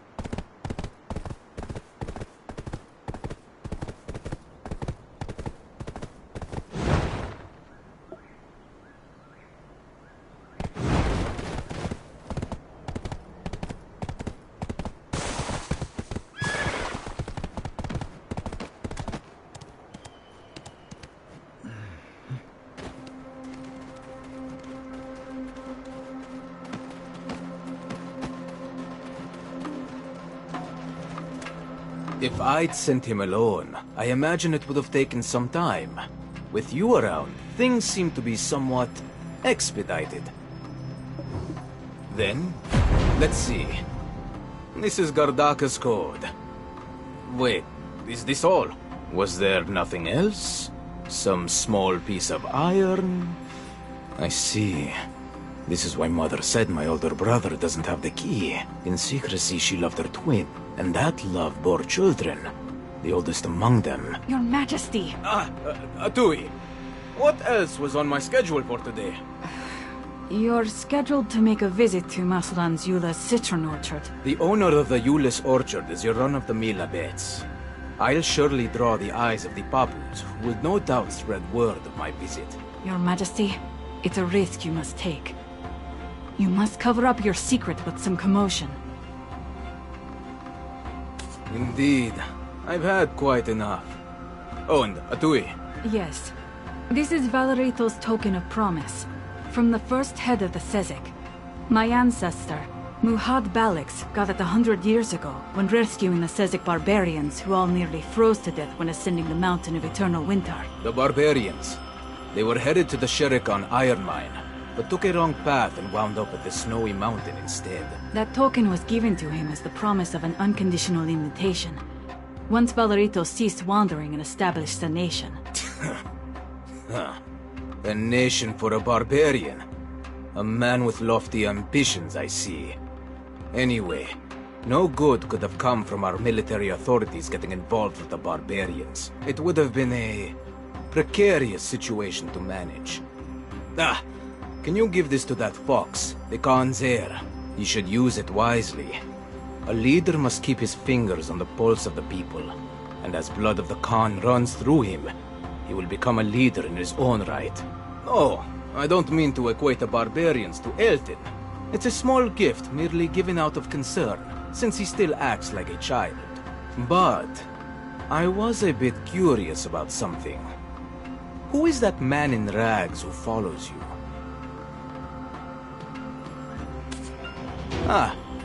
He's a poor old beggar. Well, I could tell from the start that you were kind at heart.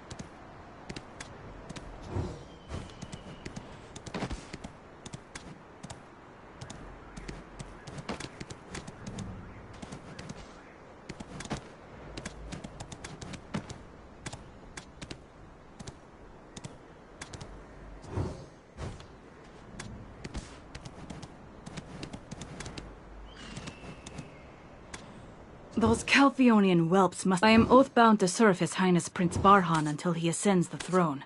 I hope nothing happens.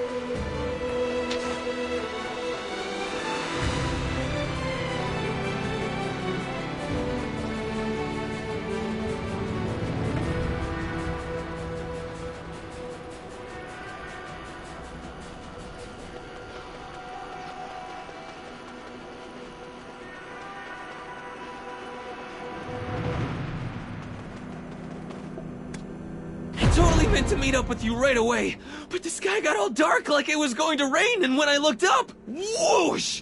Our emotional cactus was bareback on a baby black dragon, headed toward the abandoned iron mine.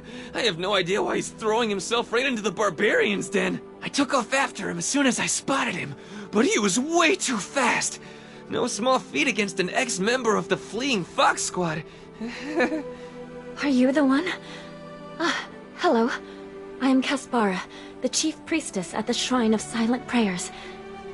It's my fault. I was speaking of the history of these lands, as I usually do, to the people offering their prayers to lost souls. When a man asked why barbarians were gathered at the abandoned iron mine, I told him that they've long sought to claim the dragon's power.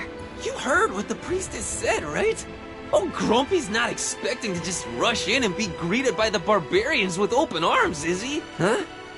What is this? Valerito's token of promise from the first head of the Sezek? Oh, how great it is to be Prince! But I have never talked to a barbarian. Where is everyone?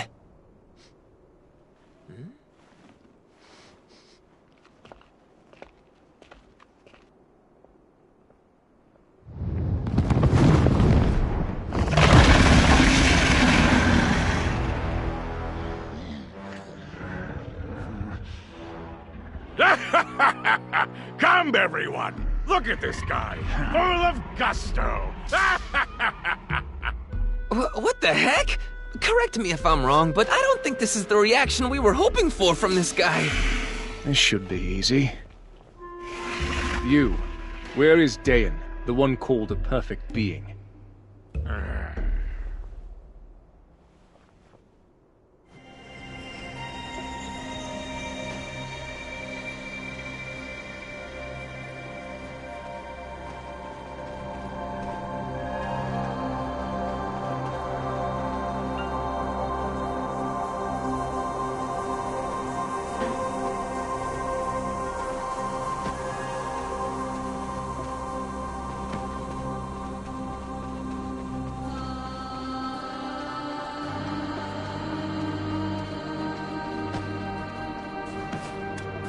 When I grow up, I will become a great prophet like Fabian. When I grow up...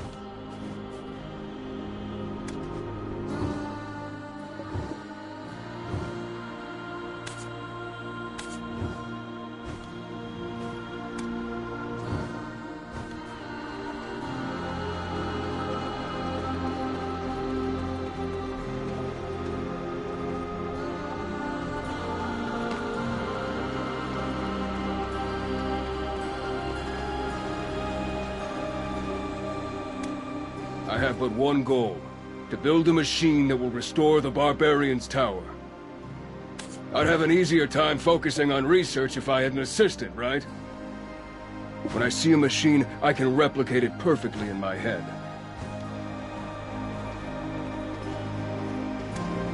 Oh, are you a customer? I thought you were trying to shake me down. If it's a fight you're after, I'll take you. What's the matter, huh? Lost your nerve?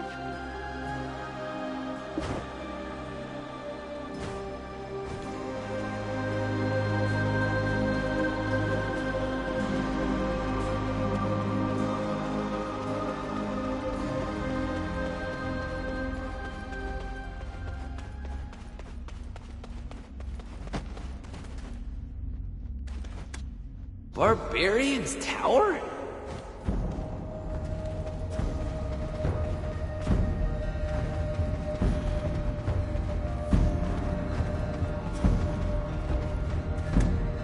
What are you doing here? Get the hell out of my sight before I toss you into the mine! Ha! What an entrance! A true showman! But there are only two types of people who come here. The brave-faced ones secretly quivering in their boots, and the ones covered in snot and tears, helpless to escape. Hey! How about we play the part of wealthy Kelpiar nobles over a glass of plundered top-quality wine? I won't take anything offered by a barbarian. Just answer my question. What a man! Is this a normal conversation? Can't tell if he's really enjoying himself or being sarcastic. Okay. Dayan, that bastard.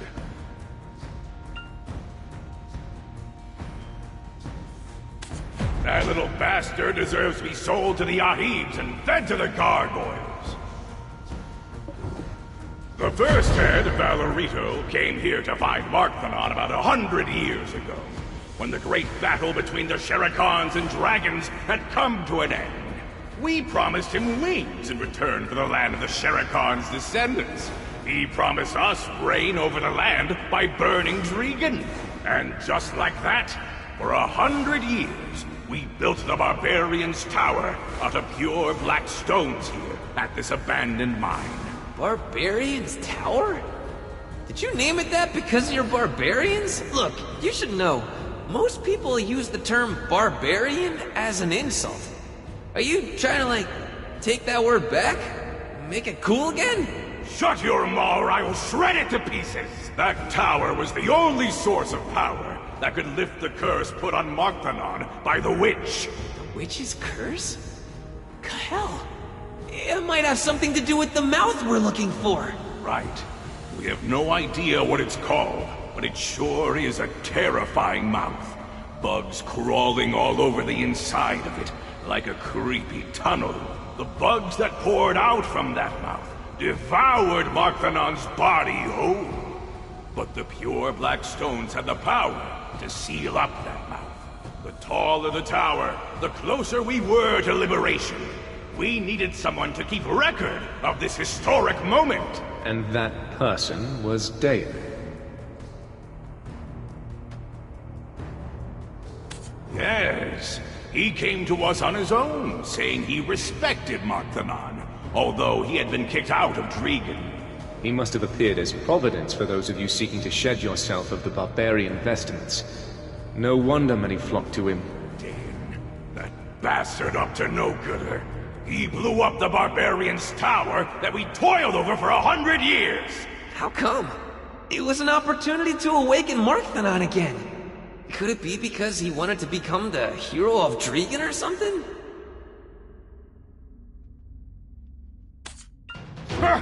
No. The Barbarians' Tower is not something that can be blown up by a mere human. What do I care? He's long gone anyhow. So basically we've reached a dead end. Dayan is gone.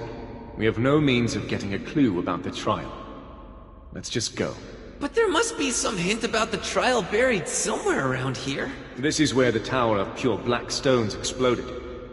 Who knows what changes that might have brought? Beware. What? You're leaving just like that? Hey there! How about something for my time?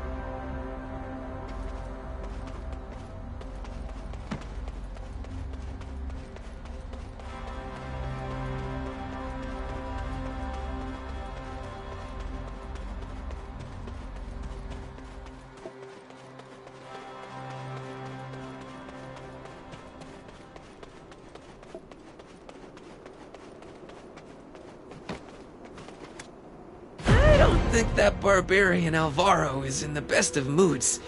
Actually, they're all kind of looking at us like we're on tonight's menu. They daren't give chase so long as my companion's beside us. Let us return to Duvenkroon. Back on the previous trials, we may find a clue within the records of the humans who once resided in the region. This is the land of the Sherikans, ancestors of Dregan. They've probably some ancient story that can help unravel this mystery. How about heading to the Black Lake encampment instead of Duvenkroon? The chief said that place, Wait, the people over there. They bear the same shackles as the people from the inn in Ailton. They might be those who are unable to escape with them. They bear the same...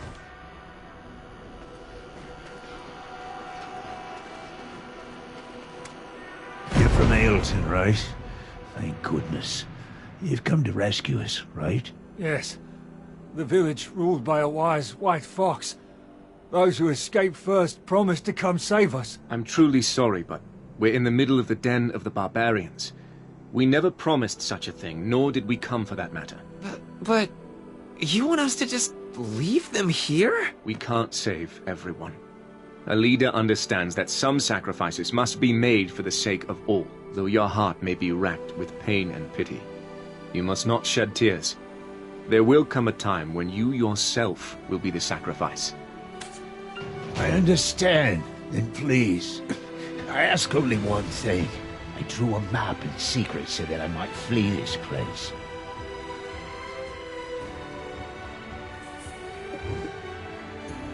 A map that would take us through this mine while avoiding the eyes of the barbarians. But I was found out, and my map was taken from me before I could do anything. Please, just retrieve that map for me. We'll deal with the rest, please. You just need to steal the key from their chief priest.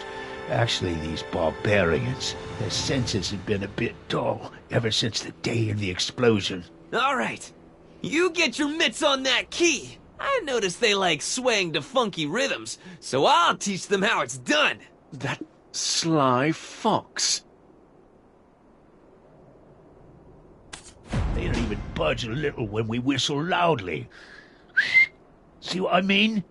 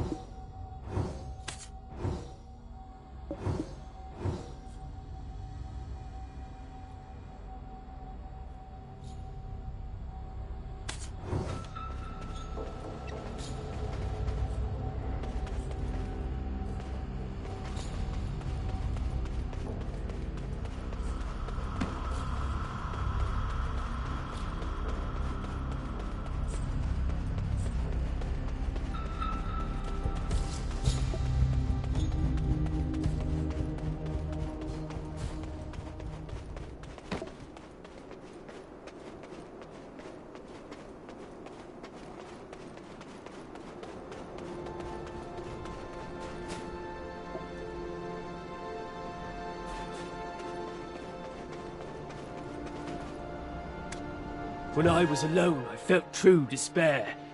But I don't feel like that anymore. When I was alone, I felt true despair. But I don't feel like that anymore. I won't abide anyone who curses our leader. When I was alone, I felt true despair. But I don't feel like that anymore.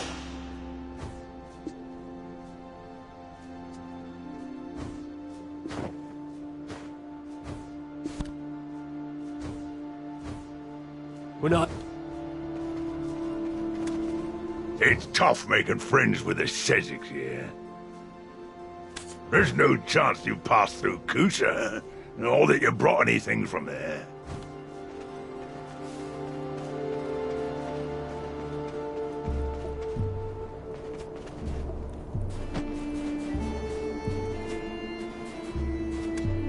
A nightmare did accost me that night, but it's in me. This is how you get down with your bad self. Uh-huh. Uh-huh.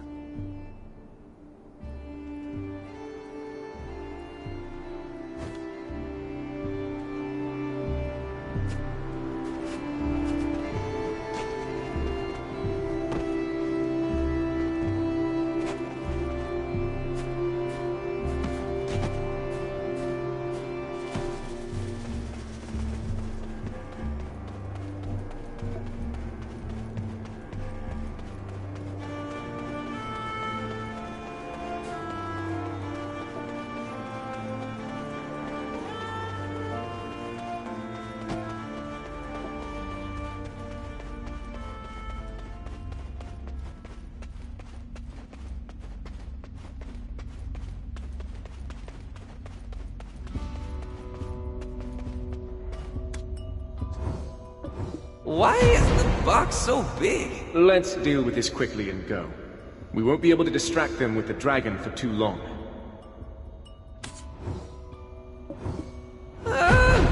Where's this gas coming from?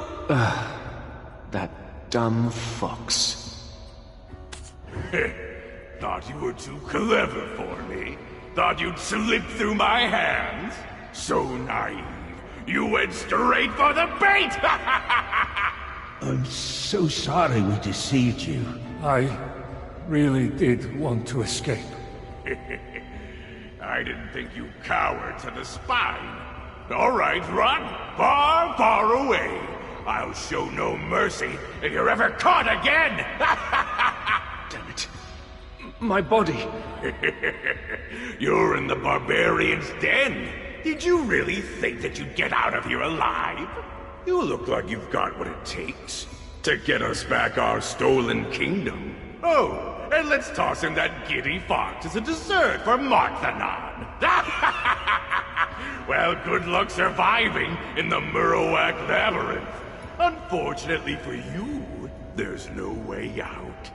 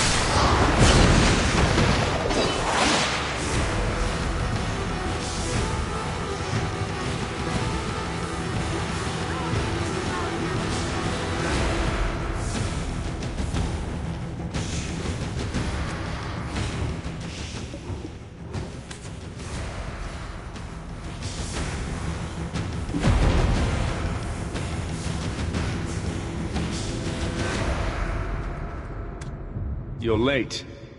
I brought the fox, despite my better judgment. How could you say that? I thought we had great chemistry. Anyway, it's good to see you again. Why don't we head out? I'll lead the way. It seems your stature and your conscience share a similar trait. They're both lacking.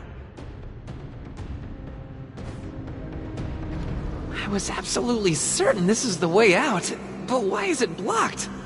Guys, it's definitely the exit. I can smell it.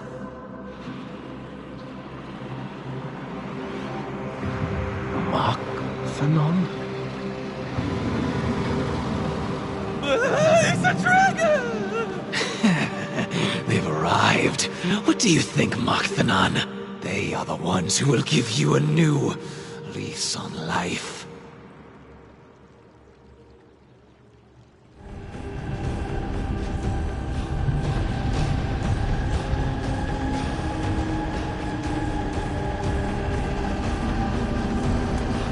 You're not human. What are you?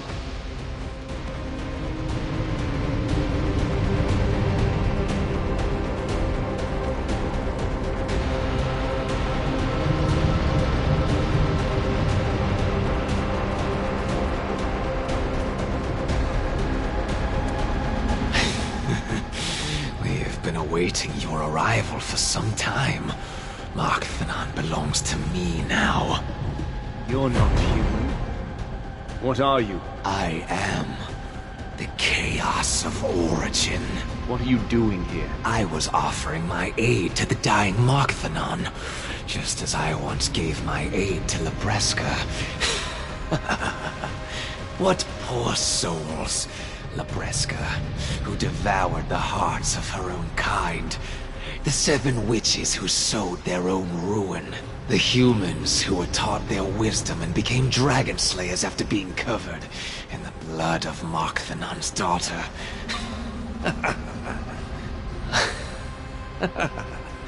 Oh, it seems like you still have some energy left. It's the same. Exactly the same as back then.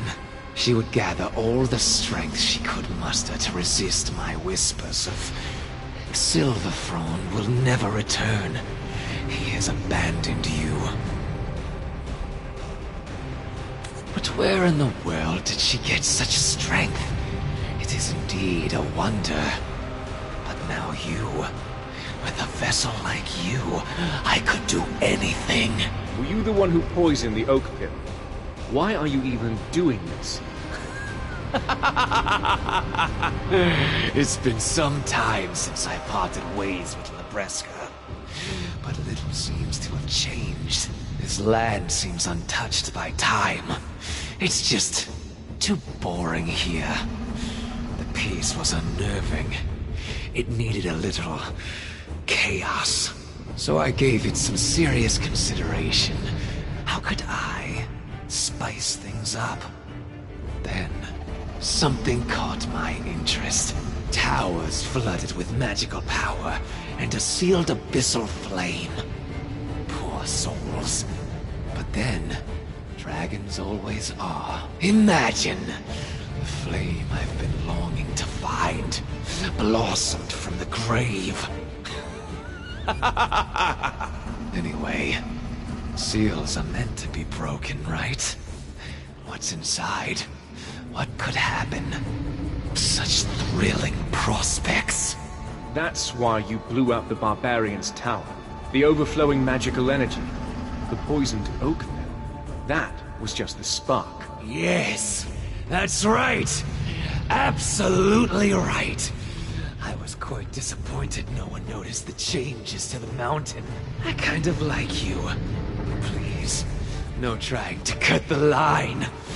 Markthanan was here first. So let's get to the unpleasant business. Pick one who will be left behind. They shall have... You can't come to a consensus.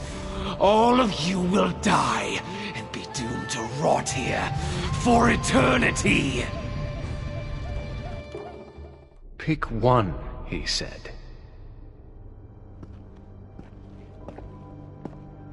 Wake up. Completely passed out. All right.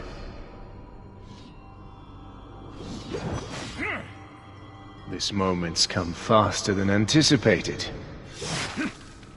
Did you think us working together made us comrades? Laughable. Did you completely forget the nature of our relationship? And worse, did you completely forget how you ruined my life? Would purging this mark truly cleanse my soul? Impossible. Calpheon will always be the schism that divides us. I believe you will have to be the sacrifice for my trial.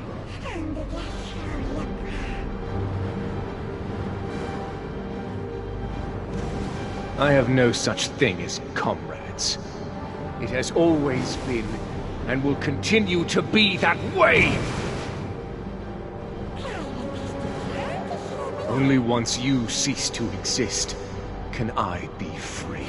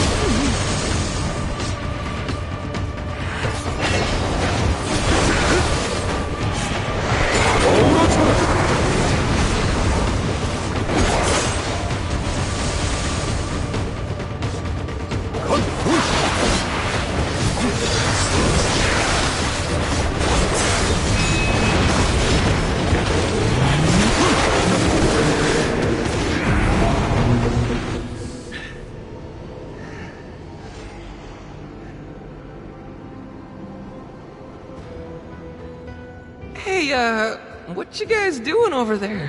Hmm?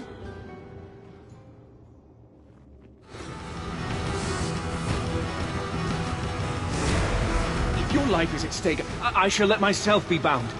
And yet I beseech you, at least let your feelings be. My noggin. I was abandoned here. All alone beneath this fearsome dragon's eye. And the two of you are doing gods know what. What's with that fighting stance? And why is the scary one kneeling?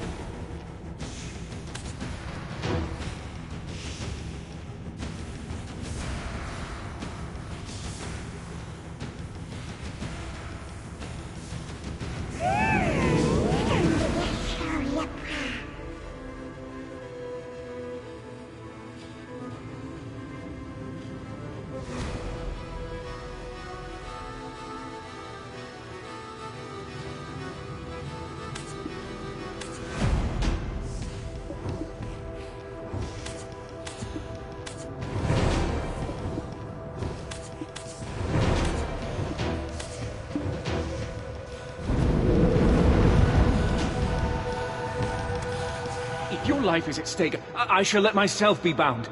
And yet I beseech...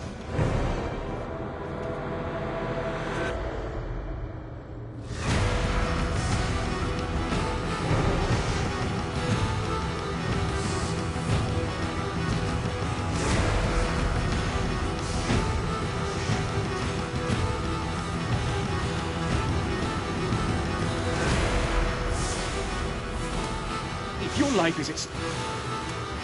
The two of you are doing gods know what. What's with that fighting stance? And why is the scary one kneeling? There is no bliss-filled future for the two of us.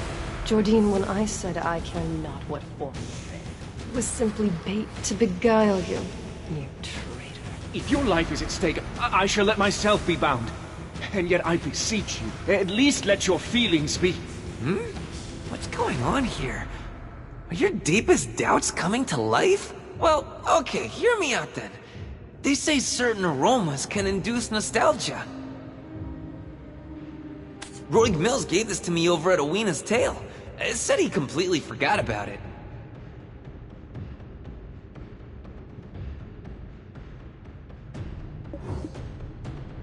Some perfume handcrafted by Lady Jarette herself. With some luck, it'll spark some fond memory in Grumpy Pants as well. The scent. From that early morn. Sunflowers.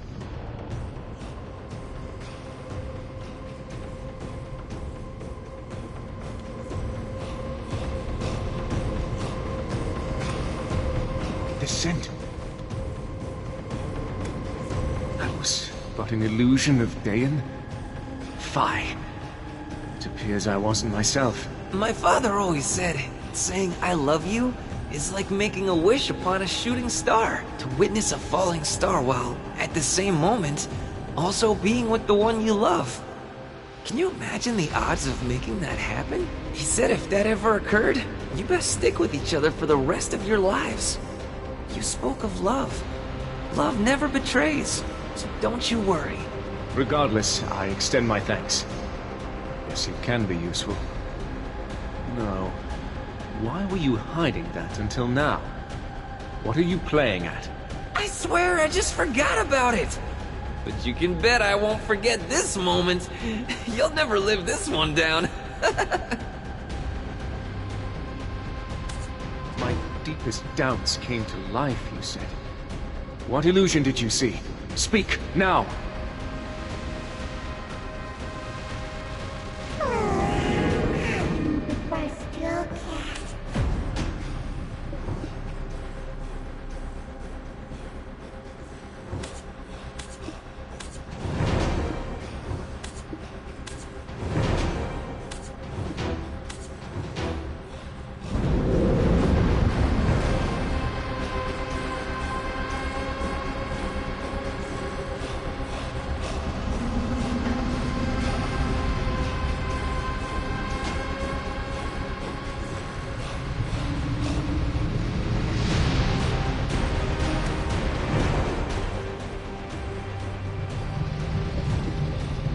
Dead, it seems. What was it? The black spirit of origin. Another fragment of chaos that was absorbed by the Breska to grant her new life. Did we take its life? No, you did not. However, you have spared mine. Annoying mouth of Gael. I am finally free.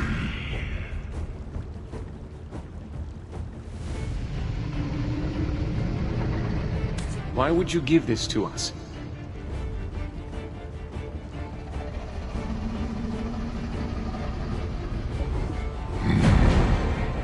I detest humans. However, I pay my debts in full. Perhaps there once was a time we could have coexisted together. I saw records. Dragon hunting Shere Khan covered in dragon's blood due to an unintended accident. Could it be? That they disguised murder as an accident. Humans are loathsome creatures. That is the truth. But they were dragons. They had tails and all. Yet, you say they were humans? People? We killed people? Akum! Your body! Your skin! Ah! Has the hex fallen on us as well? Listen closely. These are not people that we have slain, understand? We've only slain dragons. Besides, no one else shall know. For we are covered in dragon blood, and I have received a blessing from this blood. Understand? The truth of this history will be written by us. How unfortunate. Anything else to share?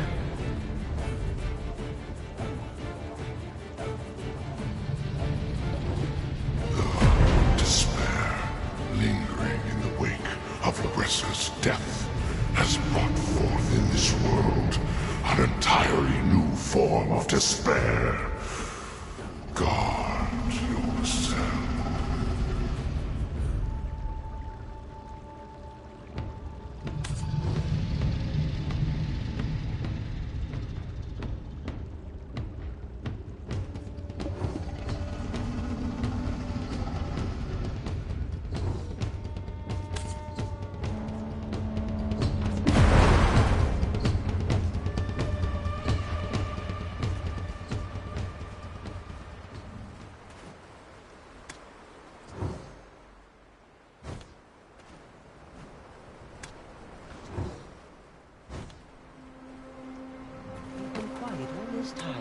I need to report this to Duvenkroon and Ailton immediately. To think that you've returned from the labyrinth unscathed. This here is the Black Lake encampment. We set up camp here to keep an eye on Markthanon, but apparently that wasn't the real issue. Many mercenaries have entered the mines, but they've all returned enthralled by some unknown hallucination. One of Marnie's creations, I see. Is Marnie also taking part in the Iron Mine investigations? He is, and yet I've never seen him appear in this area. You'll probably find him hiding out in Tory Woods. He usually just sends one of his machines to communicate with us. I've just about had all I can take of him, so I've called the ecologist Jurgen. He mastered Marnie speak ages ago, as a young boy, actually. Apparently Marnie has quite the cult following. Care to go stretch your legs a bit and see what's been going on inside? Fine. In return, make sure you come up with a better plan to keep Serendia's relationship with Dregan sound. Since you've overcome the trials of the Six Witches, all that's left is to ascend the Mountain of Eternal Winter itself. I watched over this fox in the Murawak's labyrinth. So now it's your turn while I go get some exercise. At least show some gratitude. Oh, thanks to that loon of a scientist, we've discovered the very cause of these hallucinations. They're all due to these monstrosities known as the Murawaks.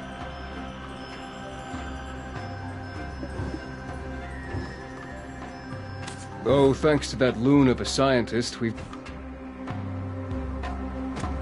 I watched over this fox in the Murawak's labyrinth. So now it's your turn while I go get some exercise.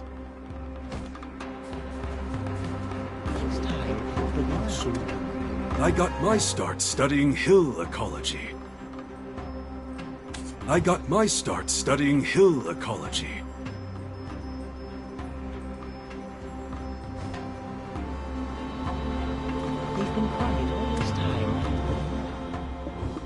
Chapter 1. The Giantization of the Murawak. It is speculated that the giantization of the Murawaks was achieved via the powerful magics found within fine black stones.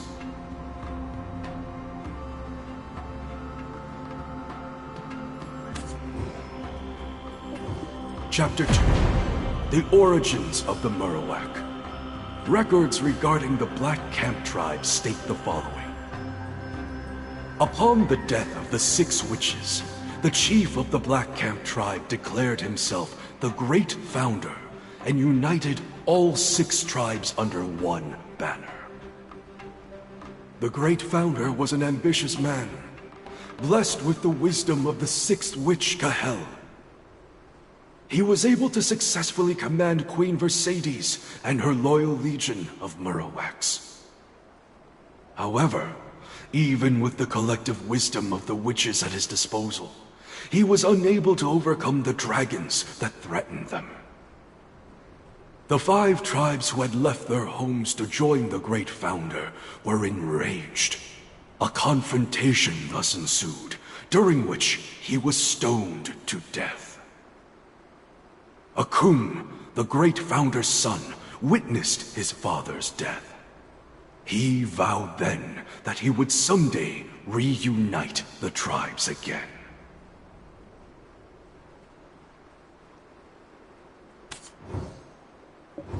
Chapter 3. Akum. I am Akum. I call out to the 6 tribes. Hear me! See me! Know me! As the son of the Great Founder, I seek to make amends for his inexcusable failings. It was his mistake that led to us being covered in dragon blood and suffering as our bodies exponentially grew and our skin hardened. But with this newfound power and the wisdom bestowed upon us by the 6 witches, we will become masters of the dragons. And we shall devote this strength solely to the prosperity of our 6 tribes. For we are dragon hunters. For we are the Sherakan! Wielding the might of the dragons, we will erect monuments, symbols of our strength, and sell dragon eggs so we will never want for coin.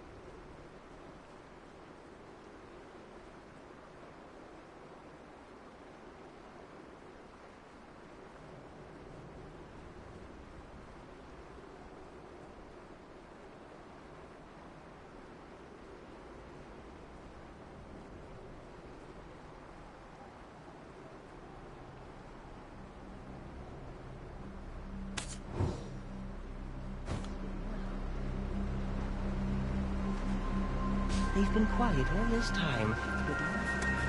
You think you have time to bury your nose in some records? While you were distracted, that rascal up and left. How did you... I was barely even gone. Can't even take care of one lone fox.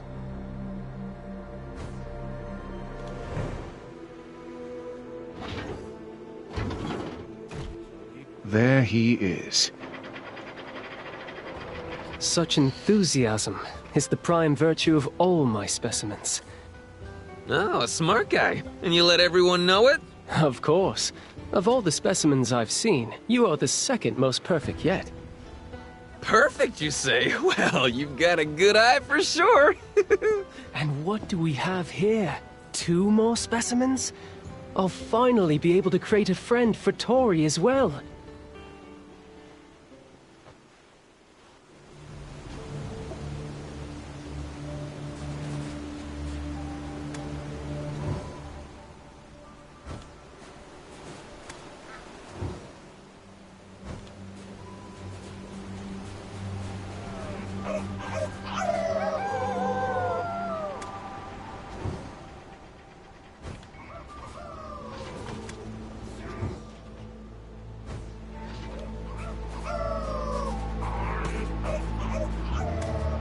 Greetings. Are you looking for the Maker? You came through the fog. Are you okay? Must behave or be discarded. Staying in the fog for long is a bad not possible. Organic life cannot pass through this fog.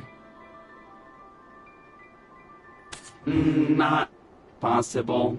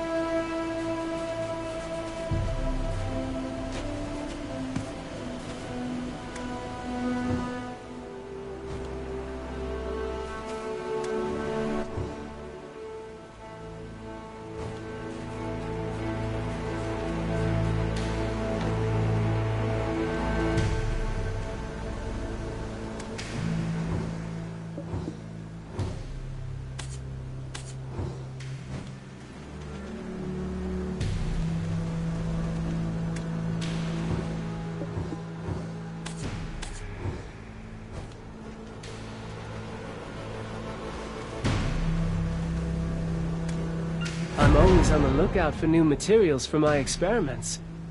Let me know if you're interested. Just one moment. That smell. It's the scent of Baron Dantes, no? Ooh, I'm jealous. How was it? Was it wonderful for you? I shall offer myself willingly for experimentation once I've no regrets left in this world. So I but ask that you let us pass this once. What? Would I already stamp my paw on the contract? How about a trade? This poisonous fang of Queen Mercedes for our freedom. My word. You've even been graced by the dear Queen herself.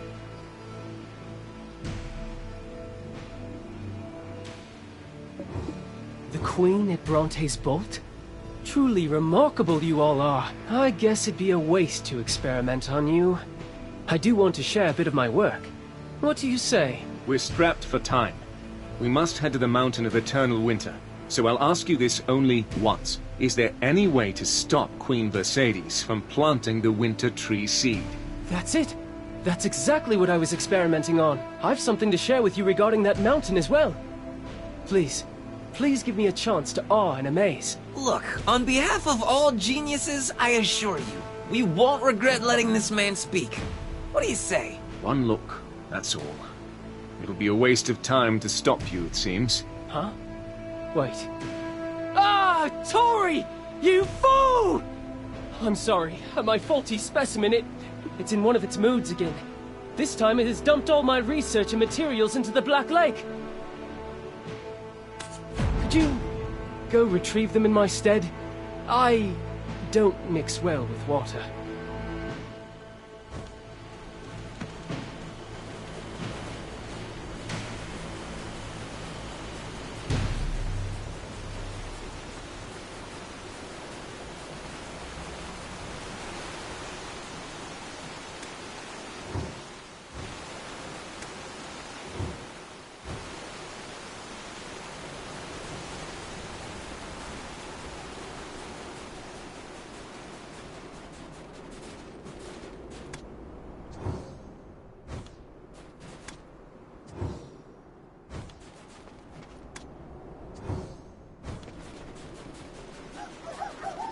You will soon be.